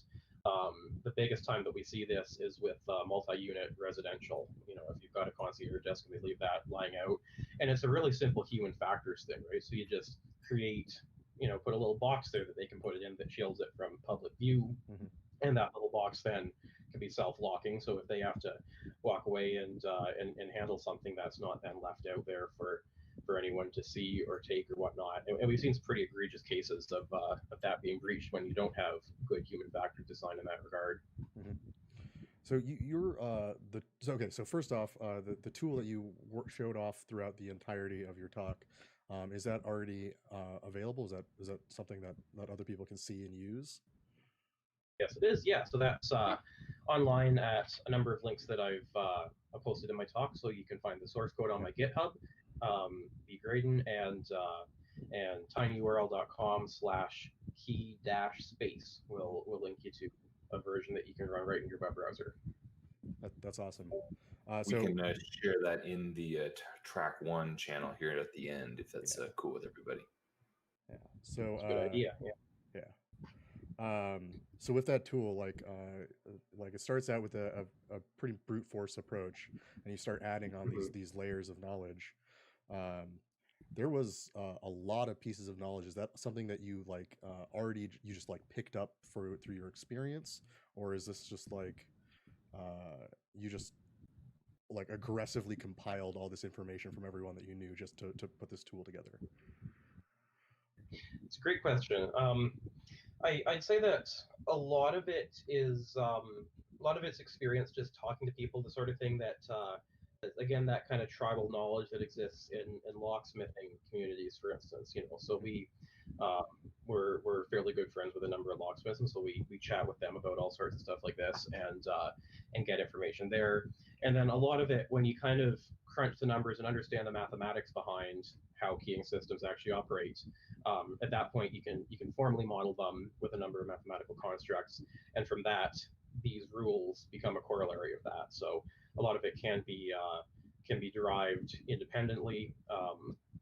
And so, for instance, the right amplification attack, right? So we derive that independently and then determine that actually this has been published about before as well. and it's been known in the locksmithing community. So it's the sort of thing that a lot of people have thought about, but hasn't until relatively recently been published widely. And to my knowledge, it's the first time that there's a computational tool for analyzing it. That's awesome. So we've got another question. Have you had any experience with working with life locks at any military contractor facilities? The answer is no. I will actually ask for clarification on what is a life lock. I don't know either. Yeah, Hawkeye Dank, if you're still watching, you've got us all intrigued what a life lock is. I guess I'll bump back to your tool a little bit while we're waiting to hear back from Hawkeye. So I totally blanked on my question. Fallible, you got me. No, you're good. So your talk is quite long, and thank you for that. And actually, if anybody is out there looking forward to watching this, someone was nice enough to go through and nicely index all of the timestamps on that. Oh, wow. So yeah, that was me. That was you. You went to that effort. So yeah, thank you for that. There was some. You mentioned some code books in there, and I get the impression there were some legal, possibly ethical implications of having that information available. Could you talk to that a little bit of any solutions that you're working on trying to make that more accessible? Absolutely, yeah. So as far as code books are concerned, I mean, there's hundreds, well, there's thousands of them out there. There's hundreds that are common to see examples of in the wild. Everything from, I mean, any standards. So as you probably saw earlier, we had to deal with a little something there. I actually wanted to end this a bit earlier in terms of this talk than what I originally wanted to do here, but that was so a bit of the Q&A. We actually got through most of it. That was done live during for the talk that we just watched. Now, we're gonna do two quick things right now. The quick thing is I actually want to see if I can get into a certain thing to highlight something that involves Hacker Summer Camp. So we're just going to take over another village here. Going to enter in this URL, see if it logs us in. If it doesn't, expired link, let's see. Neat. Actually, I can try this out now. For security reasons, let's, as I blab and stuff, let's mute the browser. And I am going to say again that one of the things I wanted to note about the stream is that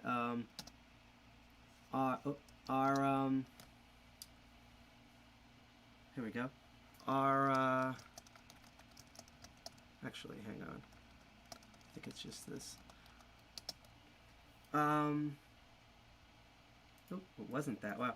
That DEFCON 201, because we are, even though we seem like a smaller organization, we've rapidly expanded a lot, and we also are part of a very much larger machine. So we do have a code of conduct that we do follow, and this thing actually works now. Yay!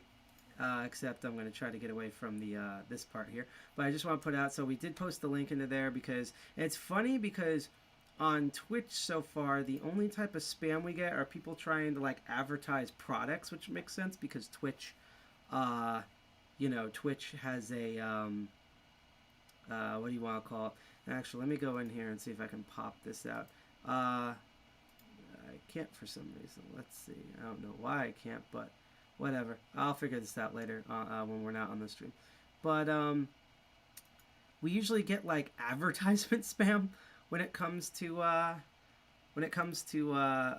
stuff on Twitch, which makes sense because Twitch is a huge popular platform. So obviously you probably get like a lot of advertisers. Now, that's fascinating. So,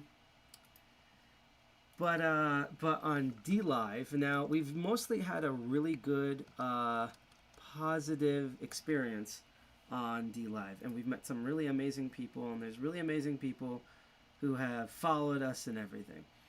But every time we get some sort of like crazy like classic troll, I would call it, it has always been from D Live, and there's a whole nature and history about that on D Live. That's interesting. I can't find that on here. That is very fascinating, unless they've changed like their stuff, which I don't think they've done. Yeah, no. I wonder if they were even there this year. That would be fascinating. But yeah, I guess this is sum up that, you know, every time I've always encountered, and it's very few, but I'd say like the 2 or 3 times we've ever encountered like classic trolling, which I hate saying that because it's not even like actual real trolling or good trolling as someone who's trolled before, like dead serious. It's just like really just sad one-line stuff like that. And of course the moderation tools that were provided on all of these platforms are kind of out of this world. You saw a piece of it right there.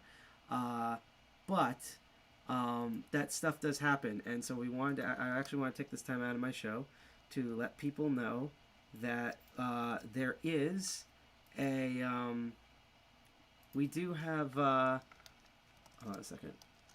We do have a code of conduct that we do follow, and even though we originally wrote it for like with the mindset, I guess, of being in person, we wrote the code of conduct and our overall constitution kind of so vague. And actually what I really should do right now, and I'm actually going to do, is I'm going to go back to the link I posted, and I can't think of a better way to show off what we code of conduct than turning back on the browser and viewing it. So we have a code of conduct here, brought to you by this lovely lady. It has a bunch of stuff. I'll just read number 1 yet. DEFCON 2.1, do not tolerate verbal or physical harassment, discrimination, disparaging remark of event particular attendees or DEFCON 2.1 members in any form. I think we're going to probably amend this to put in also like typing stuff into our public live stream chats, but I will say right now that all of this code of conduct stuff completely also applies to when we have live chats, especially on live stream.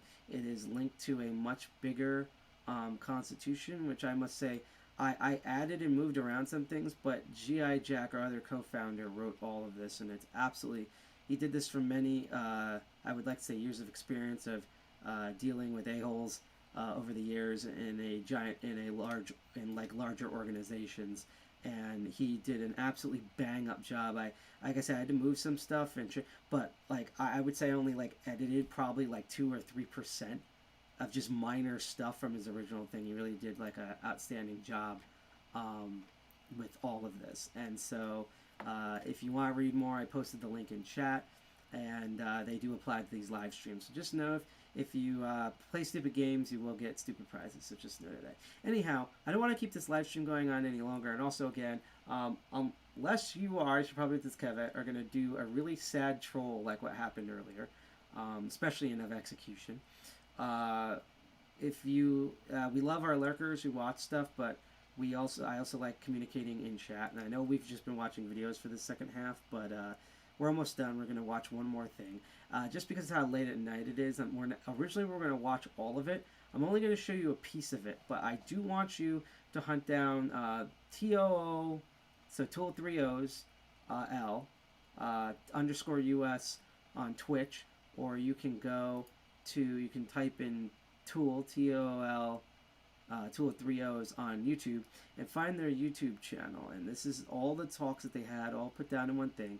And we're going to look at the beginning. It's a fairly long talk.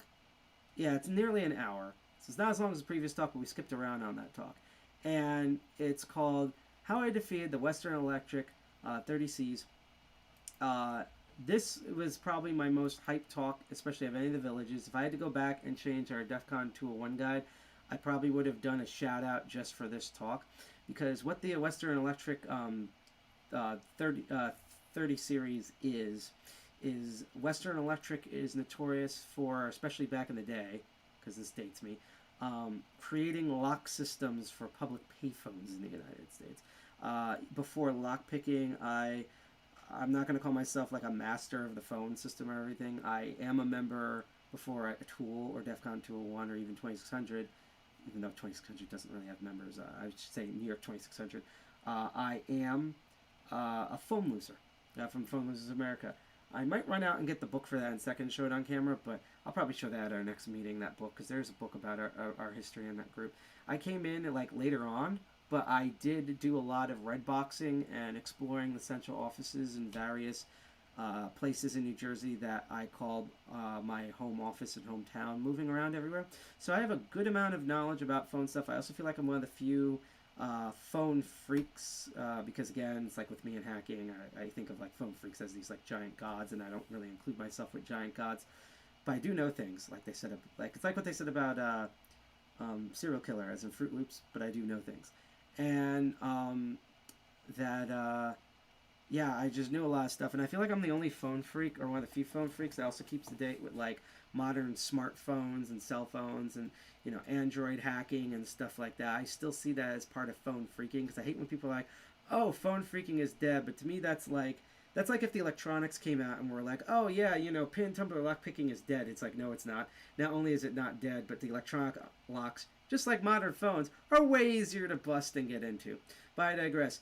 This talk combined two of my favorite things, payphones, or the phone system, basically, and locks. So without further ado, we're going to watch a little bit about how you defeat these locks, because they were notoriously, like, actually this ties it back to, just like when the Chicago locks came back in the day, although these are a lot more clever, these locks were notorious to break into, to the point where most lock people, including locksmiths and the US government and phone companies, thought these were basically virtually impossible to get into. But as we all know, not just in the hacking world and security, but with locks itself, you should never, ever, ever think something is completely unhackable.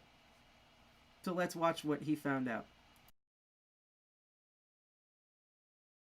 Staying safe out there. And welcome back to DEFCON safe mode. I'm nothing, and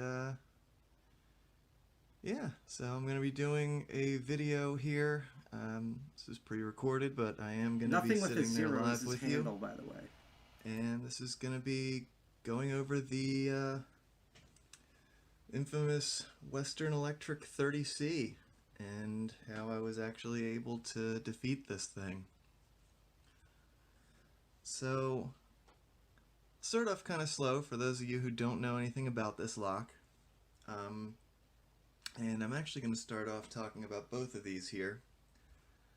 So these locks are the result of a lot of research and development from the Western Electric Company to solve the problem of payphones.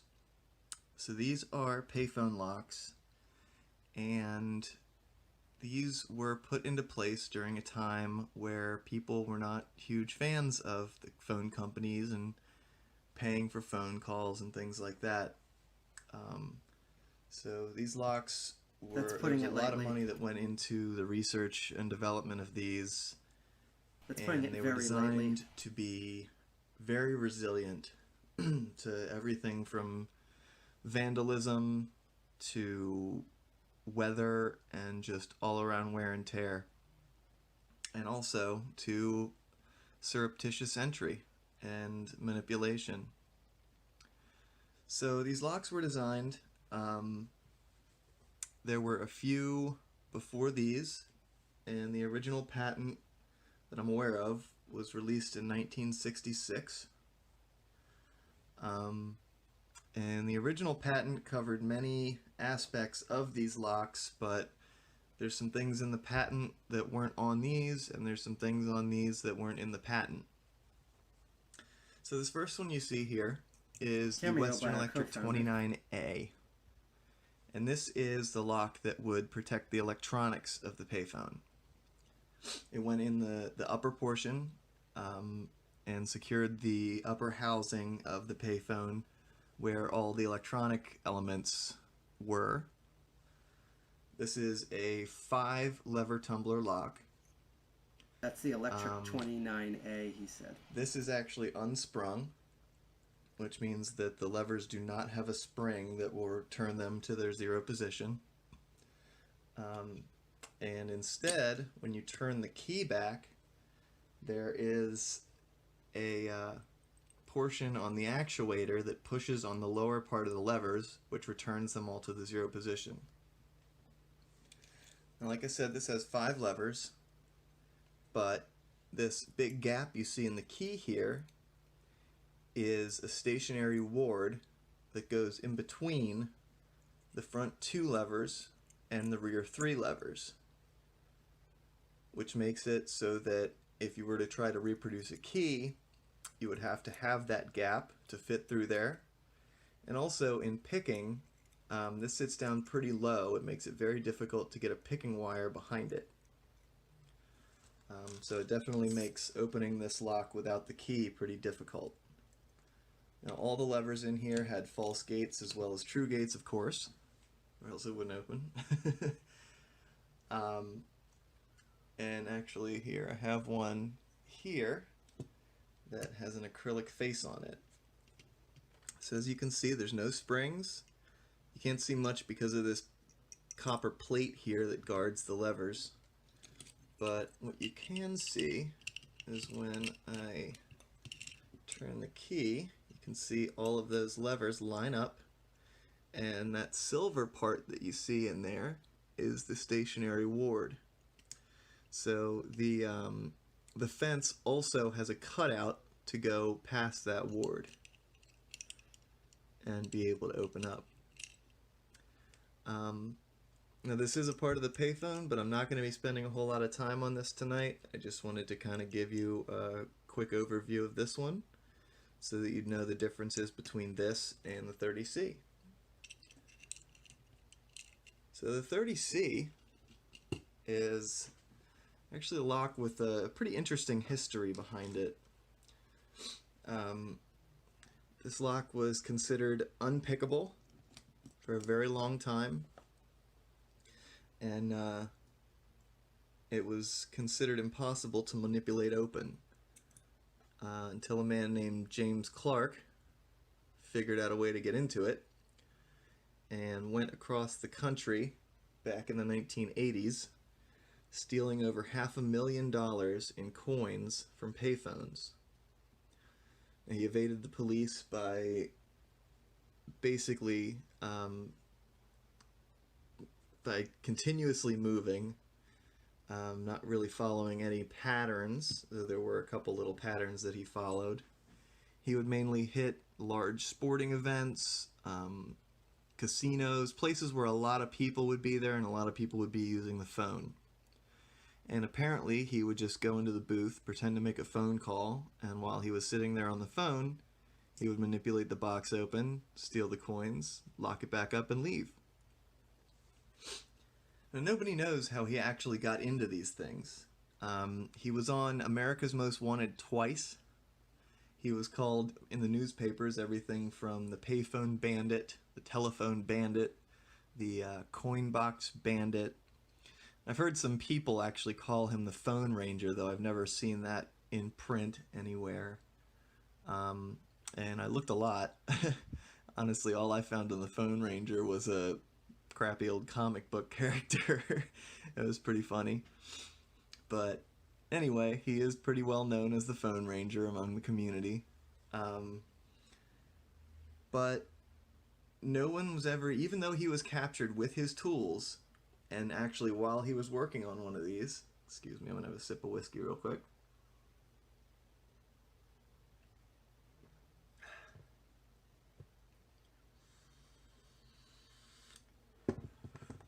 No one ever actually was able to figure out how he did it.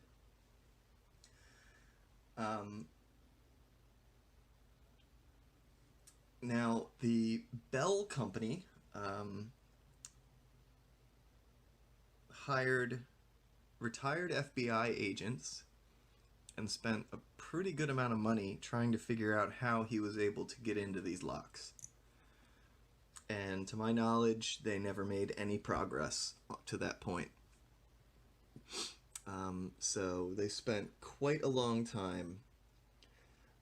These locks were from the single slot Fortress payphone, and they were in service for, I think, around 50 years altogether. Well, 50 years ago from now. I think they were possibly, some of them are still used. They are still in places, but very rarely, as we all know how rarely payphones are actually used these days.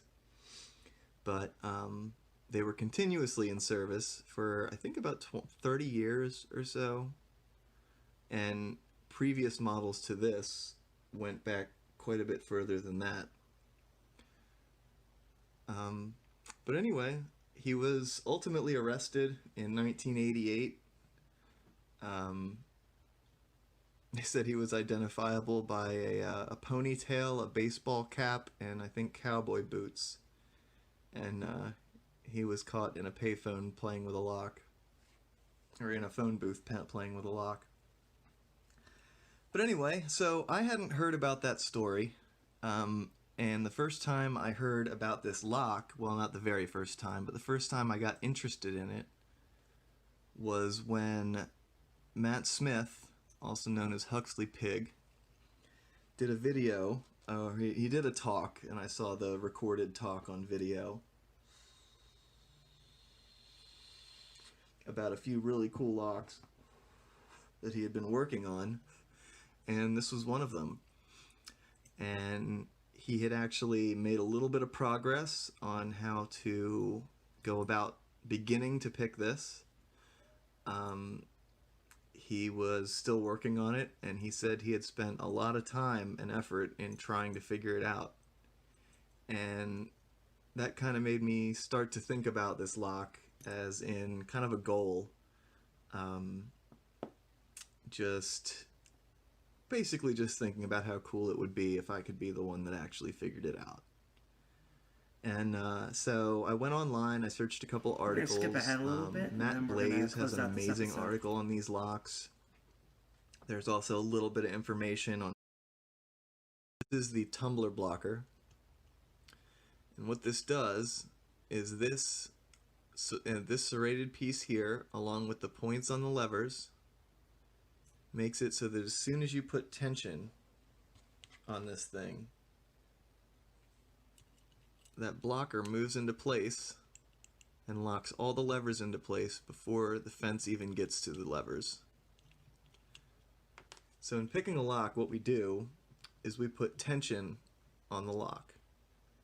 And after you put tension on it, you manipulate the internals, and you can feel, say, on a lever lock, the fence rubbing on the levers. So you'll know when you set a lever when it clicks into place. Well, on this one, before you can even put tension on it, that blocker moves in and stops all those levers from being able to move. So you can see here, that blocker's already engaged, but the fence is super far away from the gates. Now that is for a couple different reasons they did that. Obviously one being pick resistance and manipulation resistance, but also another being lack of maintenance. Some of these were in very remote areas where the weather and the environment was not very friendly. So if you got a lot of dirt and gunk and other things in this lock, or if there was a lot of key wear, things like that, as soon as you put the key in and it raises the levers up to an approximate height, that blocker will lock them all into place and make sure that they're at the right height for that gate to, or the fence to move into the gates. So that design was both for manipulation resistance, but also for longevity of the lock, and to allow it to work in some very harsh conditions. So that's what makes it so tough to pick, is that blocker there. Now the very first time I picked this lock, what I did was I bypassed that blocker. And there's a video of it online. It was the first video that I posted of this lock. And I took a shim, like this. Actually, this is the one. Inserted it in the top. And you got to get it under the anti-tamper switch, which I'll show you a little later. And that can actually hold the blocker back so that I could go in there and manipulate the levers and see what it felt like to actually pick this thing. So once I did that, I posted a video online to basically show my progress, show that I had actually picked the lock, which at the time it was a world's first. Nobody had picked one of these on camera before, even using a shim to bypass the blocker. So it was a first, but it wasn't the first that I was looking for. But after posting that video, I got quite a bit of response from people. Captain Hook being one of them. And I talked to him a bit about this lock and got some tips. We exchanged a couple little here and there's about the lock, and got to talking. Captain Hook is an amazing person. Great picker, one of the best in the world. And I didn't want to give too much away, but I mentioned that I had been working on a method of picking it that was entirely through the keyway, which is what we're looking for. So the first thing I did was I took his idea of using bent wires to find the gates, and I thought, well, what if instead of identifying the gates one at a time, what if I took a wire and bent it in a way that I could insert it in the lock, in the keyway, and put pressure on all those levers at once. I could then pick them one at a time and get the wire to go into all the true gates, which would set the levers all to the correct height. And I could then turn the bolt and open the lock.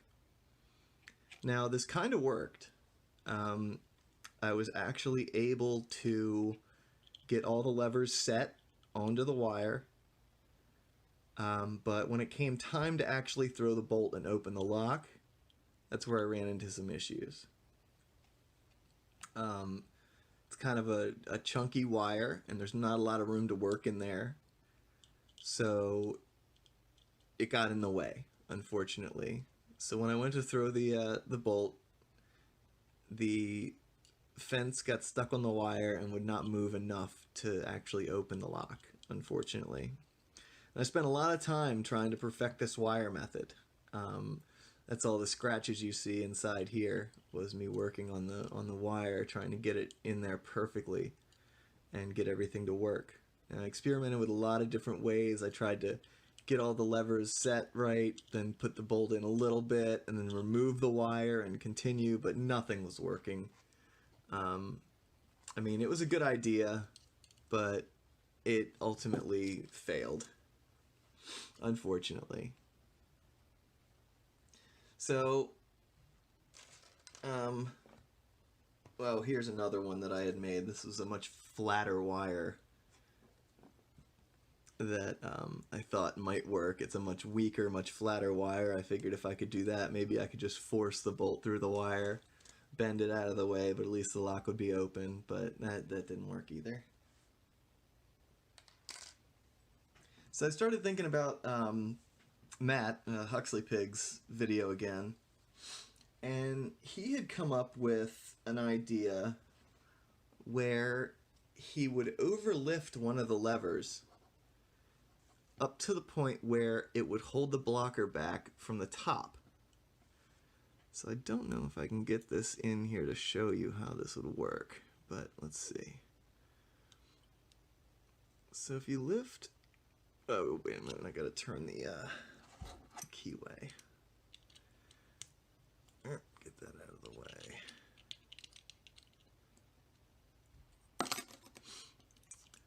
So if you lift up on one of the levers and you lift it past where it's supposed to go, oops, I don't think I can do this without actually turning the key. Thank you, Han Diesel, for following us. We're going to end this stream shortly. I But just you want can to show you get this it cool bit. overlifted to where it will actually get stuck up here and hold the blocker back. And I think you're actually deforming the lever at that point. It's really tough to get it up there. But it was an interesting idea, and it made me think about, instead of trying to align the gates using a wire or anything like that, maybe I could use the levers to hold the blocker back, but in a different way. And one day I was driving. We're going to say goodnight driving very at shortly work, ourselves. and This is probably the talking to longest Captain stream Hook, we've had, ironically. and I had an idea, and I had to wait all day. It was super hard to wait, to not leave work early or run home and try it. But I had an idea on what I could possibly do. So what I thought was, if I could hold one of the levers up so that the point of the lever would set at the point of one of these serrations, it might hold that blocker back just enough to where I could pick the wires or the levers past the blocker. Now, I'd still have to deal with the blocker. They'd still be clicking in these little serrations, but it might be just enough to where it wouldn't be fully engaged and I could actually pick the lock. You basically turn the levers into... So I started work. When as soon as I got serrated home, I pins. started working on creating something that would make this happen. And ultimately, I created this. Just this little flag tool here. It's got some warding cut into it there. And what this does... where's that tension wrench? Here it is. Alright, so what this does is you actually insert this right into that first piece of warding all the way back and sit it into the actuator. And when it's sitting there, you then tension the lock, and that little flag in the back, I don't know if you can see that. Let's try to get some better light here.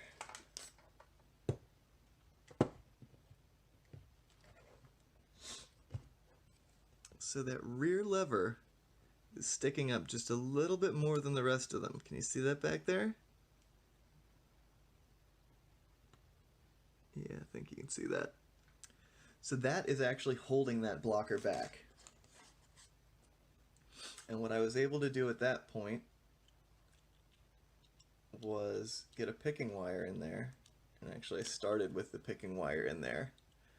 But it would hold the blocker just enough that I was actually able to put tension on the lock and move the levers. And that was actually the very first way that I ever picked this lock open. And it worked. It actually worked. There's a couple videos of it online. The first one got a lot of scrutiny, of course, because it was a world's first. There was a little piece of wire sitting on my desk that people thought was some sort of a shim to hold the blocker back, or they had all sorts of crazy ideas. But as soon as that happened, I immediately did another video with a clean desk and made sure that there was no possible way whatsoever that it was not real.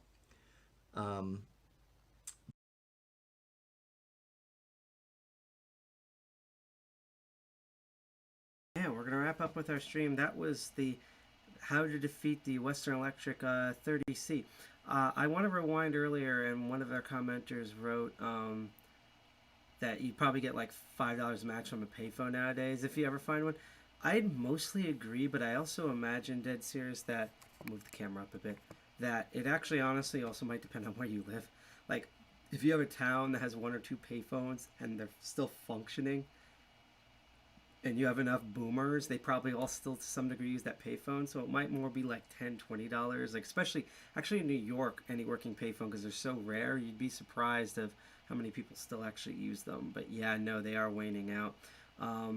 And what I find also very fascinating about this talk is that at this point, lever locks, or lever locks, or as Locknoob calls them, and sometimes I call them lever locks, which I love the way he pronounces it, that these were seen like the dodos. Like, this was supposed to be the locks that went away because most people knew how to pick lever locks, but they did such a crazy design thing with that curtain serrated filter, that curtained filter right there, that it basically took an old concept and made it somehow even more crazy secure than the pin tumbler locks were at that point. Because again, security through obscurity, even if you knew an older technique like lever locks, which we will be covering on a future episode probably next year, because I have to custom order clear ones and make some of the equipment, and those clear ones come from all the way from the UK and the exchange rates. But they just took an old concept that already, since most people were used to pin and tumbler locks, everyone mostly forgot this technique. And then even then, the main thing that they added as the security threw people off, and it worked. Like I said, throughout the 70s, there was one guy who figured it out. They never got to crack him. And then this person, years later, who's now presenting at Tool, kind of reverse engineered on his own how he figured that out. I do also want to mention a couple things before we conclude. First of all, it's just an observation. I'm actually going to rewind here. Every person from the lockpicking village, I'm convinced, has a Sparrows mat. I don't have a proper mat for repinning and pinning locks, or working on top for picking locks. As you see, I have the desk normally. In the future, I will be getting one, and I'll probably be getting the Sparrows one, because the Sparrows one, they make really good mats in the same way they make really good cases, and that main Sparrows mat is really good, and I love how it's so cool. It's so good that despite having like 8 to 10 different types of lock pickers, everyone had that Sparrows mat. No one was sponsored by Sparrows or anything. It's just, that's how good the math is. It's like the Peterson picks. Everyone has one of these, so I just thought that was funny. A couple of throwaways, like 2 main things I do want to cover, because that's what I was looking up earlier when we were going over the code of conduct. Core Group, which is one of the main company that's run by Deviant, Core Group does physical security. They did have a presence at Virtual DEFCON. The problem is that it was a workshop, and as you can see, despite these being drastically reduced prices from what they normally have with Black Hat, and despite most of Black Hat like legit being free this year, the arsenals were free, the sponsor talks were actually, a lot of them were really good, and they were all free, and the business hall interactions. I couldn't find the Core Group in the business section, but this is still way out of my league. I don't have like a spare $4,000+ to spend yet. I'm working on that, legally I might add, but they did an entire thing about physical penetration, electronic control, hacking, basically a lot of the stuff that you see in the bypassing village and the kind of lockpicking village, but done professionally for people who have a lot, and companies that have a lot of money to blow. Like $4,000 is a drop in the bucket for a lot of mid to high level security companies. As I said, this is designed for beginners, intermediate. They recommend penetration testers, security auditors, IT professionals to be in this. The student will be provided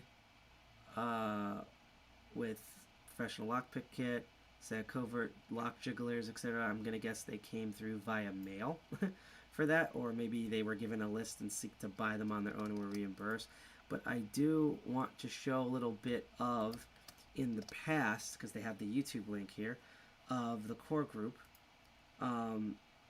doing the, and there's music in this, so I'm going to mute this, but a little bit of, and you notice that they have a lot of the same lock tumblers for Tool. That's probably because Steven Olam, and he also has Robert and I think Blackhair, I think that's how you pronounce his name. But this is sort of what the Core Group table, which basically turns into a lockpick village most of the time for DEFCON, as well as their Gringo Warrior competition. That this is sort of what their lockpick village kind of looked like, and as you kind of can tell, most lockpicking villages, that's fascinating.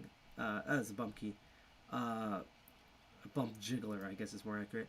And he's like cutting the key on hand to make adjustments. And again, doing keys from scratch is something that you're going to learn.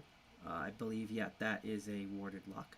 And he's using a warded bypass. That's the 175 lock in Famous. He's doing the 175 bypass, and that's the American bypass. We're going to do an entire episode of bypasses in the future, but I just wanted to show real quick that there is lockpicking stuff normally at Black Hat. This year it was a I couldn't find Core's business thing, but it was a workshop.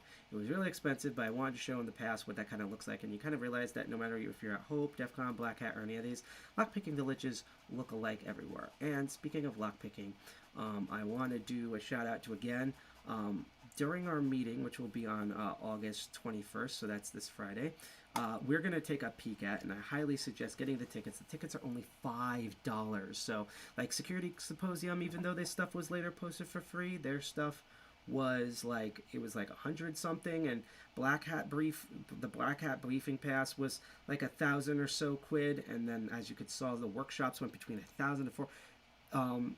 This is only $5, and it supports this really awesome, like it focuses on minorities and stuff, but it was mainly founded by women for women in cybersecurity and hacking, and they're just really cool, and they have a bunch of stuff. They usually happen during DEFCON, and you know they have a badge you can buy the components of and solder together. They run their own CTF, and we have the guide, the Careers Village, the Red Team Village is new this year, and they have these amazing, awesome talks that not only deal with technical stuff such as OpenID and let's see here, CTI mindset, and TSL, because everyone can't stand TSL, and all the like technical subjects. But I love the fact second factor authentication, but they also cover, you know, topics that are more community oriented, stuff that you might see at Hope, a little bit of like Hope meets Black Hat, like how to break glass ceilings if you are a minority. And as someone,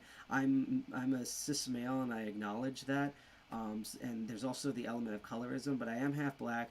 I have been mistaken for identities that I do not. Homeland Security, how are you doing? And you know, how to do diversity in your organization, and it's just a great mix of technical talks as well as like social and business stuff that, you know, some of this stuff I'm still figuring out, and I wish I know. And again, I'm a cis male, and I struggle with some of this, not as much as women and other certain minority groups, but as a cis male who's in the LGBT community, who's brown, oh yeah, I do encounter this a lot. I'll tell those stories maybe at our next meeting on the 21st. But this happens August 21st, 22nd. That's this Friday through Saturday. We're going to see a peek of it during our meeting, on our meeting live stream. And again, if you want to know that, just follow or subscribe us, whether you're on Twitch, DLive, or YouTube. You'll know it's on there. But I do want to shout out, they do have a lockpicking village. They have an awesome lockpicking village. I'm not going to click on the link, but I will say it is run by the amazing folks. You will probably see me pick these tumblers. They're provided by Lockpick Extreme. The workshops are run by them. Unfortunately, the workshop itself is sold out. I don't even think I'll be able to view it. I would love to review it, just to talk about it on the show afterwards, about how it's structured. From what I hear, and I believe them because they make really good equipment you can buy on their website. That's lockpickextreme.com. They have really great classes, and it's also just wonderful to see a lockpicking group that is an organization that makes tools and does trainings that is mostly done and organized and run by women, because I would say I've met a lot more women, people who identify as female, through lockpicking than I have in any other hacker discipline, but there's still way more men involved with this, and publicly way more men than there are women, even though I know a lot of women and non-binary and transgendered people of all different sex types and sexual orientation backgrounds, that and even intersex people, that and definitely one amazing asexual individual that are into lockpicking. So the fact that there's an entire group that have really good equipment and apparently really good trainings that is mostly run by women, and their workshops are handled by women, I think that's awesome. And I just wanted to highlight that if you got the tickets for that particular training on, it's the only thing the payment-wise that's separate from that initiative, I think you're going to be in for a treat, because I love their tools. I can imagine that their trainings are just on point. So I wish the people at Lockpick Extreme great luck, and all the volunteers at DIA Initiative. I might try to volunteer on Saturday for that if you guys and folks have room for it, but that's that. And you can read our guide by going to DEFCON201.org. Click on the news section. There's a list of guides. We've made 7 of them so far. In a day or two, I'm going to do the final guide, which is something we're also going to be partaking at the meeting, which is the Google CTF. We love doing online CTFs. The Google CTF was really fun when we did it 2 years ago, and we're back now to do it again and see what's evolved and changed. And by the way, if you're curious about the DIA Initiative, you can find them at the DIAinitiative.org. And if you go to 2020 event, the 2020 event, again, I'm going to click on, this is the remote lockpicking workshop they're doing. Unfortunately, as I said, space is limited. And if I look here, yep, the workshop is sold out. So I will say, if you do, and this is Lockpick Extreme, by the way, I will say if you did get a ticket in and I can't view the workshop, reach out to us at DEFCON 201NJ on Twitter. You can email us at DEFCON 201, info@defcon201.org, or message me if you're on Instagram at DEFCON 201. There's multiple ways to contact us. Contact me, contact us on there because I read all the messages. I'd love to know, especially if you're a first-time new block picker, or maybe you watched the show and you got the tickets for the Initiative one, how that went. I'm going to answer one more question in chat. By the way, I love our lurkers and thank you for watching, but if there's anyone who has any questions or anything, please let me know. It says James Clark was a transmission machinist who fashioned his pick from piano wire. Yes. By the way, you're welcome, Roots. Thank you, Rootkey, and all the others for watching this stream. This is the point where I screw up my entire live stream. No, it's where I engorge myself and enlarge.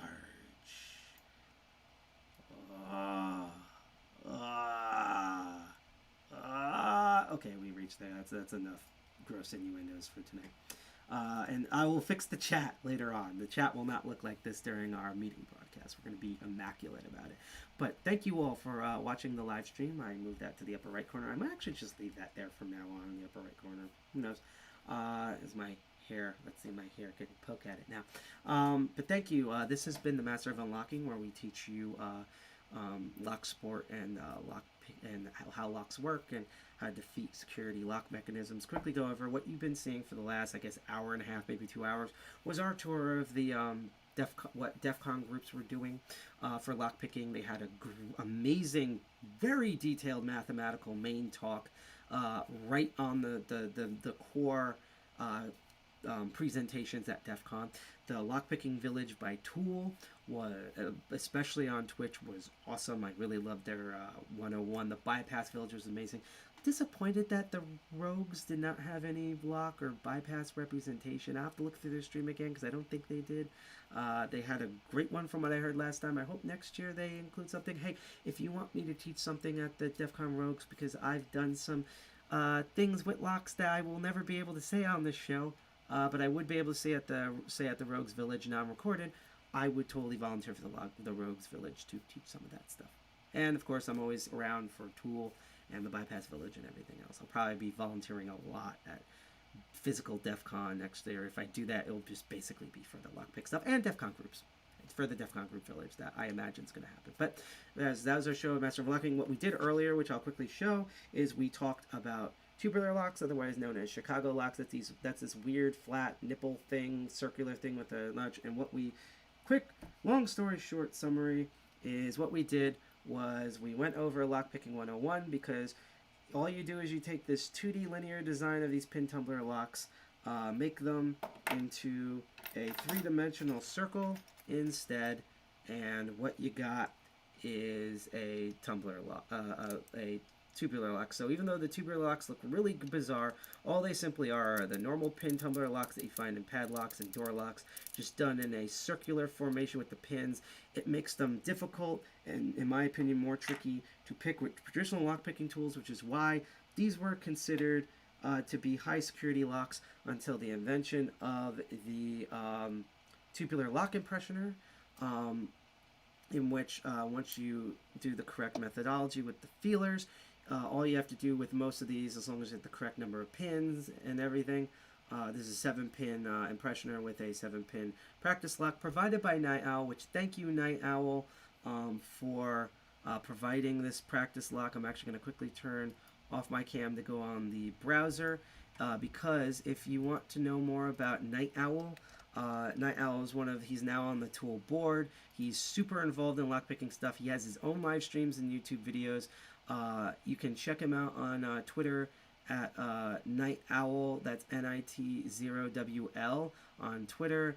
He's also a registered locksmith in New York City, and as I'm going to show in a future episode, he has his own YouTube channel where he has tons and tons of videos and he used to do live streams until COVID, and he got really busy recently. He did one for New Year's last year. That was probably, I think he probably should have enjoyed that video more than he did, because I didn't think he knew how 2020 was going to be. But regardless, he has his own topics. He covers a lot of histories of locks, as well as like older techniques. As you can see, that's an actual tubular lock right there, and he also goes into specific details. If without him, I wouldn't know the proper way. He was really good setting me on the path to improve my skills once I learned basic lockpicking. So thank you, Night Owl, for the tool practice tubular lock, which is specifically designed for tubular lock impressioners and using lockpicking tools, a single pin pick. And you can get these for $10 on Tool, TOOOL.us. But yep, you set up the impressioner, and as I did on the stream before, watching out doesn't work. Line up the notch at 7 pins to 7 pins. You do the with the impressioner at the right size. You push as you turn. Oh, we almost got it. Push as you turn, and as you can see, we can rotate that lock like it's the key. As you can see, when I rotate it, that lever moves in and out. As you can see, when we take the actual key and push it in, that the actuator, which is this little metal piece up here, moves up and down properly. And thanks to the impressioner, we can now use the impressioner as if it was the key. It's a little stiff, but it works. And if we were to measure each of these feelers that are at different heights, we would be able to duplicate a key that would fit this tubular lock. Or if I was able, which I can't with this type of set, lock this, I could just use this as the key forever until I reset all of the feeler picks, which I'm going to reset now.